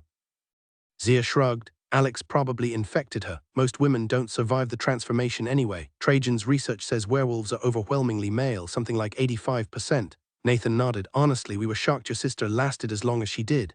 My gaze darted around the room, suddenly registering how many women were present. Too many. Isaac read my expression. Most aren't ours, he explained. Some got turned by minor bloodlines. A few are distant Vargas kin. Nathan smirked. You can always spot them. The Vargas girls have this vibe. My stomach dropped. Rachel, of course. Now I understood why she set my nerves on edge.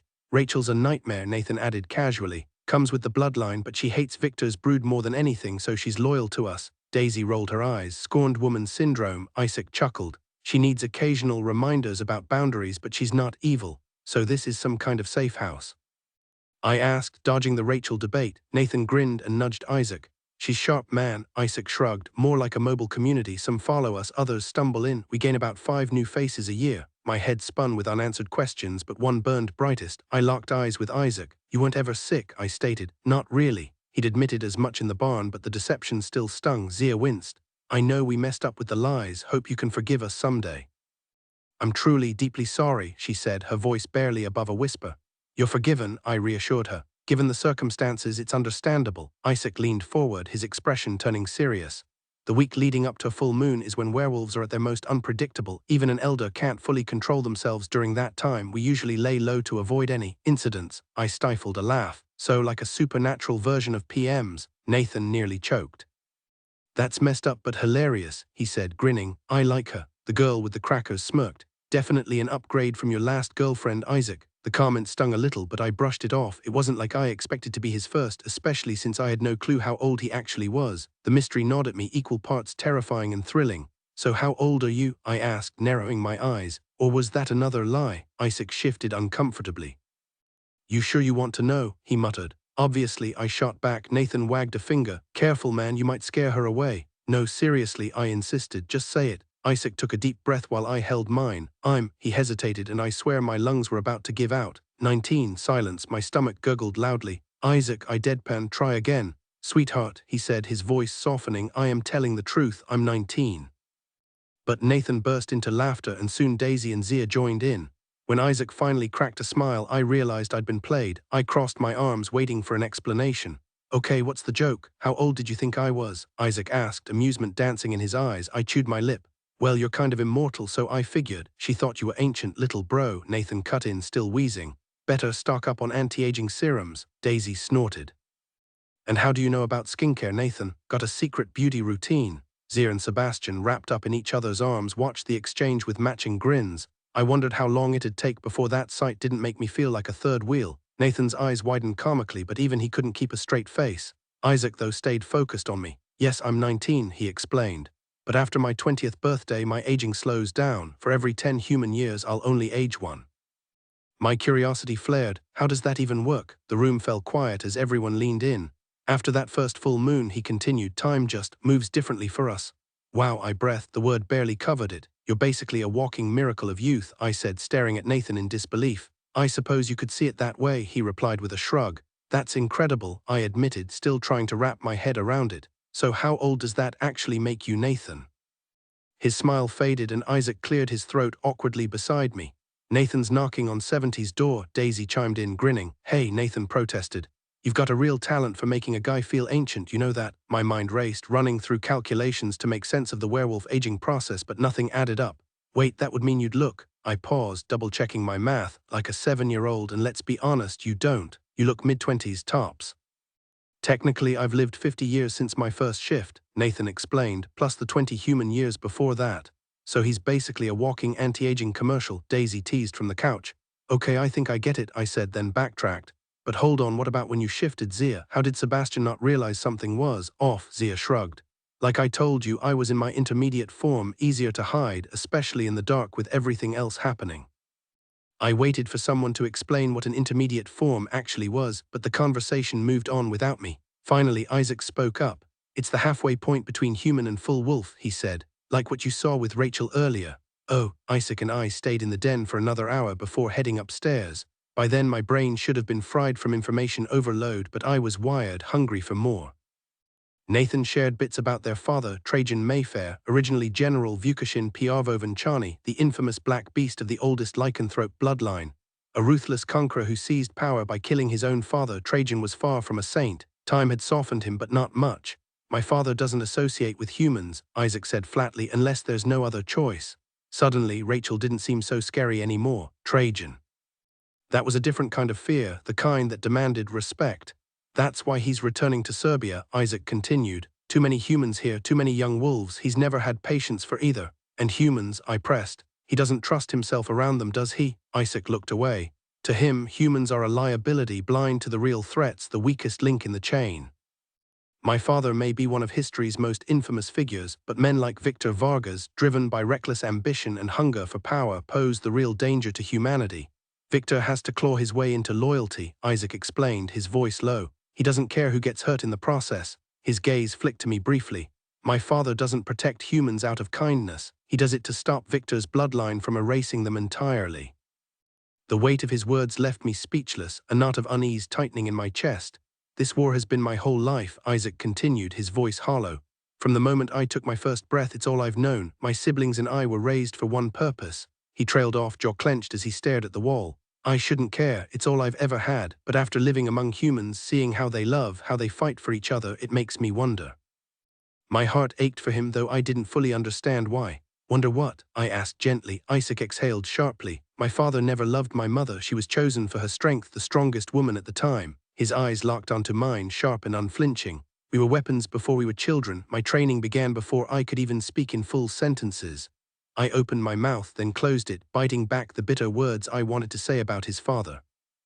I don't blame him, Isaac said, voice steady. But being here, seeing the way humans live, it makes me want something different. So you were born like this, I murmured. Not turned like Sebastian, he nodded. Pureblood like all of my family, and I don't regret it, don't mistake that. Pushing off the bed, he walked to the window. I followed, perching on the sill beside him. You don't want to go to Serbia with him? I asked. His expression softened as he looked down at me. I was ready to leave until I met you. Now there's nothing that could make me go. Guilt twisted inside me. I didn't want to be the reason he turned away from his family. Adria, he said, reading my hesitation, I'm staying because I want to, not just to protect you, but because I can't imagine being anywhere else. He stepped closer, his hand cradling the back of my head as he pulled me against his chest. At first, I tried to stay away. I thought distance would keep you safe. But I was lying to myself. I pulled back, meeting his eyes. Too late now, I said. A slow smile curved his lips. Wouldn't change it if I could. I stood, pressing my lips to his. Good, I murmured against his mouth before he kissed me again, deeper this time, sealing the promise between us. The unease had been gnawing at me long before I discovered the truth about Isaac, and as much as I wanted to savor this moment with him, I couldn't shake the question burning inside me. Even though I knew it would make me cringe, I had to ask. I chewed my lip lightly and folded my arms, turning my face away. He noticed immediately. What's up? He asked, his voice tinged with concern. The silence stretched longer than I intended, awkward and heavy. Those girls, I stalled again, struggling to phrase it in a way that didn't make me sound possessive or insecure. I mean, obviously you're good-looking, but his knowing grin only made my cheeks flush hotter. At this point, I gave up trying to be smooth. It's an alpha thing, Isaac explained. Girls around here are drawn to power instinctively. Even he seemed a little embarrassed now. When my dad steps down, it'll be me or Nathan, he added. Part of me was relieved by his answer, the other part still wrestled with it. I was already adjusting to so much. The idea of Isaac as alpha was just another layer I couldn't fully grasp yet. He drove me home late again. Time always slipped away at his place, and I suspected he preferred it that way. My own house wasn't safe, but I couldn't burden Beverly and Uncle Carl. They'd been through enough already. Isaac and I were inseparable. If we weren't together at school, he was blowing up my phone or keeping watch from his car in the parking lot. To an outsider, it might have looked obsessive, but he had his reasons. The Mayfairs, Nathan, Daisy, the whole house, were determined to keep me safe, treating me like one of their own. Sebastian returned to school after Julia's private funeral, which none of us attended. Her family left Hallowell the next day. People welcomed him back, buying his story about running away in a rage, but Tori wasn't fooled. She despised him for abandoning her, and even more for choosing Zia, the freak, over her. Every time she passed us with her new clique, she'd toss a venomous remark. Zia stayed calm, but only Sebastian and I knew the real reason. If she lost control, the whole school would regret it. Why do you even bother coming here? I asked Zia as we sat on the bleachers during lunch. She shrugged. Honestly, I only enrolled to keep tabs on you because of your sister. Now you're my whole mission. I groaned. Speaking of missions, I muttered, spotting Harry in the distance. He'd been avoiding us for days, ignoring my calls, drifting through the halls alone. Something was off, and I needed to find out what. Zia and I needed to come up with something solid to say to Harry. This couldn't go on any longer. Everyone knew about Zia and Sebastian, but watching Harry spiral like this, knowing I'd played a part in his pain, was eating me alive. I'd been racking my brain for days, ever since he last spoke to me, but I still had nothing. Then Harry strode over, clearly as done with the silence as we were. Zia shot me a look, just as lost as I was. With Sebastian standing there, the tension was unbearable. I flinched when Harry stopped in front of us, hands shoved deep in his jeans pockets. Sorry, man, he muttered to Sebastian. Just glad you're not 6 feet under, you know. Zia and I exchanged glances, frozen in place, but then like magic the air shifted. Sebastian pulled Harry into one of those awkward guy hugs, fist bump, back slap, the whole thing. It's all good, Sebastian said, lowering his voice. Had no idea about. He flicked his eyes toward Zia. Seriously, no clue. Zia stepped forward, arms crossed. Harry, I owe you an apology. Sebastian and I had a thing before I even got here. Harry shrugged, his stance stiff but easing up. Yeah, I know, just needed to clear the air so we can stop acting like strangers. Eating lunch alone sucks. A grin tugged at my lips. This was exactly what I'd hoped for, no drama, just my friend back. Then Harry turned to me. Adria, I feel like a total jerk for dragging you into this mess. Don't, I cut in. I should have said something sooner. He started to argue, but I held up a hand. Enough, it's over. He backed off, and just like that, the mood lightened. So, Harry said, shifting gears, you guys hear what Torai's been spreading around school? Zia rolled her eyes. Which lie? That I'm some kind of serial data, that Sebastian supposedly hit her, or that she caught us together and busted my lip? Harry snorted. Guess you're up to speed. Girls unhinged. Please, Zia scoffed, like she could land a punch on me. For the first time in weeks, everything felt normal again. School gossip, petty rivalries, meaningless. After everything I dealt with outside these walls, high school drama was nothing. But as the days grew shorter, a new dread settled in. Winter in Maine was no joke, and I was not built for it. Give me sticky southern heat any day. Even tornado warnings were better than this biting cold. That Friday, I bundled up like I was trekking through the Arctic, and Isaac didn't let me live it down when he picked me up. Cold, he teased. I yanked off my ridiculous hood and huddled closer to him in the car. I won't survive this winter, I groaned. Isaac didn't bother with a coat, just a fitted black thermal shirt, even though the air had that sharp November bite. Not that I minded, the way he looked in black was its own kind of warmth. Winter doesn't officially start for weeks, he said with a laugh, then shot me a look. But don't worry, I've got you covered. He wasn't wrong, my cheeks burned just being near him, a reaction Isaac Mayfair seemed to trigger without even trying. I had this dream about you last night, he said casually, my stomach twisted. Oh yeah, I asked, trying to sound indifferent. What happened? Isaac glanced at me, shaking his head. Relax, he said, catching the tension in my voice. It wasn't that kind of dream. The car rolled away from my house and I scowled at the bleak scenery outside. The sky was a dull sheet of grey, crows darting across it like scattered ink blots. Bare trees clawed at the clouds, their branches stripped of leaves. The whole view just made the cold feel worse. Well, don't leave me hanging, I pressed. Now I have to know. Isaac turned off the radio, though it had been barely audible. After a pause, he started.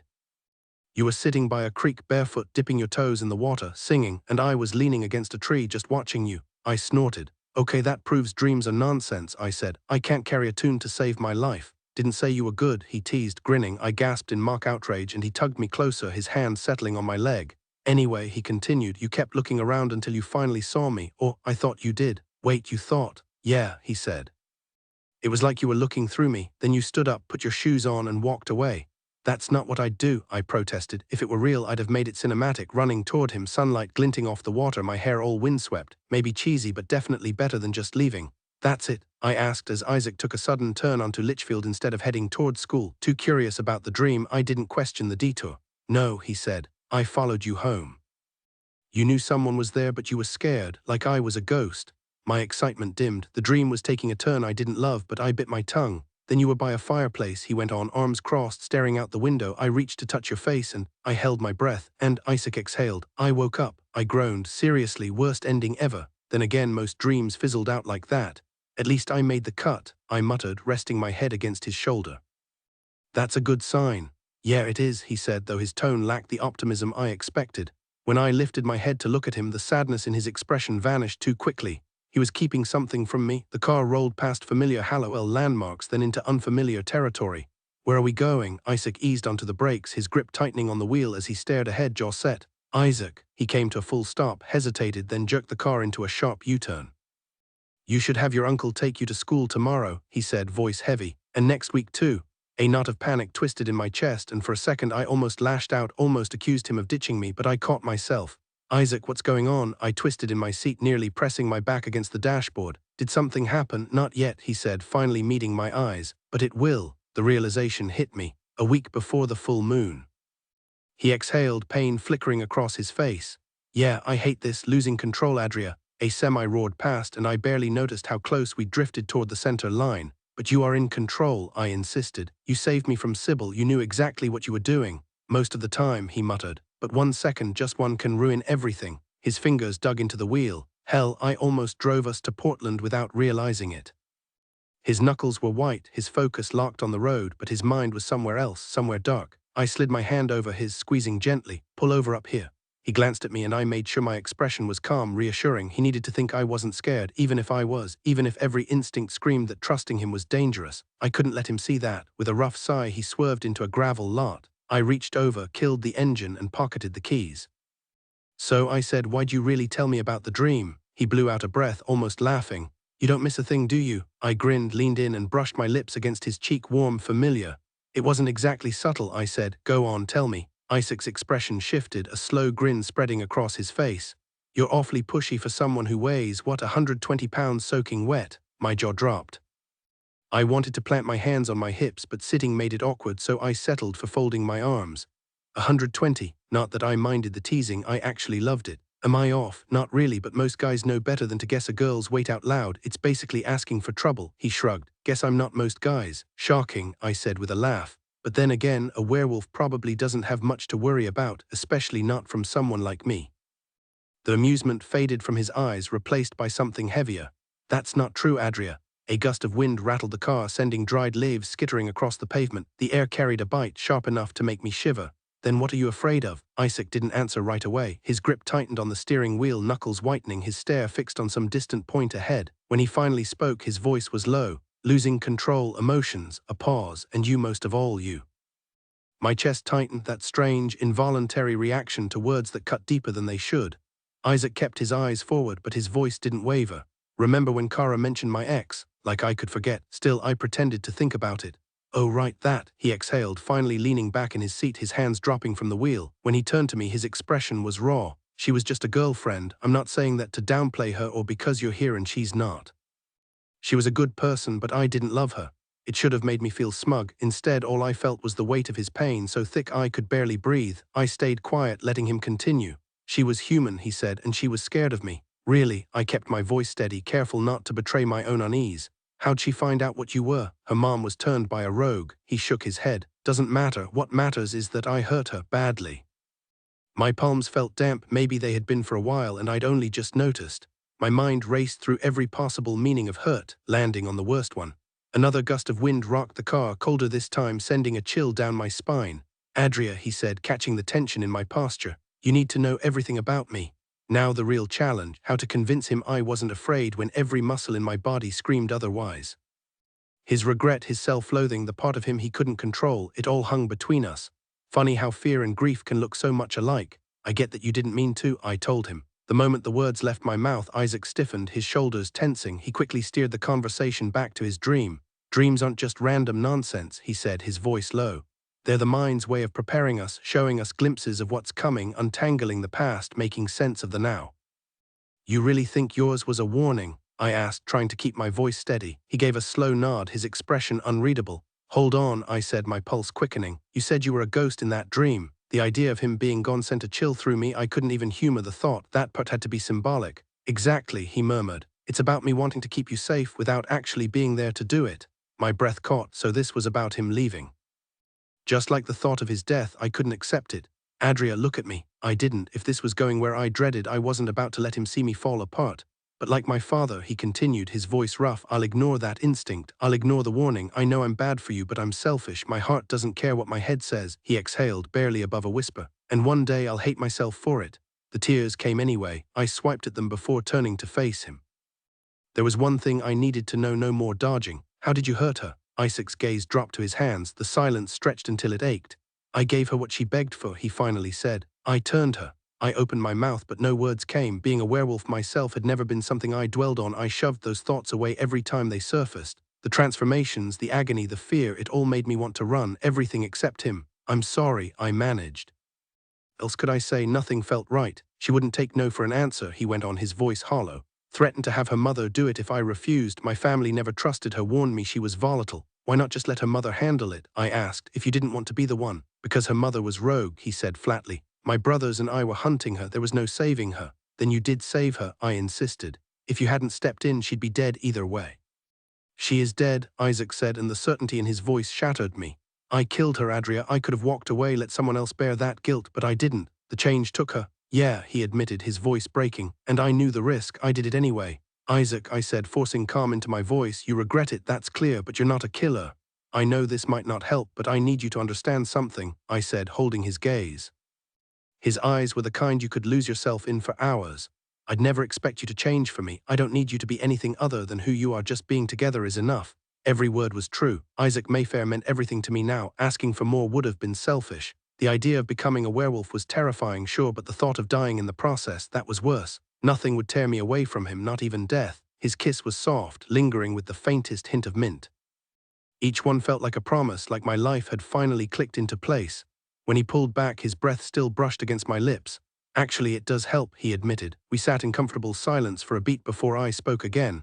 Hey, why is it only girls who can die during the change? Seems pretty unfair, don't you think? Isaac laughed, leaning back. Honestly, no one really knows. It's like how some illnesses hit certain people harder, just the way it is. Still makes it seem like girls are weaker, I pointed out. He shook his head. Not even close. The ones who survive, they're usually stronger than the guys. Zia could wipe the floor with Damien and Dwarf without breaking a sweat. Seriously, I grinned, imagining tiny Zia tossing her brothers around like ragdolls. Guess that means she could take you down too, huh? Not a chance, he said, flashing a smirk. She's still got rookie reflexes. Then out of nowhere, he said, I should get you to school.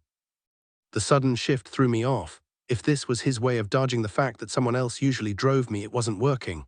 Only if you promise to take me every day this week, I countered. I can't. You can. Adria, nope, you drive me or I'm not going. He looked uneasy, and even though I could tell I was wearing him down, this wasn't a game to him.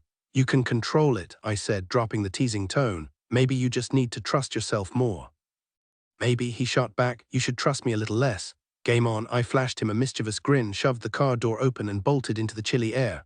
No promise, no deal, I called over my shoulder, scrambling over a low stone wall and sprinting down a dirt path before veering into the trees. One glance back confirmed what I already knew. Isaac could have caught me in seconds if he wanted, but he was playing by human rules, keeping pace just far enough behind to make me work for it.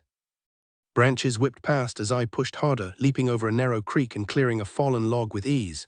Who knew I had that in me? Isaac's footsteps pounded behind me, leaves crackling and branches snapping under his weight as he chased me through the woods. The cold bit deeper with every step, the air so sharp it felt like winter had arrived early.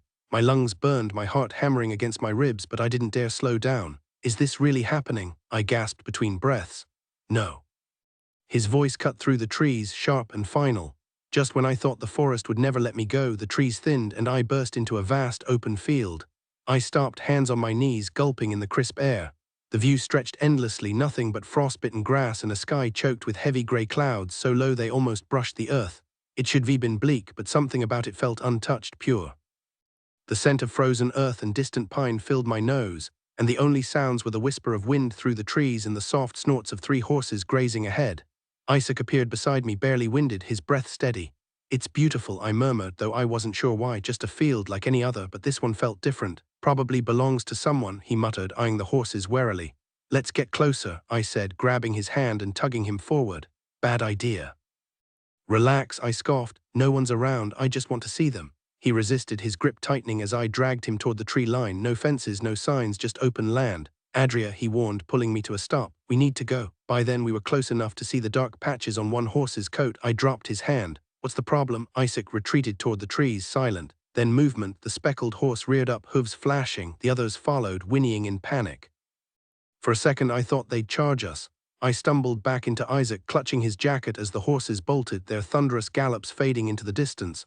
I stared at him, confused. His expression was tight, guilty. The cold had finally caught up to him too, painting his cheeks red. We should leave, he said flatly. No, I pressed. What just happened? His eyes met mine, dark and unreadable. They know what I am, Adria, they can smell it. I looked away, guilt twisting in my chest. Don't, he said quietly. It's not your fault. I didn't want to frighten them away, not when you were so excited to see them. Part of his explanation made sense to me. The rest, the way it bothered him that gentle creatures feared him, I understood completely. I'd have felt the same in his place, but Isaac kept that small truth hidden and I pretended not to notice. Light rain brushed against my skin, the trees sheltering us from most of it, though the open field was already veiled in mist. Soon it'll snow, Isaac murmured, his fingers weaving through mine. Oddly, the thought didn't disappoint me as much as I'd expected. Maybe just being with him made everything easier. You move quicker than most humans, he teased. I rolled my eyes. Oh no, don't change the subject. Are you driving me to school every morning or not? A shiver ran through me and Isaac tugged my hood up, adjusting it carefully. Adria, listen, he said, his voice serious. This time I did, though the earlier triumph I'd felt had vanished. I don't want to hurt you. His hands cupped my chilled cheeks, warmth spreading instantly. I hate bringing this up, but you saw me that night with Rachel in my room. You weren't yourself, I countered. I can handle you when you're like that, what's the problem? Deep down I knew he was right. I'd just been stubbornly convincing myself he'd never harm me. Isaac exhaled sharply, pulling me into his arms. If I start to turn and you're there, I know you can control it. No matter how many times I said it, he still tensed, gripping my arms. His eyes burned with urgency. No, you don't know that, he snapped. Would you lock a kid in a cage with a grizzly, would you? His grip tightened. Take a hint from the horses. They knew what I am, what I could do, and I wasn't even in my other form. I still refused to accept it. Wrenching free, I marched back through the woods, arms crossed tight against the cold. His footsteps followed, steady behind me. Adria, I love you too much. The words hit me like a shockwave, raw, aching, undeniable. My breath caught, heart stumbling before racing. I turned back and he pulled me into the fiercest embrace yet. The snow finally came. Back in Georgia, even a dusting would shut everything down, but here in Maine, life went on like nothing had changed. The grocery store shelves emptied fast as people panicked over the forecasted dusting of snow, enough to shut down schools and send crews scrambling with plows instead of salt trucks. Up north at Finch's Grocery, the only real difference was the spike in coffee and hot chocolate sales. That Saturday, I was back at the register helping Beverly, who was mopping up spilled soy sauce near my station. Looks like Nathan Bylade again, she muttered, wringing out the mop into the yellow bucket. Worst attendance record I've ever seen. I shrugged. Maybe he's got stuff going on. The lie tasted bitter, but I offered to help anyway. She shook her head, catching her breath. Nah, I've got it. Then she hesitated, hands on her hips. You free tonight? That look, I knew what was coming, and with Isaac out of commission, I had zero excuses. Sure, I said. Need an extra hand. Relief washed over her face. The new shipment's huge, and Nathan was supposed to handle it, but don't worry, nothing too heavy. Harry could pitch in, she added, brightening. Now that was a game changer. Perfect, I said. I'll call him. The mop bucket squeaked as she rolled it away just as the door chimed. A gust of cold air swept in with Mr. Deter, an elderly man who gave a quiet wave before disappearing down an aisle. Keep an eye on him, Beverly muttered. Lighter last week, cheese the week before. I peeked around the shelf. Cheese, seriously? She smirked. Some people just can't help themselves. The bell rang again. Mrs. Perry, one of Finch's regulars, clutching her purse like a shield. Morning, I called. Coffee run today? She adjusted her enormous hat. Not today, dear, just browsing. For a second, I almost felt like I knew what I was doing. Almost the woman ordered just peanut butter and hot cocoa. I grinned. Guess I don't need to point you in the right direction. No need, she replied with a chuckle, but thanks, dear. Her thick-soled shoes squeaked against the linoleum as she shuffled down the aisle. Outside, the snow was coming down harder. Hallowell had already piled up 6 inches overnight. Kids were everywhere, hurling snowballs that thudded against the storefront like rocks. I hoped the glass would hold. Not wanting to just stand there, I grabbed the broom and started sweeping the mat by the door. It gave me an excuse to keep an eye on Mr. Deter, who was still inspecting soup cans like they held state secrets. Honestly, I was bored out of my mind. Not Beverly's fault, not even the job, just the ache of missing Isaac. A whole week apart before the full moon, Nathan never had to disappear like that. Maybe age gave him better control. My sweeping turned into mindless swipes, barely clearing anything when my phone buzzed in my pocket. Harry, I answered, leaning the broom against the wall. Was gonna call you later. What's going on? Can I swing by? He asked. I'm stuck at the store tonight, I said. Actually wanna help Nathan Bylade. Sure, Harry agreed. How late? Closing's at 7, then a couple hours of restocking. See you then, he said. Mr. Deter finally made his way to the register. The shop was old school, no scanners, thanks to Mrs. Finch's refusal to bow to the devil's gadgets. I punched in the prices manually. Get everything you needed. He nodded silently. $14.84, I told him. He fumbled with his cash, handing me a 20. As I gave him his change, I added, stay warm out there. The door jingled as he left, 2 fingers raised in a half-wave. More leaves blew in, clinging to the wet floor. Beverly sidled up. Think you overcharged him? Nah, I said, tapping my shirt pocket. Caught him stuffing batteries in here while I was on the phone. Beverly's grin widened. Sneaky, good catch. The squish of Mrs. Perry's shoes grew louder from aisle 2. Harry mentioned he'd stop by later, I told Beverly as I bagged Mrs. Perry's groceries. Oh, thank goodness, Beverly said, visibly relieved. I was about to reconsider letting you work tonight if he couldn't make it. Mrs. Perry lingered at the counter, chatting with Beverly about the latest town drama, something about Lester Mann's dogs turning up torn apart in the woods. My ears perked up when Julia Morrow's name came up, but Beverly quickly steered the conversation elsewhere. By the time Mrs. Perry finally left, I'd absorbed enough gossip to fill a tabloid. Then Joan, last name escaping me, walked in, fretting over her neighbor's son David Shanks, who'd been hospitalized with what she called pneumonia. He's been running with that new crowd, Joan muttered, up near the cove. Beverly and I both knew she meant the Vargas family, but Beverly played dumb. Joan kept going, mentioning Jonathan Forrester from Academy Street falling ill too. This might be something serious, she warned, a knot twisted in my stomach. Before 7 I tried calling Isaac, no answer. I left a frantic voicemail spilling everything. The more I heard, the more exposed I felt. Without Isaac or even Zia around, I was a sitting duck. Was it really safer for them to stay away? If Isaac had to leave me unprotected, especially with Alex and the Vargases gunning for me, then maybe he was right. His unpredictable nature might be the bigger danger. The realization hit me like ice water. If we were going to make this work and I refused to accept anything else, something had to give. Me being human was already driving a wedge between us. I couldn't let that stand. Beverly appeared at the door, jingling the store keys. "Keep these locked tight," she said, "except for Harry."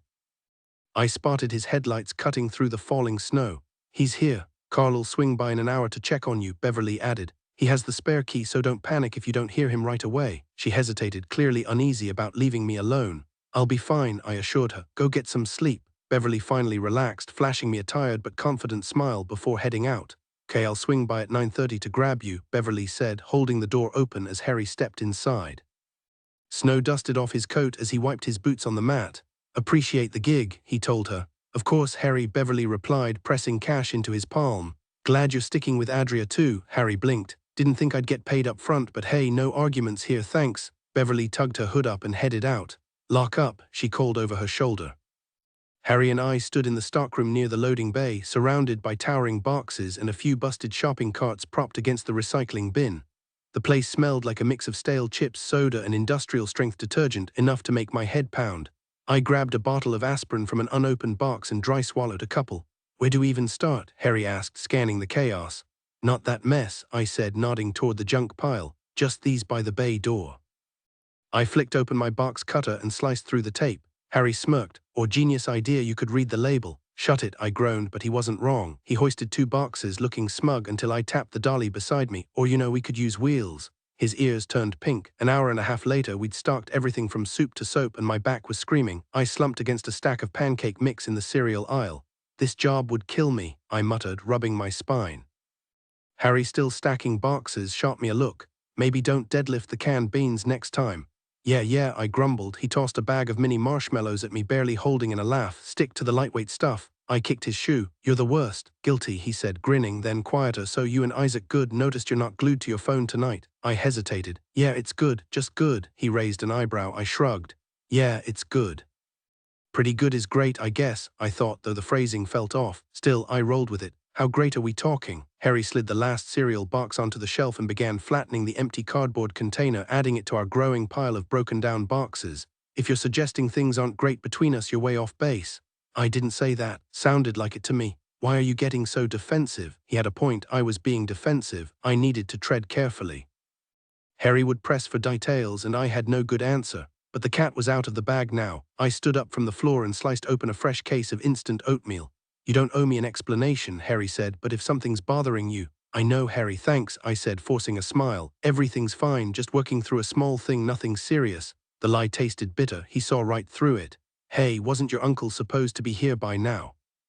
I checked the clock above the service counter, relieved he'd dropped the subject. "Probably just the roads," I muttered. The snow had slowed to scattered flakes, but the streets were still blanketed in white. Only one plow had rumbled past the store since Beverly left, maybe a sign the worst was over. Traffic crawled along at a steady pace. I turned back to the oatmeal, then froze. A shadowy figure lurked at the far edge of Finch's parking lot. I stepped away from the fluorescent glare, moving closer to the end cap for a better look. 30 more minutes and he won't even need to show," Harry called from behind me. I edged toward the window, squinting. The figure stood just beyond the streetlight's reach, motionless, dressed head to toe in black. The way he stared at the store sent a jolt through me like a live wire snapping. "Sebastian and I barely hang out these days," Harry continued, still stocking shelves. "I get why, but it still stings, you know." "Harry," I whispered, as if the stranger could hear me from across the lot, "come here." He appeared beside me. "You see that guy?" I asked, tearing my gaze away for a split second. "Nope," Harry said. "Nobody's out there." I whipped back around. The figure had vanished. "No," I insisted, rushing to the window, my breath fogging the glass. He was right there in the corner, staring straight at us. I spun to face Harry. "This is insane," I said. Chill out, Adria, Harry said, heading back to the aisle. Probably just some random person. You're seriously on edge tonight.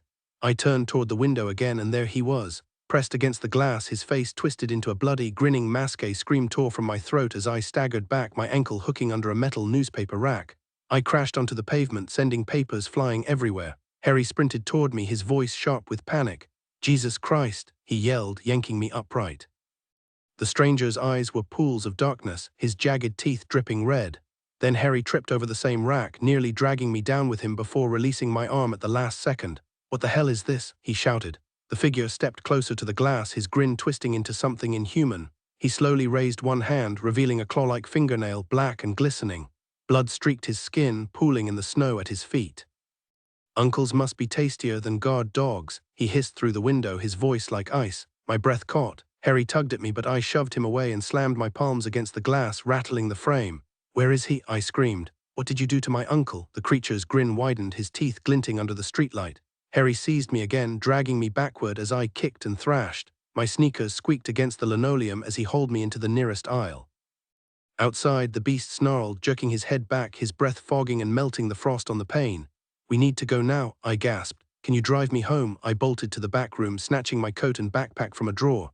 Adria, what the hell was that thing? Harry demanded, trailing after me, his voice shaking. I'm not stepping outside, no way. I wrestled with my coat, my fingers clumsy with fury. Harry, focus. I stepped in front of him, forcing him to meet my eyes.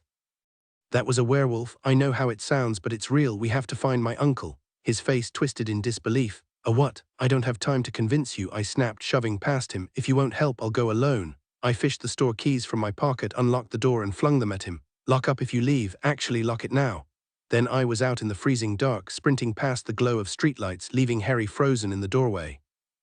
The snow crunched under my feet as I ran, putting as much distance as I could between me and Finch's grocery. My lungs burned as I sprinted through the icy night, my sneakers soaked through with slush. The glow of street lamps faded behind me, swallowed by the thickening darkness. Lonely houses stood far back from the road, half hidden by skeletal winter trees. With numb fingers, I dialed Beverly's number, but when she didn't answer, hot tears spilled down my frozen cheeks. The phone suddenly vibrated in my hand, Beverly flashing across the screen. Aunt Bev, I gasped, nearly dropping the phone in my panic. Where's Uncle Carl? Adria, breathe, she said, her voice trembling. Just breathe. A car rumbled past, tires crunching over packed snow. Where are you? Beverly demanded. Are you outside? Just tell me, I shouted, frustration boiling over. Every second of silence felt like torture. She exhaled shakily. Carl's stable, but he hasn't woken up. My stomach twisted, headlights flared behind me and I spun around, heart pounding, until I recognized Harry's truck. Relief crashed over me. Harry's here, I told Beverly, yanking open the passenger door. We're coming now. Harry frowned as I scrambled inside. Start talking, he ordered. It was an accident, Beverly said through the phone. Maybe a deer or something bigger hit his car, but my mind raced with darker possibilities. That werewolf at the store, his claws, his teeth all stained red. He'd known Uncle Carl's name. He'd smirked like this was all some sick game. My hands shook as I clutched the phone. Adria, Harry pressed, his grip tightening on the wheel. What aren't you telling me? I swallowed hard. The truth was worse than any deer, but how could I explain it without sounding insane? I'll believe anything you tell me, just start talking. Harry was just as desperate for answers as I was. I already told you, I said. It was a werewolf. Yeah, but I thought you were messing with me, he shot back. I turned to glare at him. Why would I joke about something like that? My voice was rising, but I fought to keep it under control. You saw it too, you know that wasn't normal. Okay, sure, he admitted, but what if it was just special effects, contacts, prosthetics? Anyone could fake that look.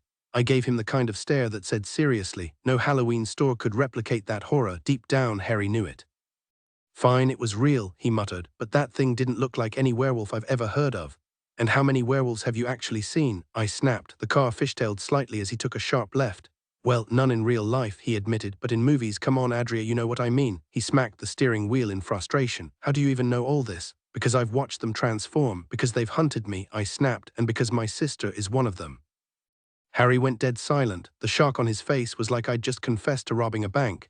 Yeah, you heard me right, I said. Alex is a werewolf. That thing back there, also a werewolf, and they're not exactly rare around here.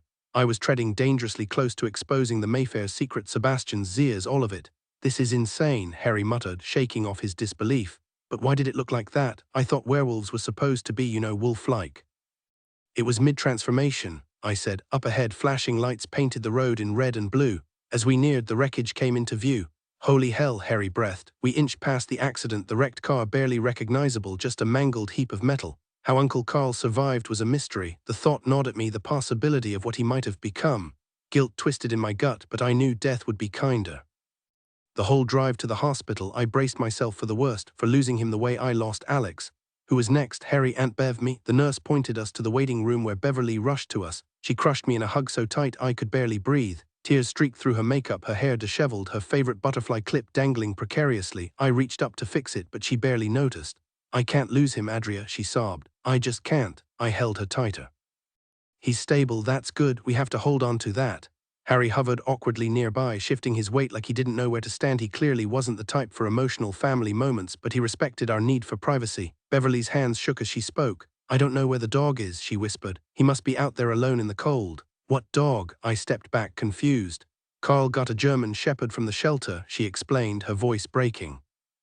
It was supposed to be a surprise for you. He'd just driven back from Augusta when it happened. We were on the phone, then I heard him scream and the dog whine. Oh God, Adria, what if it was because he was distracted? She covered her face, shoulders trembling. It could have been my fault. I pulled her into a hug, rubbing slow circles on her back. No, Aunt Bev, don't do that to yourself. Guilt twisted in my chest. I shouldn't have snapped at her earlier. Now it was my turn to steady her. You said they thought it might have been a deer. Did they explain why? Beverly wiped her eyes with a crumpled tissue, pacing the room.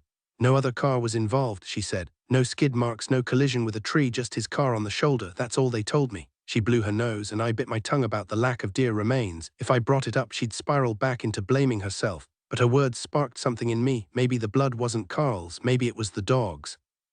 The werewolf had only mentioned attacking a dog, not my uncle. It wasn't much, but it was hope. A nurse appeared in the doorway. Mrs. Dawson, you can see him now. I gripped Beverly's arm. Can I come too? Beverly glanced at the nurse, who nodded. I turned to Harry. Stay here. He gave me a tired smile. I'm not going anywhere. Funny how he thought I had all the answers. Even if I'd wanted to shake him off, I couldn't. The hospital hallway felt like a tunnel, too bright, too clean, too full of quiet suffering. The last time I'd been in one, my great-grandma had smiled at me from her hospital bed before slipping away 2 days later. I held Beverly's hand the whole way, our footsteps echoing. The nurse paused outside Carl's room, clipboard pressed to her chest. Dr. Derringer will be by soon, she said. He's awake, but the meds will have him pretty out of it. Beverly's tears shimmered under the fluorescent lights. He's really awake. The nurse pushed the door open and I braced myself, expecting torn flesh, missing limbs, something monstrous. But all I saw was my uncle, pale but whole, blinking up at us from the bed. I tried to look away, but my eyes stayed fixed against my will. Tubes and machines surrounded him, and Roman 4 snaked into his right hand, a blood pressure cuff squeezing his arm. A beeping monitor flashed numbers in neon colors, tracking his pulse and oxygen levels. His left leg and right arm were encased in plaster, and thick bandages swathed his head, a dark stain seeping through near his temple. A clear tube ran from his chest, draining fluid into a noisy machine on the floor that gurgled like something out of a horror movie. Uncle Carl's face was turned toward us, his skin pale under the harsh hospital lights. A thin oxygen tube curled under his nose, and his breathing was shallow. The nurse fiddled with his Roman 4 before setting her clipboard down and leaving with a quiet, "I'll check back soon." Beverly sank into the chair beside the bed, her usual spot, while I hovered, too uneasy to sit. Guilt twisted in my gut. This was my fault. Tears burned behind my eyes, but I refused to let them fall. I forced myself closer, each step heavier than the last. His eyelids were half shut, swollen and bruised. "What's that thing doing?" I whispered, nodding at the machine on the floor. "His lung collapsed," Beverly murmured. "They had to put a tube in to help him breathe." A cold shudder ran down my spine. Without realizing it, I'd pressed my hand over my mouth. Beverly bent forward, kissing Uncle Carl's forehead where the bandages didn't cover. "Carl," she said softly, "can you hear me?" His lips moved, but the words were slurred, impossible to catch. "What was that, sweetheart?" Her voice trembled like she was holding back a sob. "Hit me," he managed, his voice barely audible. I dragged a chair next to Beverly and leaned in. "What hit you?" "Animal," he rasped. "Big, don't know." Every word seemed to cost him, his face twisted in pain and the heart monitor spiked. "Don't try to talk," Beverly whispered, stroking his brow. "Just rest." He let his eyes close, his body sinking into the mattress. "I can't believe this," Beverly muttered, more to herself than to me.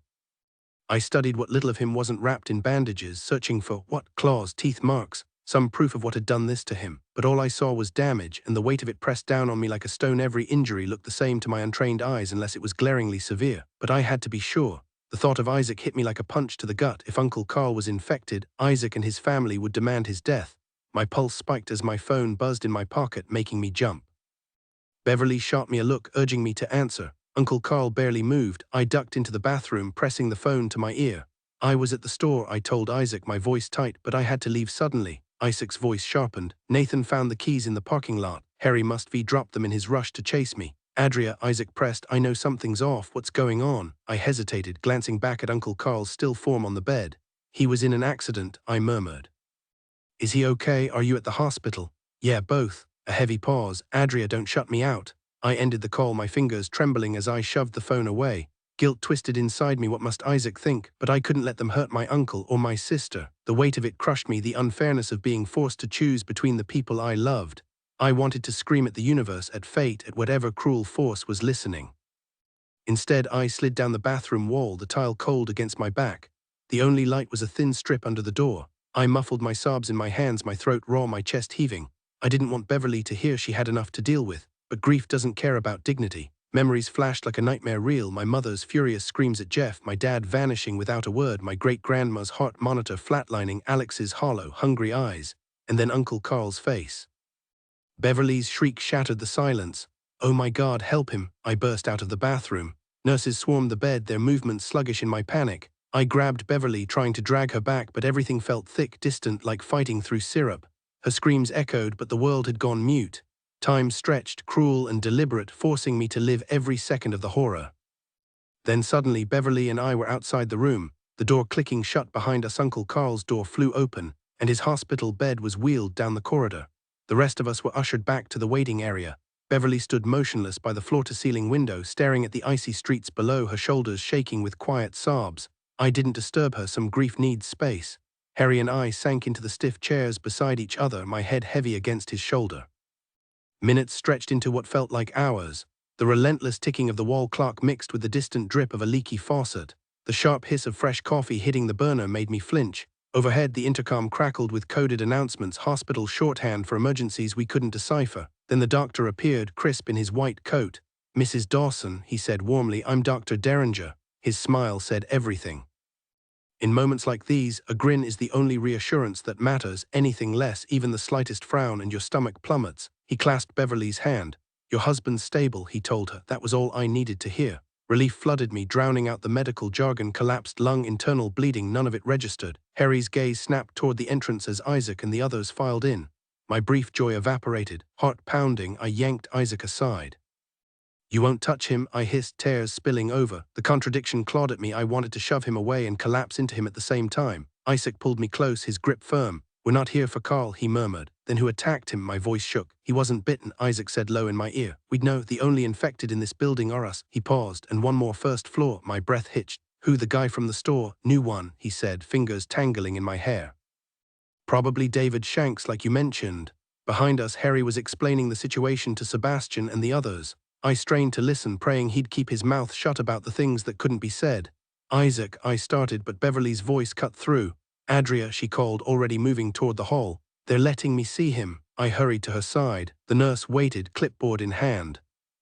Just family for now, Beverly whispered, pulling me into a fierce hug before following her down the sterile hallway. Go home or stay with your friends, just don't stick around here, all right, she said, her voice firm but tired. But I started. Seriously, it's fine, she cut in, nudging me toward the door. They won't let you back in for hours. Get some rest and I'll swing by tomorrow to take you to see him. She turned to Harry, who had followed me inside, mind dropping Adria off.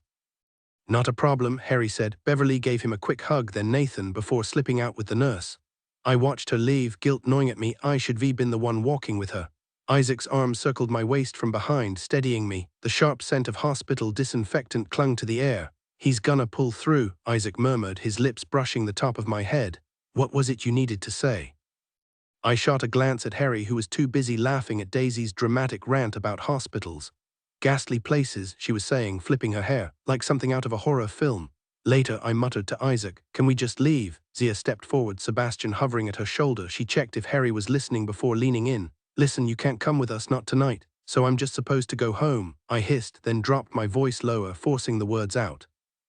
Zia, one of them showed up at Finch's. He threatened me. Look what happened to my uncle. The urge to scream burned in my throat. Harry glanced over, but Daisy kept him distracted, her chatter deliberate. She can't go back there, Isaac said flatly. It's worse than we thought. Nathan nodded. At least we're not the ones after her. Isaac squeezed my hand. We'll figure it out. I can hold off a couple more nights, but after that.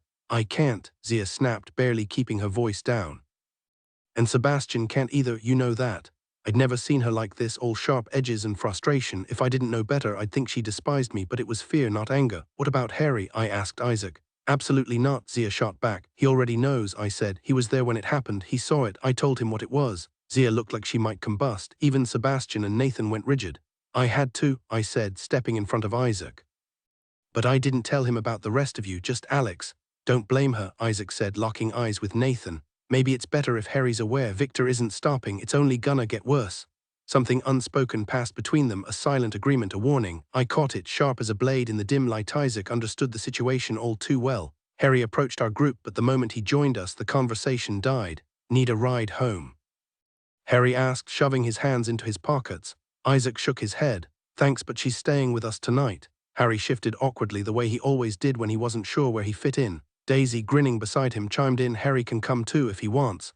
The unspoken tension was thick. Even Zia held her tongue. Nobody wanted to upset Harry, but the silent exchange between Sebastian and Zia made it clear Daisy would get an earful later. Yeah, sounds great, Harry said, forcing enthusiasm. Daisy clapped her hands. Perfect, it's decided. Uncle Carl's memory crept back into my mind as it always did. The guilt gnawed at me, relentless. Isaac squeezed my hand and led me out of the hospital. All night I clutched my phone, terrified of missing Beverly's call. Eventually I tucked it into my pocket, defeated. No news is good news, Isaac said, leaning against the headboard. I curled into his side, his chin resting on my hair. Not really, I muttered. She didn't even call me when it happened. I had to reach out first.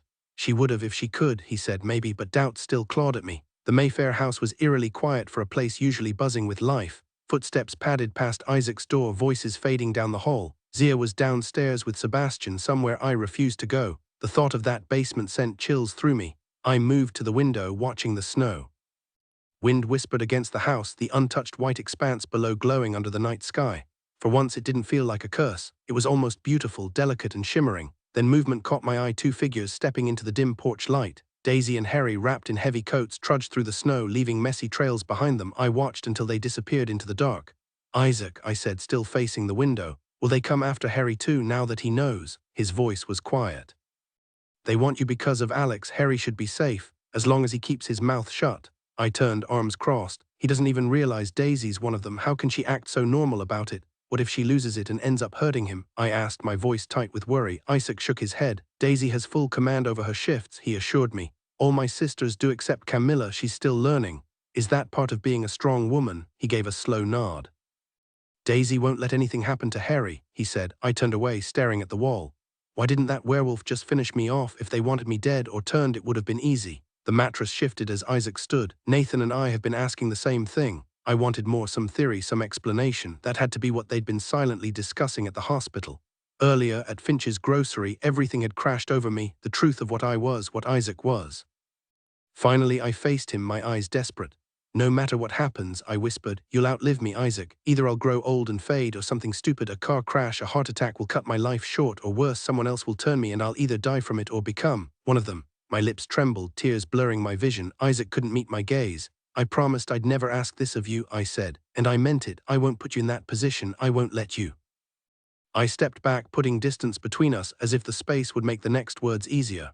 What if I asked Nathan to do it? Isaac's eyes darkened instantly. Before I could blink, he was on me, slamming me against the door. His hand pressed against my throat, not choking, but stealing my breath. His fangs gleamed inches from my face, a deep growl vibrating through him. I couldn't move, couldn't think, my body locked in place. He jerked his head to the side, tendons straining in his neck.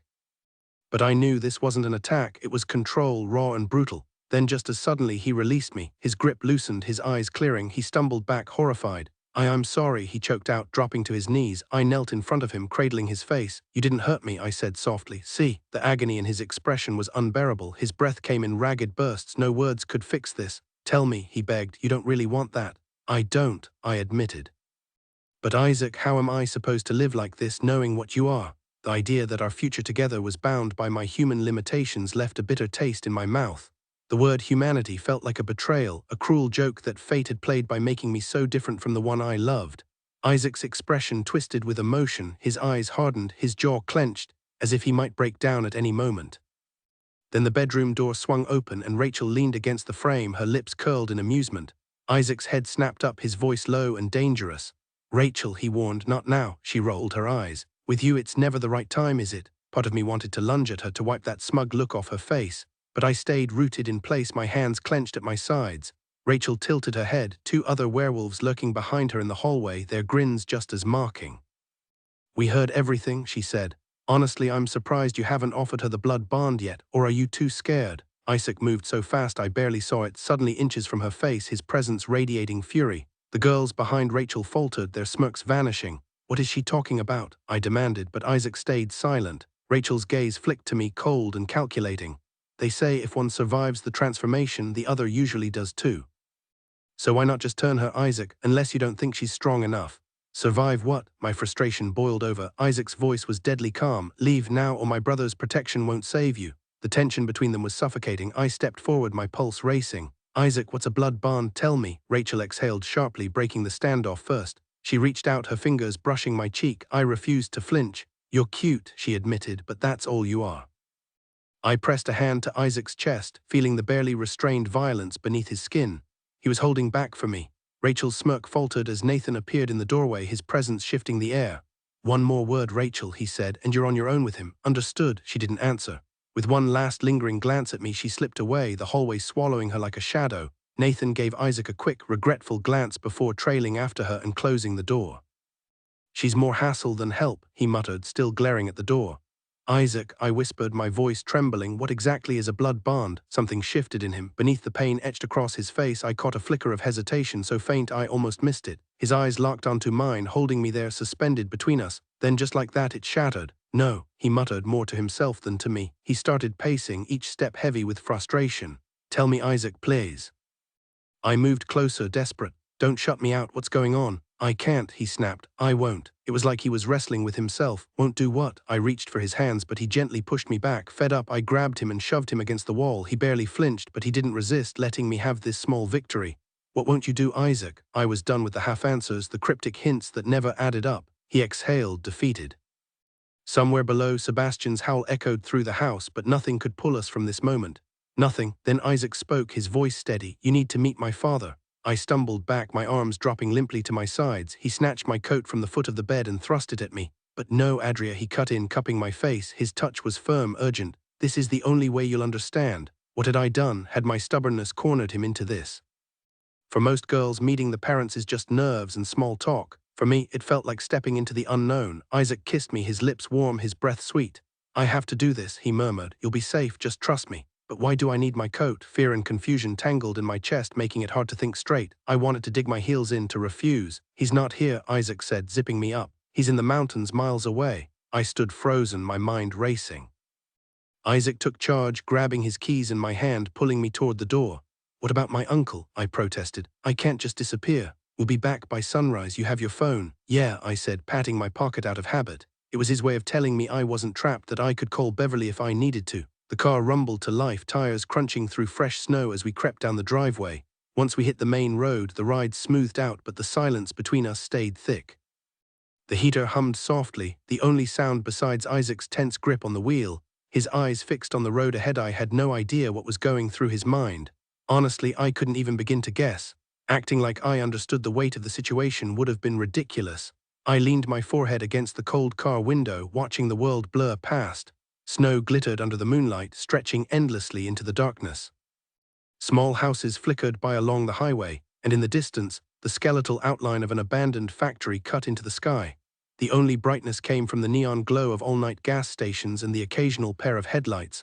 Otherwise, it was just trees and empty road, black pavement twisting ahead, the yellow lines warping in my tired vision. The stars held my attention more than anything else.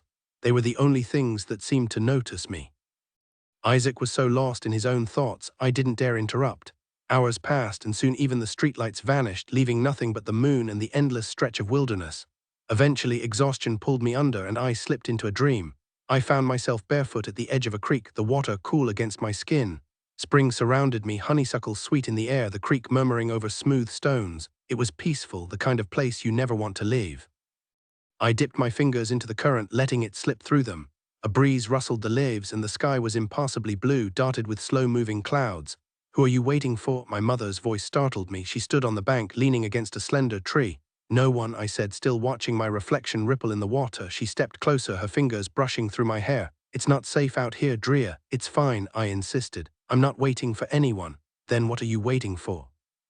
I hesitated. The answer should have been nothing, but something in me hesitated. "I don't know," I admitted. "Do you?" In the water, I saw her reflection smile. "Death," she said simply. I spun around, but she was gone. The air turned warm and a prickle ran down my spine. Something or someone was watching me from the trees. Before I could react, Isaac's voice pulled me back. "Adria, wake up." Blinking, I lifted my head from the window. Still darkness, still trees, still snow swallowing everything. "Are we there yet?" "Almost," he said. "Put your coat on, you'll freeze out here." I shoved the unsettling dream aside. Maybe I'd tell him about it later, maybe not. Stepping out of the car, the cold bit through my clothes, my breath fogging in the air. "Where exactly are we?" I asked, shivering as I took in the vast, frozen emptiness around us. The chill here cut deeper than anything I'd felt back in Hallowell. Snow swallowed my boots whole as Isaac rummaged through the car, shoving what looked like winter gear into my backpack. When he slammed the door shut and adjusted the straps over my shoulders, his answer came before I could ask. "Sugarloaf Mountain. Werewolves avoid cities. My father built a hidden bunker an hour's hike from here. No roads lead to it." "An hour," my voice cracked as I scanned the endless pines and knee-deep snow. "You expect me to trek through this?" I planted my feet, ready to argue, but he tugged me forward. "Not the way you're thinking," he said, abandoning the car on the roadside. "The forest swallowed us whole." "Isaac," my hesitation bled into the word. He didn't slow. "We need distance from the road, just precautions." "Precautions against what?" I gasped, stumbling to match his pace until he halted by a fallen tree. His grip tightened around my frozen fingers. "Don't be scared," he murmured. "You trust me, that's enough." The unspoken truth hit me like a freight train. My pulse hammered as he stepped back, putting yards between us. "Stay still, don't speak, don't come closer." I managed a jittery nod. His body convulsed, a violent snap of limbs as he collapsed into the snow. A guttural roar tore through the woods, sending crows exploding from the branches. His spine arched, muscles splitting under skin as claws erupted from his fingertips. The transformation wasn't graceful, it was agony made flesh. Bones cracked like gunshots, his human screams warping into something primal. Then he rose. The beast towered over me, dripping saliva onto the snow between us. His yellow eyes locked onto mine, unblinking. Every instinct screamed run, but I stood paralyzed, repeating the mantra in my head. "I trust you. I trust you." Hot breath fogged my face as he leaned in, nostrils flaring. I squeezed my eyes shut, feeling his fangs graze my scarf. One wrong move, one whimper, and I knew those jaws could snap me in half. The silence stretched, then a rough nudge against my shoulder. I cracked one eye open to see the werewolf. Wagging his tail, Isaac the monster huffed as if annoyed by my terror and jerked his snout toward the trees. "Message received, follow." I swallowed hard. "Okay," I whispered. "Lead the way." The moment I heard the deep, rumbling growl from Isaac's chest, I cautiously opened my eyes. Before I could react, he snatched me up, pressing me tightly against his massive frame as he barreled through the forest. His speed was unreal. Trees whipped past us, their branches clawing at him while he shielded me from the worst of it. The ground trembled beneath his powerful strides, rocks shattering underfoot like they were nothing. The wind howled, icy and relentless, stinging my face with snowflakes sharp as needles. Without the heat radiating from his body, I would have been frozen solid. My fingers dug into his fur, but his grip was unshakable, strong enough to snap me in half if he wasn't careful. The world blurred as we tore through the mountainside, the roar of a distant waterfall the only clear sound. I barely caught a glimpse of the ravine ahead before Isaac launched us over it, skimming the edge of the cascading water. For a heartbeat, we hung in midair, suspended between life and disaster. Then we landed hard on the other side, the impact rattling my bones. The forest swallowed us again, one stray branch nicking my cheek before we finally skidded to a stop. Isaac set me down gently, my limbs numb from the cold and his crushing hold. As I rubbed feeling back into my hands, he collapsed to his knees, his screams echoing through the trees. I buried my face in my arms, unable to watch his suffering. Why was it so much worse for him? Alex never writhed like this during her turn. She didn't collapse in the snow, her body radiating enough heat to melt it into dark, wet patches. I rushed to him, ignoring the sting on my cheek. His fingers brushed the cut lightly. "It's nothing," I muttered, digging through the backpack for the clothes he'd grabbed earlier. "Isaac," I said, tossing him a long-sleeved shirt, "why does it hurt you so much?" He sat up, draping the shirt over his shoulders before pulling it on. "Normally, I focus on dulling the pain," he admitted, yanking on a pair of jogging pants. "But this time, all my concentration went into not breaking you." I frowned. "What about shoes?" He gave a tired smirk. "Forgot those, doesn't matter, we're here." "I'll grab some later," I said, standing up and scanning the area. The woods looked the same as always, just shadows and trees stretching into the night. "Over there, between those rocks," Isaac insisted, motioning ahead. "Stick close." I didn't even notice the cave entrance until we were right in front of it. And though I hadn't exactly forgotten why we were here, the reality of it hit me all over again. As soon as we stepped inside, Isaac exhaled like he'd been holding his breath. "Listen," he said, gripping my shoulders, "don't wander off. My dad has no idea we're here, and honestly, neither of us should be." "What?" My stomach dropped. But I thought, his hand clamped over my mouth before I could finish. My voice had bounced off the tunnel walls way too loud. I winced, and he slowly lowered his hand. "You told me we were meeting him," I whispered. "I did," he whispered back. For a second he just looked at me, his expression softening. "Adria," he said, "remember what I told you about how I'd be like my father in one way?" I flashed back to Von Woods, replaying his words in my head. "Yeah, you said you'd ignore the need and the warning." He glanced away, his face unreadable. Was it guilt? Thoughtfulness? "I will ignore the need to protect you from a distance," he admitted, "but in another way I won't be like him." "I won't." It sounded like both a vow and a threat, leaving me uneasy. He took my hand, leading me deeper into the tunnel. The wind howled through cracks above us until the sound faded behind us. The path twisted, then sloped sharply downward. I couldn't see a thing, not even my own hands, but Isaac moved like he had night vision. Without him, I'd have face-planted a dozen times over loose rocks and jagged ground. A flashlight, hell, even a candle would have been nice. My damp socks clung to my feet, the cold giving way to a dull ache. The air warmed, thawing my numb nose. Breathing didn't hurt anymore. Then firelight flickered ahead, painting the cave walls with shifting shadows. Voices murmured. Isaac halted, pulling me to a stop. His eyes looked sharper in the glow, his jaw tight. "If we're spotted, let me handle it," he warned.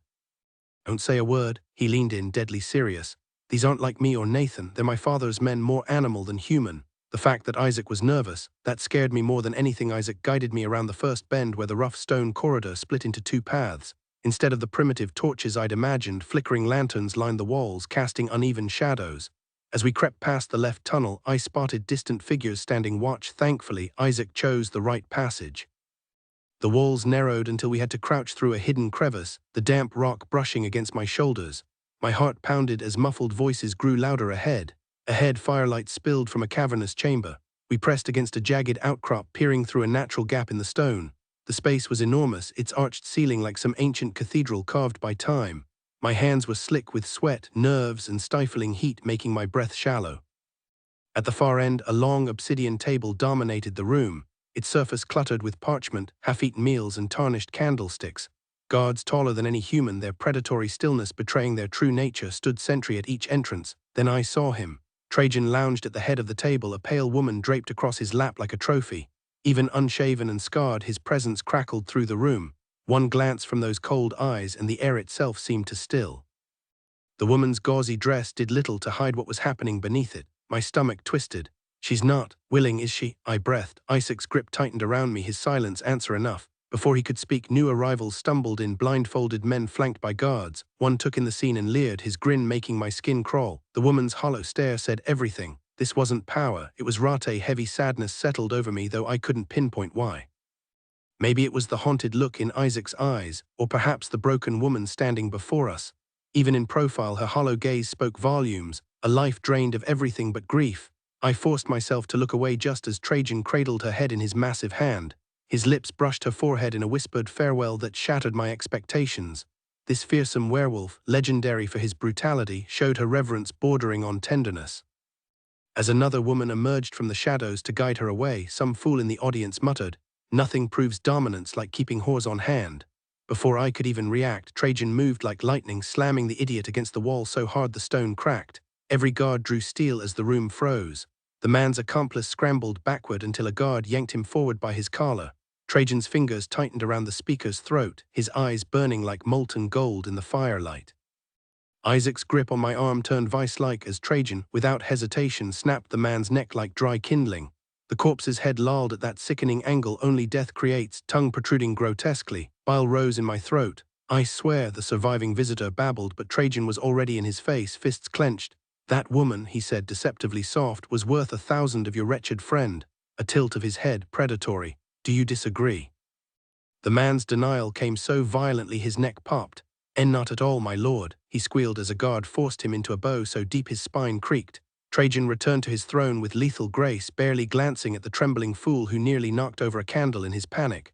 "Your report," Trajan commanded, already scanning a parchment. When the man stammered, "Victor plans to," a single raised finger silenced him mid-sentence. The unspoken threat hung heavier than the corpse cooling on the floor. Trajan's gaze locked onto us, and Isaac's face drained of color. My stomach twisted, I could almost taste his fear. As I sank to the dirt floor, my silent prayers felt useless against the weight of that stare. "Isaac," Trajan commanded, his voice like cracking ice, "take the Dawson girl to my quarters." Isaac rose slowly from our pathetic hiding spot behind the crumbling wall. When he offered his hand, I hesitated, my pulse hammering. Then with a quiet defiance he said, "Her name is Adria, father." My fingers clenched around his in shock. Was he trying to get us both killed? That wasn't just a correction, it was a gamble. Trajan barely acknowledged it, his fingers steepled, his expression unreadable. The terrified man across the cave gaped at me, then choked back his words when Trajan's head tilted just slightly. "Leave, now," Trajan ordered, and Isaac bowed, dragging me toward the exit. Every step felt like wading through mud. The room's eyes burned into me, predatory, hungry, but Trajan's indifference was worse. The second we slipped into the torchlit tunnel, I hissed, "Is he going to kill me?" Isaac didn't slow. "No, what did that man mean? The sister who what?" His grip tightened. "I don't like it either." We rounded a corner, descending uneven stone steps before reaching a guarded chamber. 4 massive figures flanked the door, their nostrils flaring as we approached. One, Raoul, grinned, fangs glinting. "Isaac, you little bastard, bringing her for a tour." Isaac's jaw tightened. "Shut your mouth, Raoul, you know the rules." The werewolf chuckled but stepped aside. Inside, the air was thick with floral perfume, a sickly contrast to the tension coiling in my chest. The chamber glowed with the warm flicker of countless candles, casting an intimate radiance across the vast space. At the center stood an ornate bed draped in luxurious fabrics, its grandeur matched only by the oversized pillows scattered across the floor. Against one wall, a clawfoot tub steamed, while 3 veiled attendants perched on wooden stools nearby. 2 more women waited near the entrance, one cradling a white robe in her arms. Their identical black gowns and sheer veils marked them as servants. The gentle splash of water drew my attention to another attendant kneeling by the tub, her face briefly obscured by rising steam.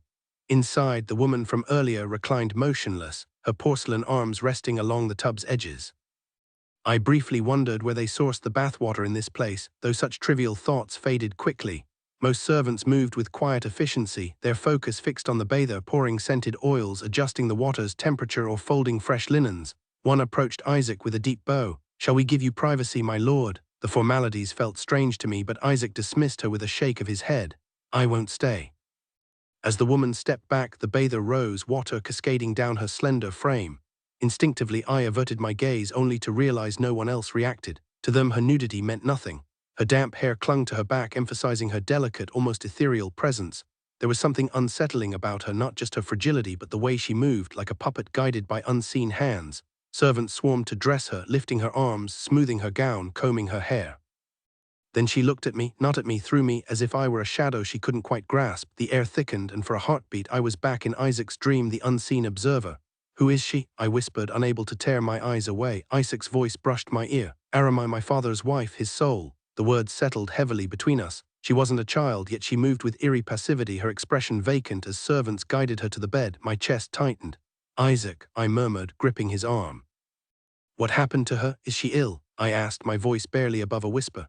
"No," Isaac replied, his gaze distant. "This is the cost of her immortality, what she and my father endure." My breath caught. "Immortal? How?" The blood burned. He motioned for me to follow him toward Aramai, but my steps dragged, this time not from fear of her, but fear for her. Would she be afraid of me? Yet she didn't move, her stillness eerie compared to the vibrant woman in the painting beside Trajan. Isaac sighed. "It's a tragic story, honestly." He settled on the edge of the bed, and after a hesitant pause, I joined him, though it felt wrong to sit so casually beside her. Servants moved around Aramai, lighting candles and smoothing scented oil over her skin as Isaac spoke. "Years ago in the Carpathians, my father's clan waged war against Victor Vargas. My father was left for dead on the battlefield, too weak to shift back after his wounds. He woke in a village barn, still in his wolf form." One of the servants adjusted Aramai's silk sheet, revealing her delicate feet. "Aramai found him there," Isaac continued. "Just a fisherman's daughter, but she didn't run. She pulled the blades from his body, stitched his throat, knowing full well he could have torn her apart. Most of us would have in that state. Blood is survival when we're that close to death, but my father, he had control even then." I swallowed hard. "He loved her." Isaac nodded. "Enough to nearly die, refusing to take her blood." A servant brushed Aramai's hair with gentle fingers, like soothing a child. "When he healed," Isaac said, "he wouldn't shift back, didn't want to frighten her more." "That makes sense," I murmured. "A monster is one thing, a monster who's also a man, that's something else entirely." Isaac's eyes met mine, and for a heartbeat I saw the unspoken fear, the same danger I faced just by being near him. The irony wasn't lost on me. I'd found him wounded in a barn too. He looked away. Years later, Victor's men raided her village, slaughtering or turning everyone. By the time my father returned, it was too late. Isaac discovered Aramai wounded and near death in the forest, her body covered in blood but untouched by infection. He exhaled slowly, his eyes fixed on her as she closed hers. My father shared his blood with her, binding her to him, he explained. The flickering candlelight painted shifting shadows across the walls before a servant quietly extinguished the flames near the bath. Isaac's expression darkened as he turned back to me. A male werewolf's blood can shield a human from sickness and time. It mends even fatal injuries and grants immortality, but like us, they remain vulnerable to death. The revelation of the blood bond struck me like lightning, my thoughts racing. A servant interrupted, bowing slightly. "My lord, shall you retire with my lady tonight?" My breath hitched, my throat tightening. Isaac shook his head. "Adria and I must depart soon. Stay with her until my father arrives." His hand settled on my knee, his voice lowering. The cost of her immortality was her mind. For centuries, Aramai hasn't been herself. She recognizes only my father, and few can endure her presence. His gaze flickered toward her sleeping form before returning to me. "She can't be left unattended. Tonight you've seen her calm, but there are moments. She shatters, she weeps, claws at her skin, or lashes out. There's no predicting it. Horrible." I murmured, watching her peaceful face. The idea of her suffering felt like a betrayal, yet one question burned. Then why was she with Trajan like that? It made no sense. She wasn't some plaything, but the scene had been unsettling. Isaac's shoulders slumped, his voice heavy. "She's barren. The blood stole that from her. Before her mind faded, she longed to give my father a child. Now her fixation remains. He'd never break her heart with the truth. He indulges her no matter when or where she seeks him. They're bound beyond life. If one perishes, the other won't survive." The weight of his words crushed me. My miracle had a price. Rising from the bed, I covered my mouth, watching as a servant nestled beside Aramai, brushing strands of hair from her face. She looked ethereal, fragile. Isaac stepped closer, pulling my hands away. "Now you understand why I can't." The raw ache in his voice shattered me. Tears spilled freely as I pressed my palms to my eyes. "Adria," he whispered, "you have to stay as you are. I would never put you in danger by exposing you to the change. Like my father, I want you in my life, but unlike him, I won't abandon you to that fate." Tears spilled down my cheeks, unstoppable. Isaac pulled me close, his heartbeat frantic against my ear. The truth settled over me like a weight. Isaac and I wouldn't last forever. The future I'd imagined, the world where it was just the two of us, shattered in an instant. The heavy oak door creaked open and Trajan stepped inside. "Adria Dawson," he said, his voice smooth but carrying an edge that sent a chill through me. "The one who captured my son's heart." He let the door shut behind him, his gaze drifting to Aramai asleep on the bed. Even after centuries, his love for her hadn't faded. Isaac tightened his hold on me. "Father, I had to bring her here." Trajan's expression darkened. "It's your reasoning that troubles me." Isaac glanced at Aramai, then back at his father. "She needed to know." The servant slipped out, leaving Aramai alone. She shifted slightly and Trajan's focus snapped to her. He wore an old leather trench coat open over his bare chest, his muscles defined, his skin surprisingly unmarked for someone who'd lived through so much.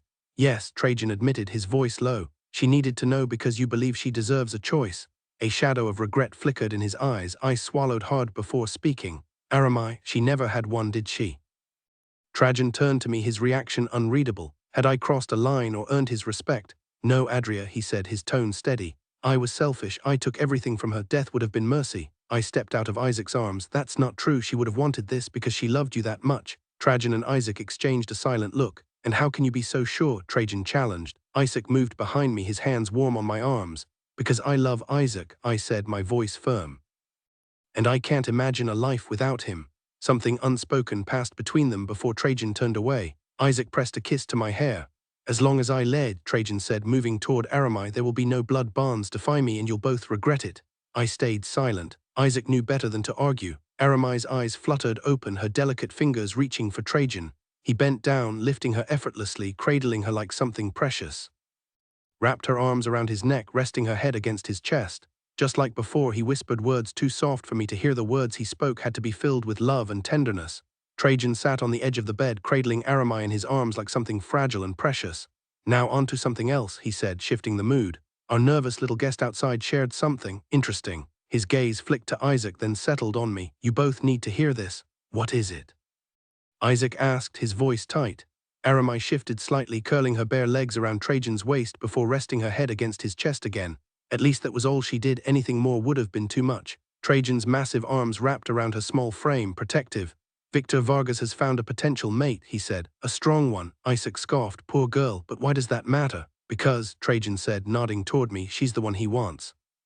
Isaac spun so fast I barely saw it, his eyes already darkening like spilled ink. The air in the room vanished. "What?" His voice was a low, dangerous rumble. "Control yourself," Trajan ordered, and the command sent a shiver through me. "Not here, not in front of her." He meant Aramai. I half expected Trajan's own eyes to darken, but he stayed eerily composed. Isaac forced himself to still, though his rage simmered just beneath the surface. I was far from calm. "No, why?" I whispered, numb. "Because your sister survived," Trajan said, "and siblings usually share the same traits." Isaac snarled, pacing like a caged animal. "That's why they haven't touched you, why Victor called Sybil off in the barn. How did I miss this?" The shock of it rooted me in place. "But he could have taken her already," Isaac snapped. "The barn, even at the cove, he was right there." His fury was a living thing, and I kept my distance, letting him wear a path in the floor. "He wants her willing," Trajan said. "Her sister was supposed to bring her in. When that failed, he sent others to scare her." A cold realization hit me. Oh no, he used my uncle to threaten me. The weight of it crushed me. Uncle Carl's hospital stay was even more my fault than I'd thought. I fumbled for my phone, but of course no signal. Trajan watched me. "Adria," he said, "your family is safer with you gone." Isaac's voice was lethal. "Then what am I supposed to do? I'll slaughter every last one of them." "I don't doubt you could," Trajan said, "but Victor is the one who wants her and the one you can't kill." Isaac's fist came down on the desk, splitting it in two. Wood splintered, papers scattered. I flinched, my breath catching as I waited for Trajan's reaction, but he stayed still, holding Aramai like nothing else existed. "Victor Vargas will be handled soon," he said calmly. Isaac whirled around, his rage barely contained. "I bet those were the same words you used on your men centuries ago." I didn't even notice Trajan moving Aramai to the bed. 1 second he was there, the next he had Isaac pinned to the stone floor, fingers locked around his throat. The image of that man dying earlier, so much like this, flashed in my mind. My voice cracked as I begged, "Stop, please don't." I dropped to my knees beside Isaac, my hands shaking. One cradled his jaw, the other lifted toward Trajan in desperate appeal. Tears blurred my vision. For a breathless moment, nothing moved. Then slowly, Trajan straightened, his shadow looming over us. He didn't turn back as he spoke, his voice like gravel. "One day you'll understand the weight of being an alpha." Isaac rose, his face unreadable. "Forgive me, father," he started, but Trajan cut him off. "You are your father's son." His gaze flicked to Aramai, then back. "Adria's strength is undeniable. I can sense it, the control, the power waiting to surface." His voice dropped, not quite a whisper, but close. "You may have to act before Victor does." Isaac recoiled, stepping out of his father's reach. Aramai stirred, the silk slipping from her shoulders as she murmured something in a language I didn't recognize. Trajan moved to her, cupping her face with surprising tenderness. "I'm staying with her until I return to Serbia," he declared. "Victor's vengeance won't touch her." Isaac hesitated at the door. "And Adria," Trajan's answer was firm, "she's yours to protect, just as Aramai is mine." That's the way it's always been. True to his word, Isaac had me back in Hallowell by dawn. The drive was a blur, exhaustion dragged me under before we'd even left the mountains. The weight of everything pressed down, especially the death I'd witnessed. Shouldn't it haunt me more? The uncertainty gnawed at me. The Mayfair house stood silent under a pale, wintry sky. Even the weak sunlight couldn't shake the chill in the air. Isaac led me upstairs, smoothing the sheets before guiding me into bed. His touch was careful as he pulled the blanket to my waist. When he turned to leave, I caught his wrist. "Stay," I whispered. He stilled just for a heartbeat, then slid in beside me. No words, no expectations, just his presence steady and warm. And for the first time in days, I didn't feel alone. Curled in Isaac's arms, I drifted into the deepest sleep I'd ever known. That kind of peace, where danger feels worlds away and love wraps around you like armor, is rare. The buzz of my phone against my thigh startled me awake. Blinking, I squinted at the screen. 1:42 p.m. Aunt Beverly calling. "Carl's improving," she said the moment I answered. "You can see him tonight. Are you with Harry?" Relief washed over me. "That's amazing. I've been so scared." My gaze dropped to Isaac, his face relaxed in sleep, unfairly perfect. "No, I'm at Zia's." Beverly's tone turned sly. "In her room, right?" "Obviously," I lied too quickly. "Call if you need a ride to the hospital," she said, and I could practically hear her rolling her eyes. Isaac stirred as I set my phone down. His eyes met mine, too alert to have been sleeping. "Uncle Carl's okay," I told him. He tugged me back against his chest, his voice rough with sleep. "Good." A beat, then he added, "Now we just have to make sure you don't end up in Victor's crosshairs without tipping anyone off." A soft knock interrupted us. Zia's pale hair appeared around the doorframe. "Coast clear." Isaac waved her in and she crept forward like she expected to find us in some compromising position. "Relax," I said, laughing. "We're decent." Zia flopped onto the foot of the bed. "You two hibernated all day, wild night." Isaac propped himself up. "Took Adria to see my father." Zia's grin vanished. "Aramai," at his nod, she turned to me, sympathy flickering. "Rough stuff." I looked away, my silence answer enough. Zia clapped her hands. "Anyway, you're probably too wiped for skiing, huh?" "I wish," I said, sitting up, "but I need to visit Carl." Isaac's arm tightened around me. "And I'll be shadowing her like a paranoid bodyguard from now on." As if I'd complain, he exhaled. Also tell Nathan and the others Victor's decided Adria's his next mate. Zia shot upright, eyes wide. You're kidding. Wish I was, Isaac muttered, fingers threading through my hair. Just give them the heads up, things just got messier. Zia forced a smile, but her shoulders stayed tense. Got it. The door clicked shut behind her, leaving the weight of Isaac's words hanging between us for a moment. I felt like a kid being protected from all the harsh realities of the world, and honestly I didn't mind it, not right then. You should know, Zia said, nudging me. Daisy and Harry totally hit it off. He still crashed out on the den couch. No way, I said, laughing. Totally, she teased, tossing her hair. Almost made me jealous. Isaac took that as his cue to slip away from our girl talk, heading off to change.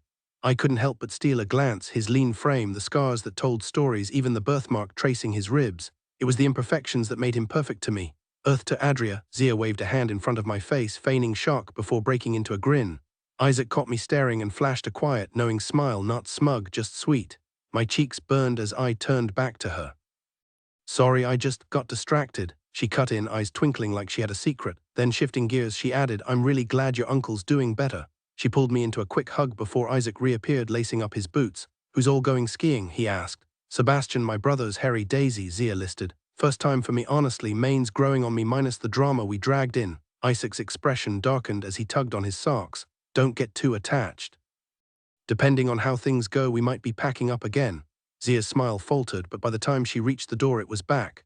Later, Drea, she called, using the nickname only my sister ever had. It sent a warm pang through me. The second the door clicked shut, I turned to Isaac. What did you mean about moving? He crossed the room in 2 strides, lifting me effortlessly, my legs locking around his waist. His lips brushed my arms, one after the other.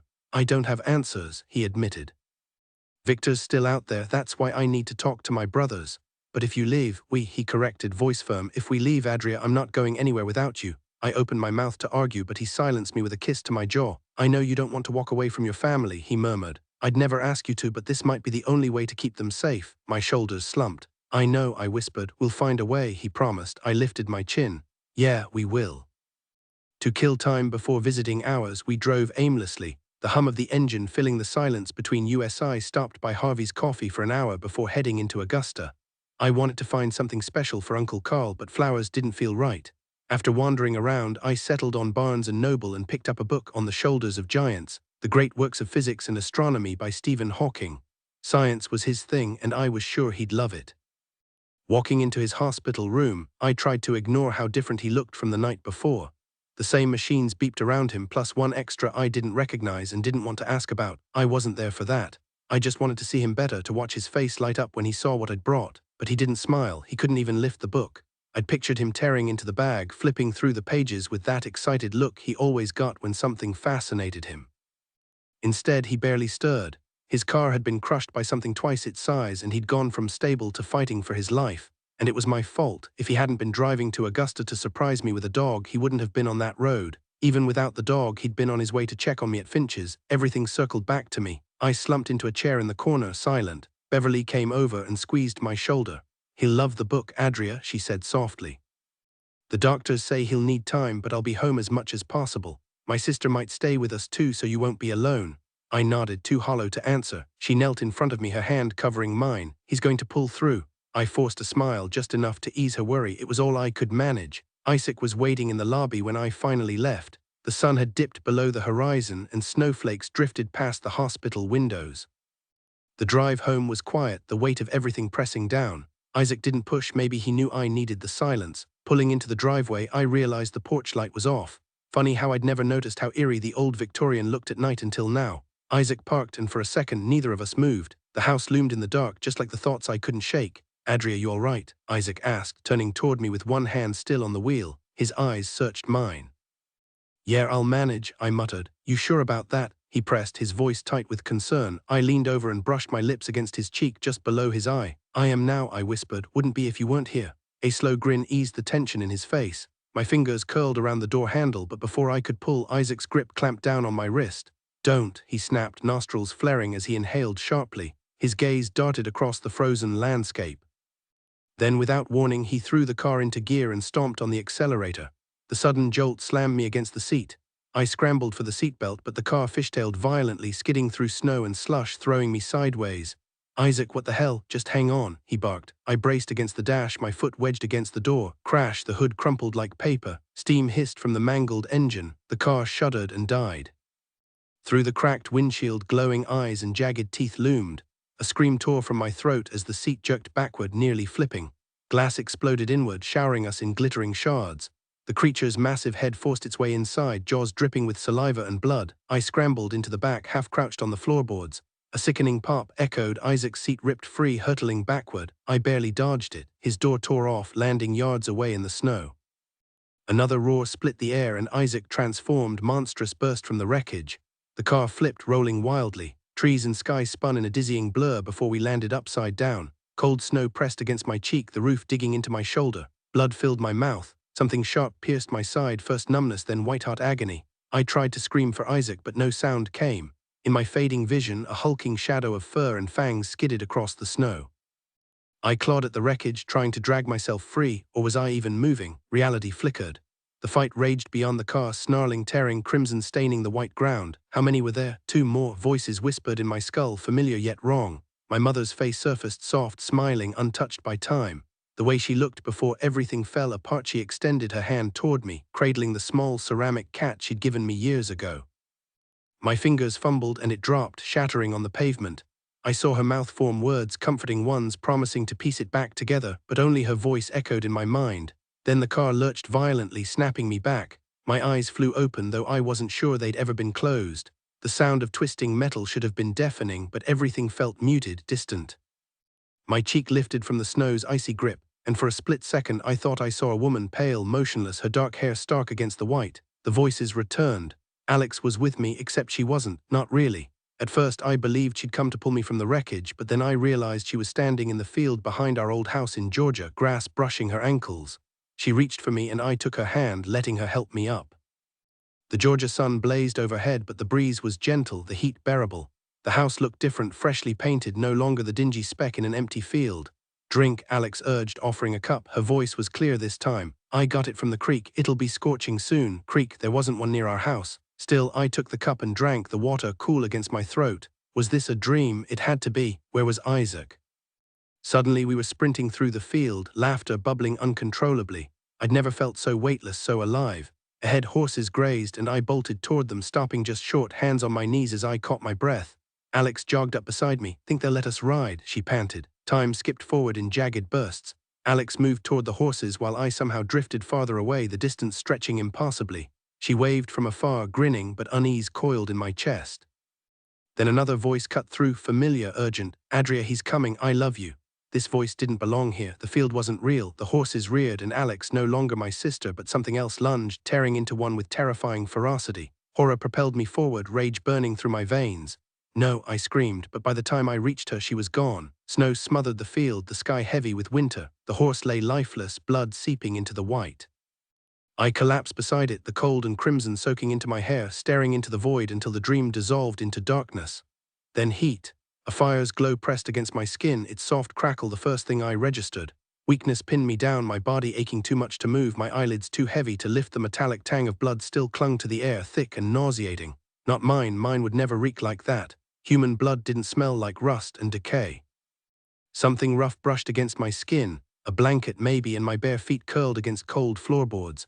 The fabric draped over me was too thin, too foreign, a nightgown. I forced my eyes open just enough to see Victor Vargas lounging at a table across the room, watching me like I was some twisted experiment. For a second, I wished I'd bled out in that field with the horse. At least death would have been honest. I tried to push myself up, but my arms trembled. Useless. Closing my eyes again, I braced for the bite, the burn of transformation, anything to end this faster. Then Isaac's face flashed in my mind, my back stiffened. "Where is he?" My voice cracked, but the words clawed their way out. "Where's Isaac?" Victor didn't answer, just stood and crossed the room, sinking onto the edge of the bed like we were old friends. I recoiled, pressing into the wall. "Get away from me," I spat, every word sharp with fear. "You disgusting." A woman's laugh cut me off. She sauntered in, all swaying hips and poison-drip charm, that smile like she'd already won. "Isaac," she purred, "put up quite the fight, strong just like his mother." Sybil, the name tasted like ash, her eyebrows lifted in mock surprise. "Oh, he mentioned me." The memory hit me like a slap, the woman in the snow, pale and lifeless. But here she was, draped in a dress that clung to every curve, the fabric pooling behind her like a blood trail. How could something so beautiful be so rotten? Victor hadn't moved, just watched with that infuriating calm.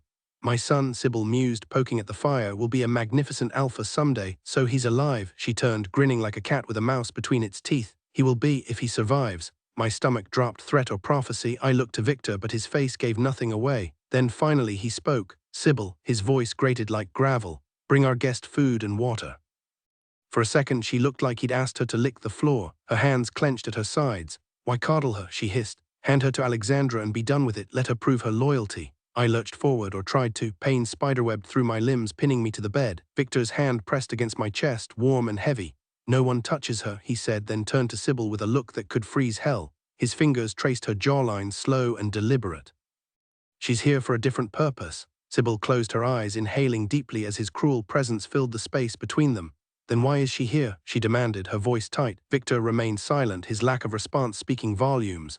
You wouldn't, she spat, backing away, her face twisted in disgust. You actually intend to take her in? Still he said nothing. With one last searing look, Sybil stormed out. I know exactly what you're planning, I said, and Victor finally turned toward me.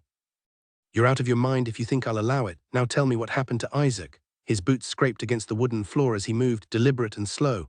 I scanned the room, no windows, no obvious escape, my pulse hammered in my throat. I left him where I found him, he replied, far too calm. Just tell me if he's alive, I begged, my voice cracking. The weight in my chest threatened to crush me. No answer came. Was it you who attacked us in the car? Victor chuckled, amused. You insult me, he said, a smirk playing at his lips. I'm an alpha elder, centuries old. Sybil's strength is nothing compared to mine. Of course, Isaac's mother had been the one to ambush us, nearly finishing what she started before. You were lucky to survive that wreck, Victor mused, barely clinging to life from what I heard. I kept my focus on him while assessing my own injuries, bruises mottling my skin, a stitched gash on my leg, my back ached, and beneath my ribs something pulled painfully. Fresh stitches, no doubt. Isaac is the reason you almost died, Victor said, settling beside me on the bed. I forced myself to meet his gaze. No, I shot back, it was because of you. His smile was infuriating. Isaac lost control in that car, Adria, shifted with you inside. Neither Sybil nor I laid a hand on you. He's young, still learning restraint. He brushed a strand of hair from my face, his touch making my skin crawl. And yet, look how well he protects you. I jerked away, pain flaring through me. Trajan will handle you, I hissed. Isaac can deal with the rest of your twisted family, your sons, even my traitor sister, every last one of them. The words about Alex cut deeper than any wound, but I refused to let it show. Trajan, Victor mused, unfazed, won't kill me, Adria. I'll admit Trajan could destroy me if he wished. He's the most feared black beast in generations. If he wanted me dead, I wouldn't be standing here. Liar. His brow arched slightly, that smug certainty never fading. Believe what you want, he said, but don't let your human sentiment cloud your judgment. With that, he stood and strolled across the room, casual as if we'd been discussing the weather. Every fiber of my being burned with hatred. Standing 6 inches away from Victor Vargas felt dangerously close, like his corruption could seep into me just by proximity. Spend enough time with the Mayfairs, he continued, his voice smooth, and you'd start seeing things clearly. What exactly am I supposed to see? I snapped. He paused, his back still turned, but I could sense a shift in him, a quiet confidence settling in. I'll answer anything, he said, finally facing me with an unsettling calm. But you have to be open to hearing it. I'm not the monster you believe I am. You absolutely are, I shot back, my voice trembling. You dragged me here, sent your people after me. Because of you, this town is suffering. My uncle's in the hospital. Your son turned my sister into one of you. My hands shook, my pulse pounding in my ears. Breathe, he said too calmly. You're not in any state. To what? I shouted. To tell you the truth, to say I'll never give in no matter what you do. His expression hardened, the false warmth vanishing. I won't kill you, he said, almost amused. But I will turn you, willing or not. Then why the charade? I spat. Just do it already. Because cooperation makes the bond stronger. I recoiled. That's revolting. Silence. I'll never surrender to you, I vowed. Not ever, he sighed, resting a hand on the doorknob. Think it over, you have until dawn. His gaze flicked around the room. Feel free to explore if you like. The way he said it sent a chill down my spine. The door clicked shut, locking behind him. Alone, I realized I was sitting bolt upright, adrenaline still coursing through me. Anger had given me strength, false strength. When I tried to stand, my legs gave out, sending me crashing to the floor. Pain exploded through my ribs as the wound tore open, blood staining my gown. I lifted the fabric, counting 12 stitches, 2 now split. Gritting my teeth, I dragged myself against the bed, curling into myself. The physical pain was nothing compared to the crushing weight of fear, for Isaac, for my sister, for everything I'd lost. I stayed there, shaking, until exhaustion finally overtook me. Fury surged through me, hot and sudden. I scrubbed my face with my palms, furious that Victor had reduced me to tears. My eyes darted around the dim room, same peeling wallpaper, same musty air, same nothingness except for that battered oak chest wedged in the corner. The door remained shut, no footsteps in the hall, no shifting light under the threshold. This time I gripped the iron bed frame hard, bracing for the dizziness as I hauled myself upright. Every step sent fire through my ribs, but I made it to the chest and collapsed beside it, gasping. The lid groaned like a dying animal when I pried it open. Inside, the scent of brine and mildew hit me like the darks back in Boston after a storm. Yellowed maps curled at the edges, their ink bleeding into the parchment. A cracked spyglass rolled against a wooden case of cork-stoppered vials, their contents murky and ominous. My fingers brushed something leather-bound beneath the debris. A journal, its spine barely holding together, pages swollen with moisture. A spider skittered across my wrist, and I flicked it away absently. The brittle pages crackled as I turned them, revealing elaborate script I couldn't decipher. Sketches leaped out, two armored men, their faces achingly familiar, Trajan and Victor standing shoulder to shoulder on a battlefield littered with grotesque clawed corpses. Page after page they were inseparable. Then a third figure appeared, a woman in battle gear, her name etched in that same cryptic hand. My pulse spiked. What was this, some twisted family album? I hurled the journal back into the chest. Useless, just like everything else in this godforsaken place. That's exactly what he's after, I muttered. Why else would there be a random chest in here? He told me to look around for a reason. The photos of him and Isaac's father might have seemed friendly, but that didn't mean anything now. People change, sides shift. At least that's what I kept repeating to myself, trying to shake off the unease Victor had stirred in me. Sure, he'd made me curious, maybe even a little worried, but that was it. No way was I turning against Trajan, and definitely not Isaac. The idea that he thought I'd be that easy to manipulate just pissed me off. The room was my only refuge, though the silence was unnerving. Hours dragged by, muffled footsteps outside, hushed voices, then nothing. The air smelled damp like old saltwater and mildew, and my own breathing was the only sound left. I lay there watching the fire flicker against the wall, its flame bending like something was pulling at it. A draft. I sat up fast. The fireplace. Next to it, a massive wooden shelf blocked something, maybe a window, boarded up from the outside. I shoved at it, but it didn't budge. Frustrated, I turned back to the fire, watching the smoke curl upward. Where was it going? My eyes landed on two cracked ceramic pots with dead flowers. I yanked them out, dumped the water onto the flames, and killed the fire. Kneeling, I leaned into the chimney, squinting up into the darkness. Nothing, just endless black. He wouldn't be stupid enough to leave you an escape route, a voice said from behind me. I jerked back, smacking my head against the stone. Soot rained down, coating my hands and dress. Sybil stood by the door, watching me with that unsettling calm. What do you want? I snapped, trying to sound tougher than I felt. I wiped my hands like I didn't care, but my pulse was racing. If anyone was dangerous here, it was her. She moved closer, smooth and deliberate. My eyes flicked to the door, unlocked. I could bolt just to talk, she said. Yeah, right, I shot back, not buying it for a second. What if I refused to talk? I asked, my voice tight. Sybil tilted her head, her dark eyes glinting. Oh, I have a feeling you'll change your mind. My legs ached, but I refused to sit. I needed to hold my ground to prove, if only to myself, that I wasn't as vulnerable as I felt. The air in the room felt heavy, charged with something unspoken. No one else seemed to notice her presence but me. Sybil moved toward the old wooden chest, her fingers tracing the edge of the lid. Victor never told you why Trajan won't kill him, did he? That got my attention. No, I admitted, though I tried to sound indifferent. But I don't care. You do, she said smoothly. What if I told you the reason? Would you do something for me in exchange? The tension shifted. She wasn't here to harm me, at least not physically. But the unspoken threat lingered. If I refused, she wouldn't hesitate to make things difficult. A choice loomed: Sybil's offer or Victor's plans. What do you want? I asked, bracing myself. She lifted the journal from the chest, running her hand over its worn cover. For a moment she pressed it to her lips before placing it back inside, leaving the lid open. When she turned to me, her expression was unreadable. All I want is for you to pass along a message to my son. Just a message. It couldn't be that simple. Nothing ever was. I took a cautious step forward. That's it. Just tell Isaac why. She waved a dismissive hand. The why doesn't matter. What matters is that he knows. You wouldn't keep something like this from him, would you? He deserves the truth. I hesitated. There had to be more to it. Wait, I said, my voice rough. How am I supposed to tell him anything in here? And once Victor's finished with me, I won't be the same. I cut myself off, swallowing hard. I'll get you out of here. It sounded too easy. I backed away, waiting for the trap, the hidden cost, but Sybil only smiled. A blood bond, she began, isn't as straightforward as you think. She let out a sharp laugh, twirling a finger in the air. Actually, straightforward is the wrong word. It's more like signing a contract with the devil. She perched on the edge of the bed, crossing her legs and pressing her palms into the mattress. I stayed rooted in place. Young werewolves think they understand the blood bond, she continued. But only the elders truly know because it's forbidden. Break that law and the alpha of your pack is bound to kill you. She exhaled slowly. Once the bond is made, the human is tied to that first drop of blood for eternity or until death, and death usually wins. I thought it made humans immortal, I said, frowning. Sybil's smile widened. It does, she said. But if the blood that forged the bond dies, so does the one it's tied to. I struggled to piece together what she was implying. Aramai is precious to Trajan, she added, her voice dropping to a whisper. And Trajan protects Victor. You can figure out why. Protects him? I couldn't wrap my head around it. The idea was too twisted. Trajan wouldn't shield Victor, not after everything. If Trajan was truly that powerful, why was Victor still breathing after all these years? The things Victor had tried to explain to me suddenly didn't seem so far-fetched. Then it hit me, a cold, undeniable realization. My fingers pressed against my chest as I shook my head, desperate to deny the truth taking root in my mind. Sybil's grin was sharp enough to cut glass. I didn't even have to look at her to feel it slicing through me. You finally understand, she said. Victor's blood was the first Aramai drank, not Trajan's. If Victor dies, so does she.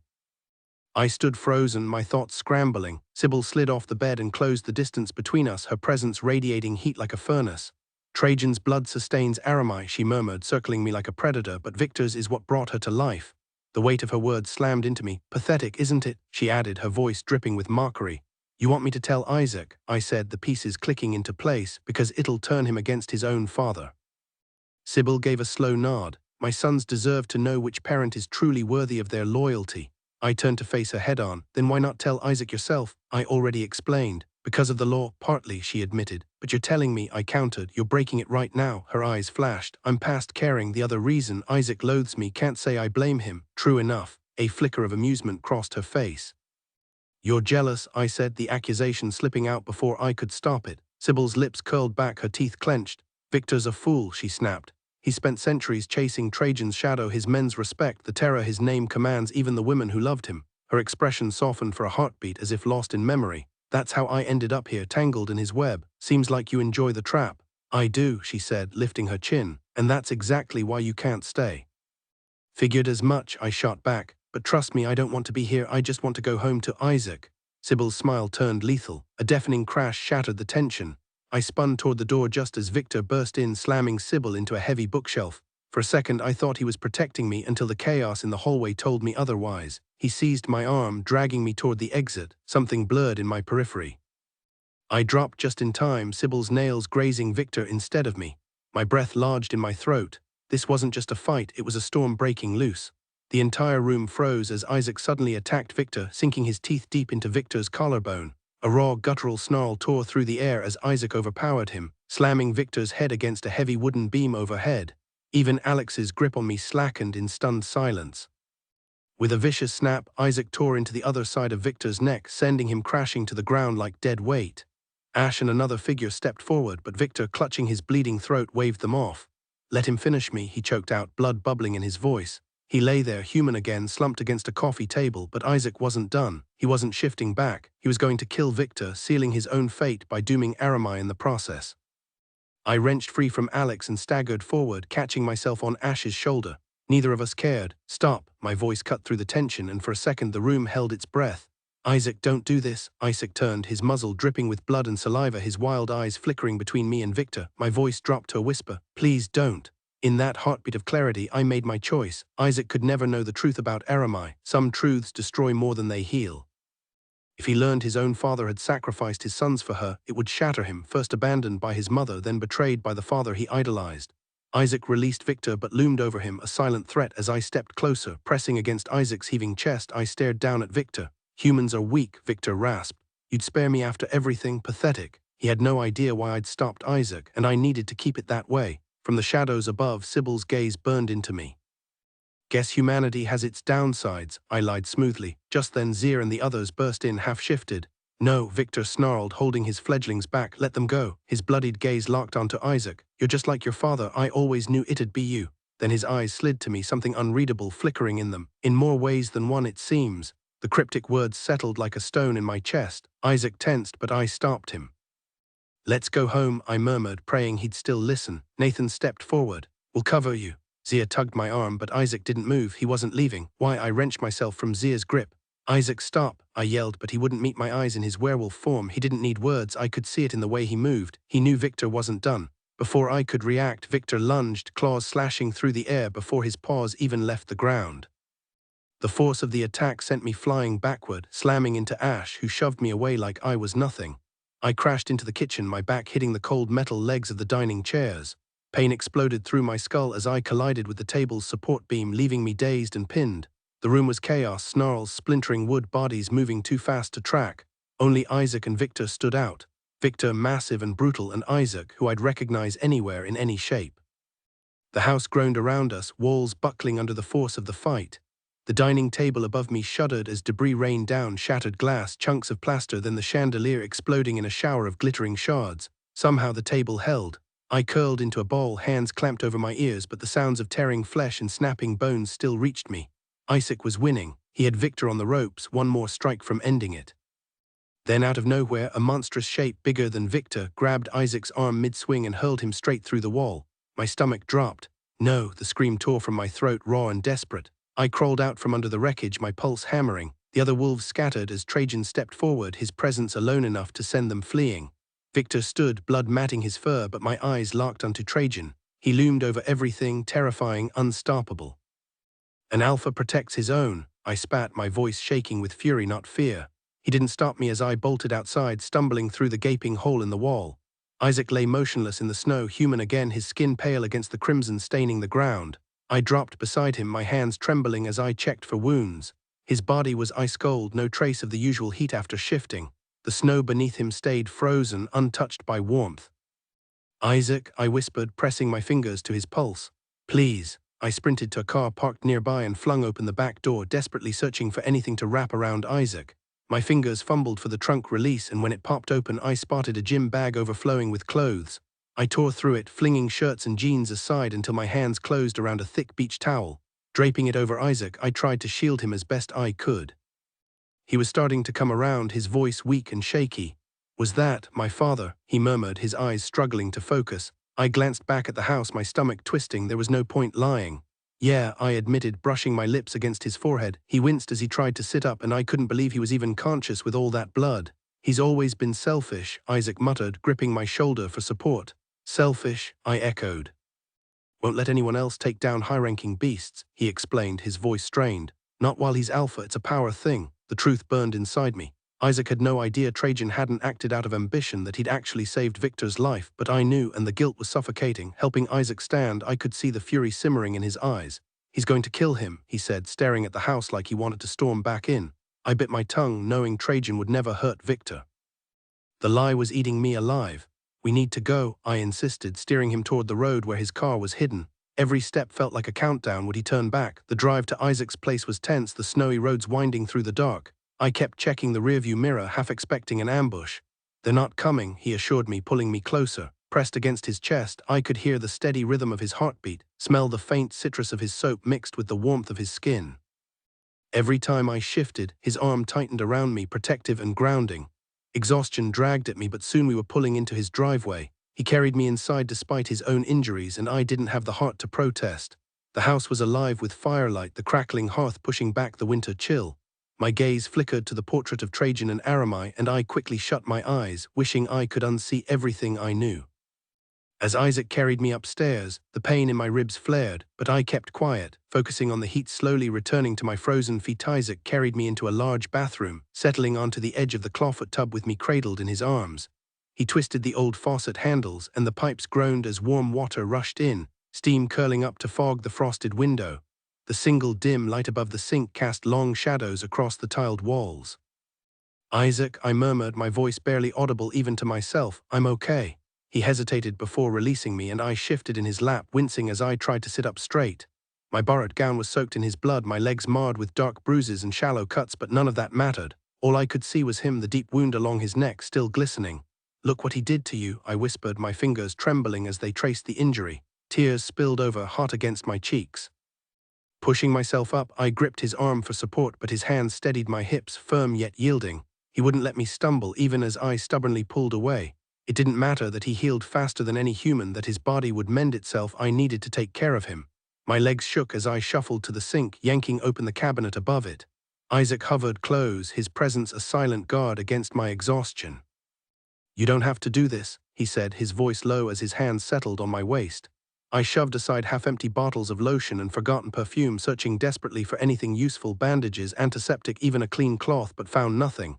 There has to be something, I muttered, frustration tightening my throat. Then Isaac turned me to face him, his gaze locking onto mine. Adria, he said, his voice rough with emotion. This is why I love you. His thumb brushed my cheek, catching a tear. You make me crave humanity, not for its weaknesses, but for the way you love. He lifted me onto the counter, stepping between my legs as I leaned into him, my forehead pressed against his chest, his fingers tangled in my hair, holding me close. I've never known anyone like you, he murmured. You stayed for your mother, risked everything for your uncle, and your sister, after all she's done, you'd still forgive her. His arms tightened around me, and beneath my quiet cries, I could still hear the steady rhythm of his heart. His voice dropped to a whisper, barely audible. You know what I am, how dangerous, how broken, yet you still love me. He paused, his eyes distant, lost in some private torment. The silence stretched between us until he snapped back, his gaze locking onto mine. And I love you, Adria Dawson, with everything I have. A strange heaviness settled over me. My limbs felt like lead, and tears blurred my vision as I lifted my head with effort. If you mean that, I said, my voice steady despite the ache in my chest, then promise me one thing. Name it, he murmured. I pressed a quick kiss to his lips. Stop calling yourself a monster. A flicker of warmth lit his eyes before he kissed me again, deep and slow, his hands cradling my face. But then something was wrong. The room darkened, the air turning sharp with cold. My body went numb, my thoughts scattering like leaves in a storm. Whispers slithered into my mind, just like the night Sybil ambushed us in the car. I couldn't move, couldn't speak, my lungs burned for air. For a split second, I forced my eyes open. Isaac's face swam in my vision. Isaac, the word died on my tongue. Then blackness, a rush of wind, icy fingers gripping my arms. Voices, muffled but urgent, get her into the water. Suddenly, I was on my knees by the creek, gasping. Alex stood over me, her dark hair framing a face untouched by the darkness that had once twisted her. Adria, she said gently, let's get you cleaned up. I stared at my hands, still streaked with blood and ash, the remnants of my prison clinging to me like a second skin. The past and present blurred, leaving me stranded between them. Where's Isaac? I asked, my voice distant, as if my thoughts were still unraveling. How did you get here? The scene felt like a dream, but the details were too sharp, too vivid to be anything but real. The creek murmured over smooth stones, the wind rustling leaves in a quiet rhythm. Wildflowers dotted the banks, their colors impossibly bright, while ivy twisted around every tree, weaving through the forest like living lace. Then Alex was beside me, knee-deep in the water, and I realized I wasn't wearing a thing. I had no memory of undressing, no idea how she'd appeared so suddenly. The water was almost too warm, wrapping around me like a second skin. My eyelids grew heavy as she cradled me back, letting my head rest against her lap. Her fingers worked gently through my hair, untangling knots I didn't know were there. A faint swirl of red drifted away in the current, proof of something I couldn't recall. She wants to talk to you, Alex murmured. I tilted my head up, meeting her gaze. She's watching, don't you feel it? Her hand lifted, pointing beyond the trees. I sat up, startled to find myself clothed in a sheer white dress, my hair dry, my skin unmarked. I searched the shadows, sensing something, someone just out of sight. The air hummed with an energy I couldn't name, but when I turned back, Alex had vanished. A soft crackling sound like embers settling drew my attention downward. The creek was gone, replaced by cracked earth and lifeless stones. The flowers had crumbled to dust, the vines brittle husks. The sky hung dull and motionless, no clouds, no sun. Yet ahead the forest remained untouched, lush, vibrant, impossibly alive. I stepped forward and the ground withered beneath me, petals curling into nothing. Another step and more beauty dissolved. I froze, afraid to ruin anything else. Then Aramai appeared, gliding toward me through the untouched trees. Her hand stretched out, frail but steady. You must drink it. The words echoed in my mind, though her lips never parted. I tried to close the distance, but no matter how many steps I took, she stayed just out of reach.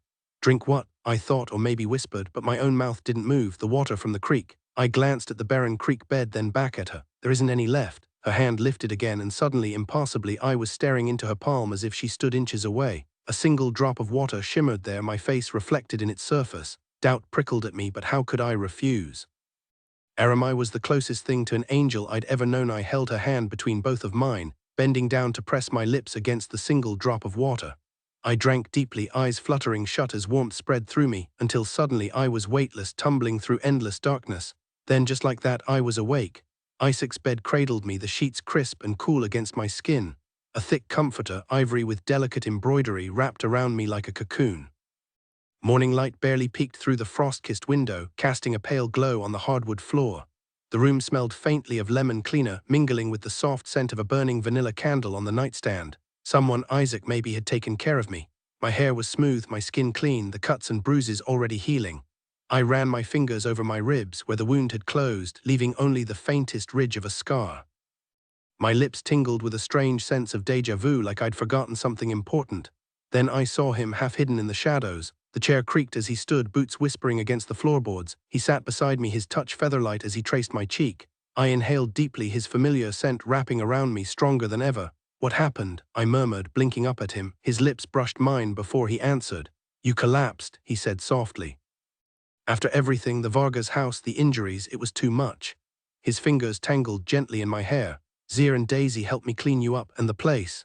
The idea of him seeing me like that should have embarrassed me, but it didn't. I trusted him completely. Still, a flicker of doubt crept in. Had our moment in the bathroom been real? I searched his eyes, finding nothing but warmth and quiet devotion staring back. How could someone so perfect, so otherworldly, possibly love me? "You made me a promise," I reminded him, my voice barely above a whisper. "You swore you'd never call yourself a monster, remember?" Isaac's lips curved into that familiar smile. "I do, but you passed out before I could lay out my conditions." His grin widened, playful yet intense. "Conditions?" I raised an eyebrow, caught off guard. He murmured, stepping closer. "You have to promise me that a week before every full moon." I cut him off with a sharp wave of my hand. "No. I won't agree to that. Isaac, I need to be here with you." His fingers brushed against my lips, silencing me. Though his expression was unreadable, warmth still lingered in his dark eyes. "Promise me you'll stay by my side," he said, his voice low, "because if you're not there, I don't know what I'll become." My chest tightened, but I swallowed the lump in my throat and forced a smile. "I promise," I whispered. Then after a pause, I added, "But why now? You used to be so afraid." For a moment, Isaac looked away, his jaw tense.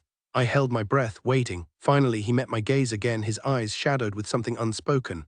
"I trust myself with you now," he admitted. "I could never harm you, not in 1,000 years." He moved to the window, yanking the curtains open. Pale winter light spilled in, illuminating the frost-laced trees outside. No snow fell, just the quiet stillness of a frozen morning. When he turned back, I hesitated before speaking. "Isaac, for now, I can handle this, but what happens when my fear of losing you starts tearing me apart?" His steps faltered in the middle of the room as if my words had physically stopped him. "What are you asking?" I exhaled, staring down at my hands. "I need space, just a day or two to think." His face darkened, but before he could argue, I pressed on. "I have to go home just for a little while." The protest was clear in his eyes, but he didn't voice it. Instead, he returned to the bed, his movements heavy with reluctance. "Fine," he said, though the words seemed to pain him. "If that's what you need." I could see the self-loathing in the way he held himself, his hands flexing at his sides. As I stood on the mattress, he reached for me without thinking, his touch desperate. I clung to him, my arms tight around his neck as he pulled me close, my legs wrapping around his waist. "I'll be okay," I murmured, resting my head against his shoulder. Held me so tightly I could barely breathe. Later, Isaac borrowed Nathan's FJ Cruiser and drove me to the hospital to visit Uncle Carl. Beverly took one look at me and frowned. "You look exhausted," she said. Thank goodness she couldn't see the bruises hidden under my clothes. There was no way to explain those. Uncle Carl was stable, which was a relief, but guilt gnawed at me for being distracted by everything else swirling in my head. "The book is incredible," he said weakly, offering a faint smile. Beverly read me a few chapters earlier, really gripping stuff. I smiled back, genuinely happy to hear him speaking again, even if my thoughts were miles away. I stayed until the nurses kicked us out, picking up the book where Beverly had left off on page 56. That night I went home alone. The fear that used to cling to the walls was gone. Instead, there was only quiet and the weight of decisions I still had to make, each one carrying its own heavy cost. "I don't like this," Isaac said as we stood on the porch, my keys jingling in my hand. "Think about it," I replied. "After everything, this is the last place they'd expect me to be." Out of the corner of my eye, I spotted Sebastian, Dwarf, and Damien lingering by the barn. "No," I said firmly, turning back to Isaac. "They go with you. I don't need a security detail." "I'll send them home," he lied, and I let him. I knew he wouldn't leave, but I didn't argue. He kissed me, slow and reluctant, before finally walking away, glancing back twice before reaching his car. He paused, door open, as if waiting for me to call him back, and for a second I almost did, but I needed this time alone. The house was cold, the air stale. I wandered through each room, searching for something familiar.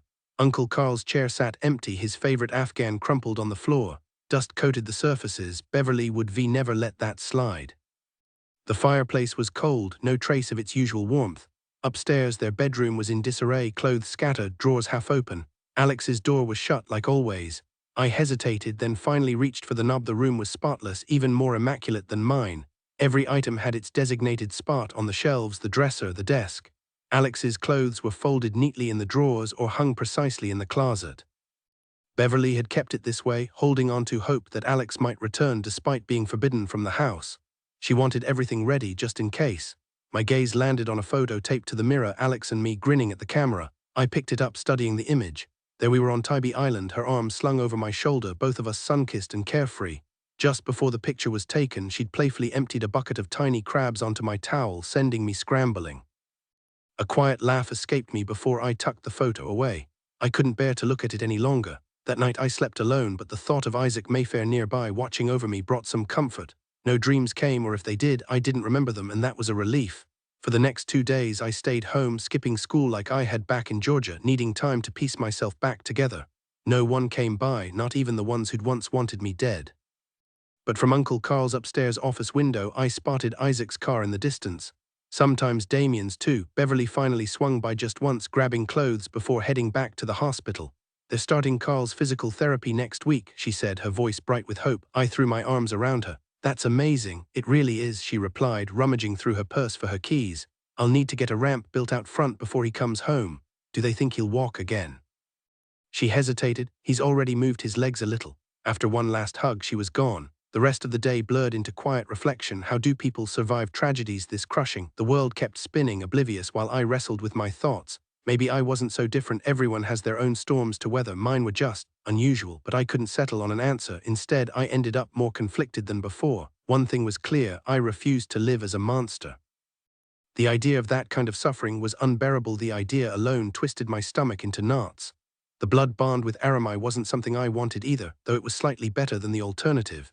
Staying human, stuck in a body that would eventually fail, living a life bound by mortality, none of it appealed to me. But those were my only options. For now, I figured the best choice was no choice at all.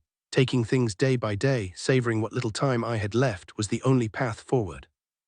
The next morning, Isaac was leaning against his Jeep in the driveway when I stepped outside.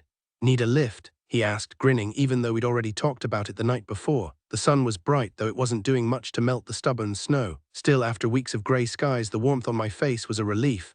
I tossed my backpack onto the passenger seat and slid in, running my fingers over the smooth leather. "Where'd this come from?" I asked. "And what happened to the old one?"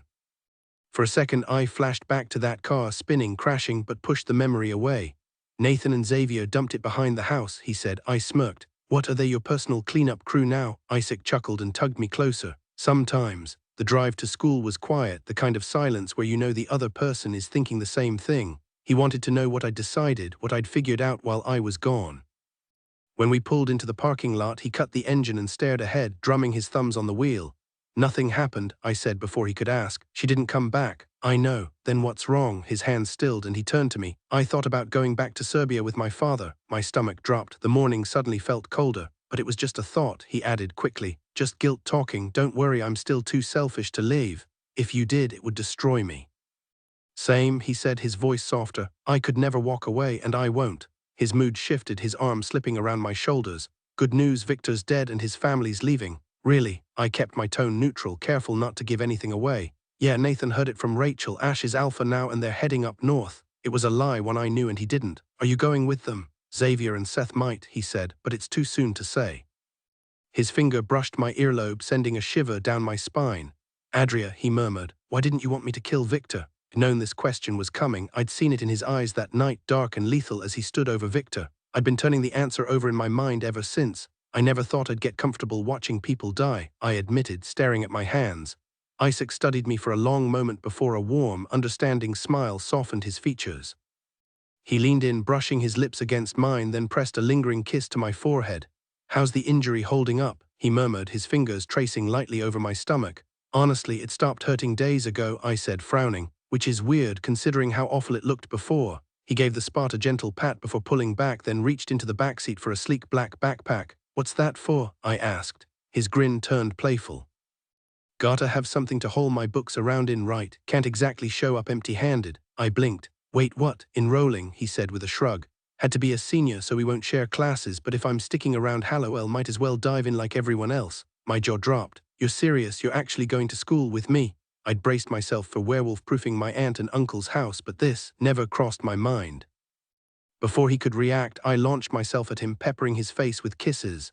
"This is amazing," Isaac laughed, wrapping an arm around me. "So no objections? Are you kidding? This is the best surprise ever." walking into school with Isaac Mayfair, my werewolf boyfriend, and let's be real, the most unfairly attractive guy in the building was surreal. Every head turned. The guys looked torn between envy and discomfort, while the girls practically short-circuited. Even Torai's reaction was priceless. Normally, I hated being the center of attention, but today I didn't mind. Harry, ever the loyal best friend, still treated me the same, even though he was head over heels for Daisy Mayfair. Seeing him so happy with her made my heart swell. And Daisy, she kept surprising me. Turns out she could shred a skateboard like a pro. Who knew? Somehow, despite the chaos, loving a werewolf, having werewolf friends, the gaping hole my sister left behind, life in Hallowell was starting to feel normal. I carried secrets, heavy ones, but I was learning to live with them. Sometimes you just have to let go of the darkness or it'll choke out the light. But one thing still nagged at me, that wound under my ribs. It's gone now, and I'm not sure what that means.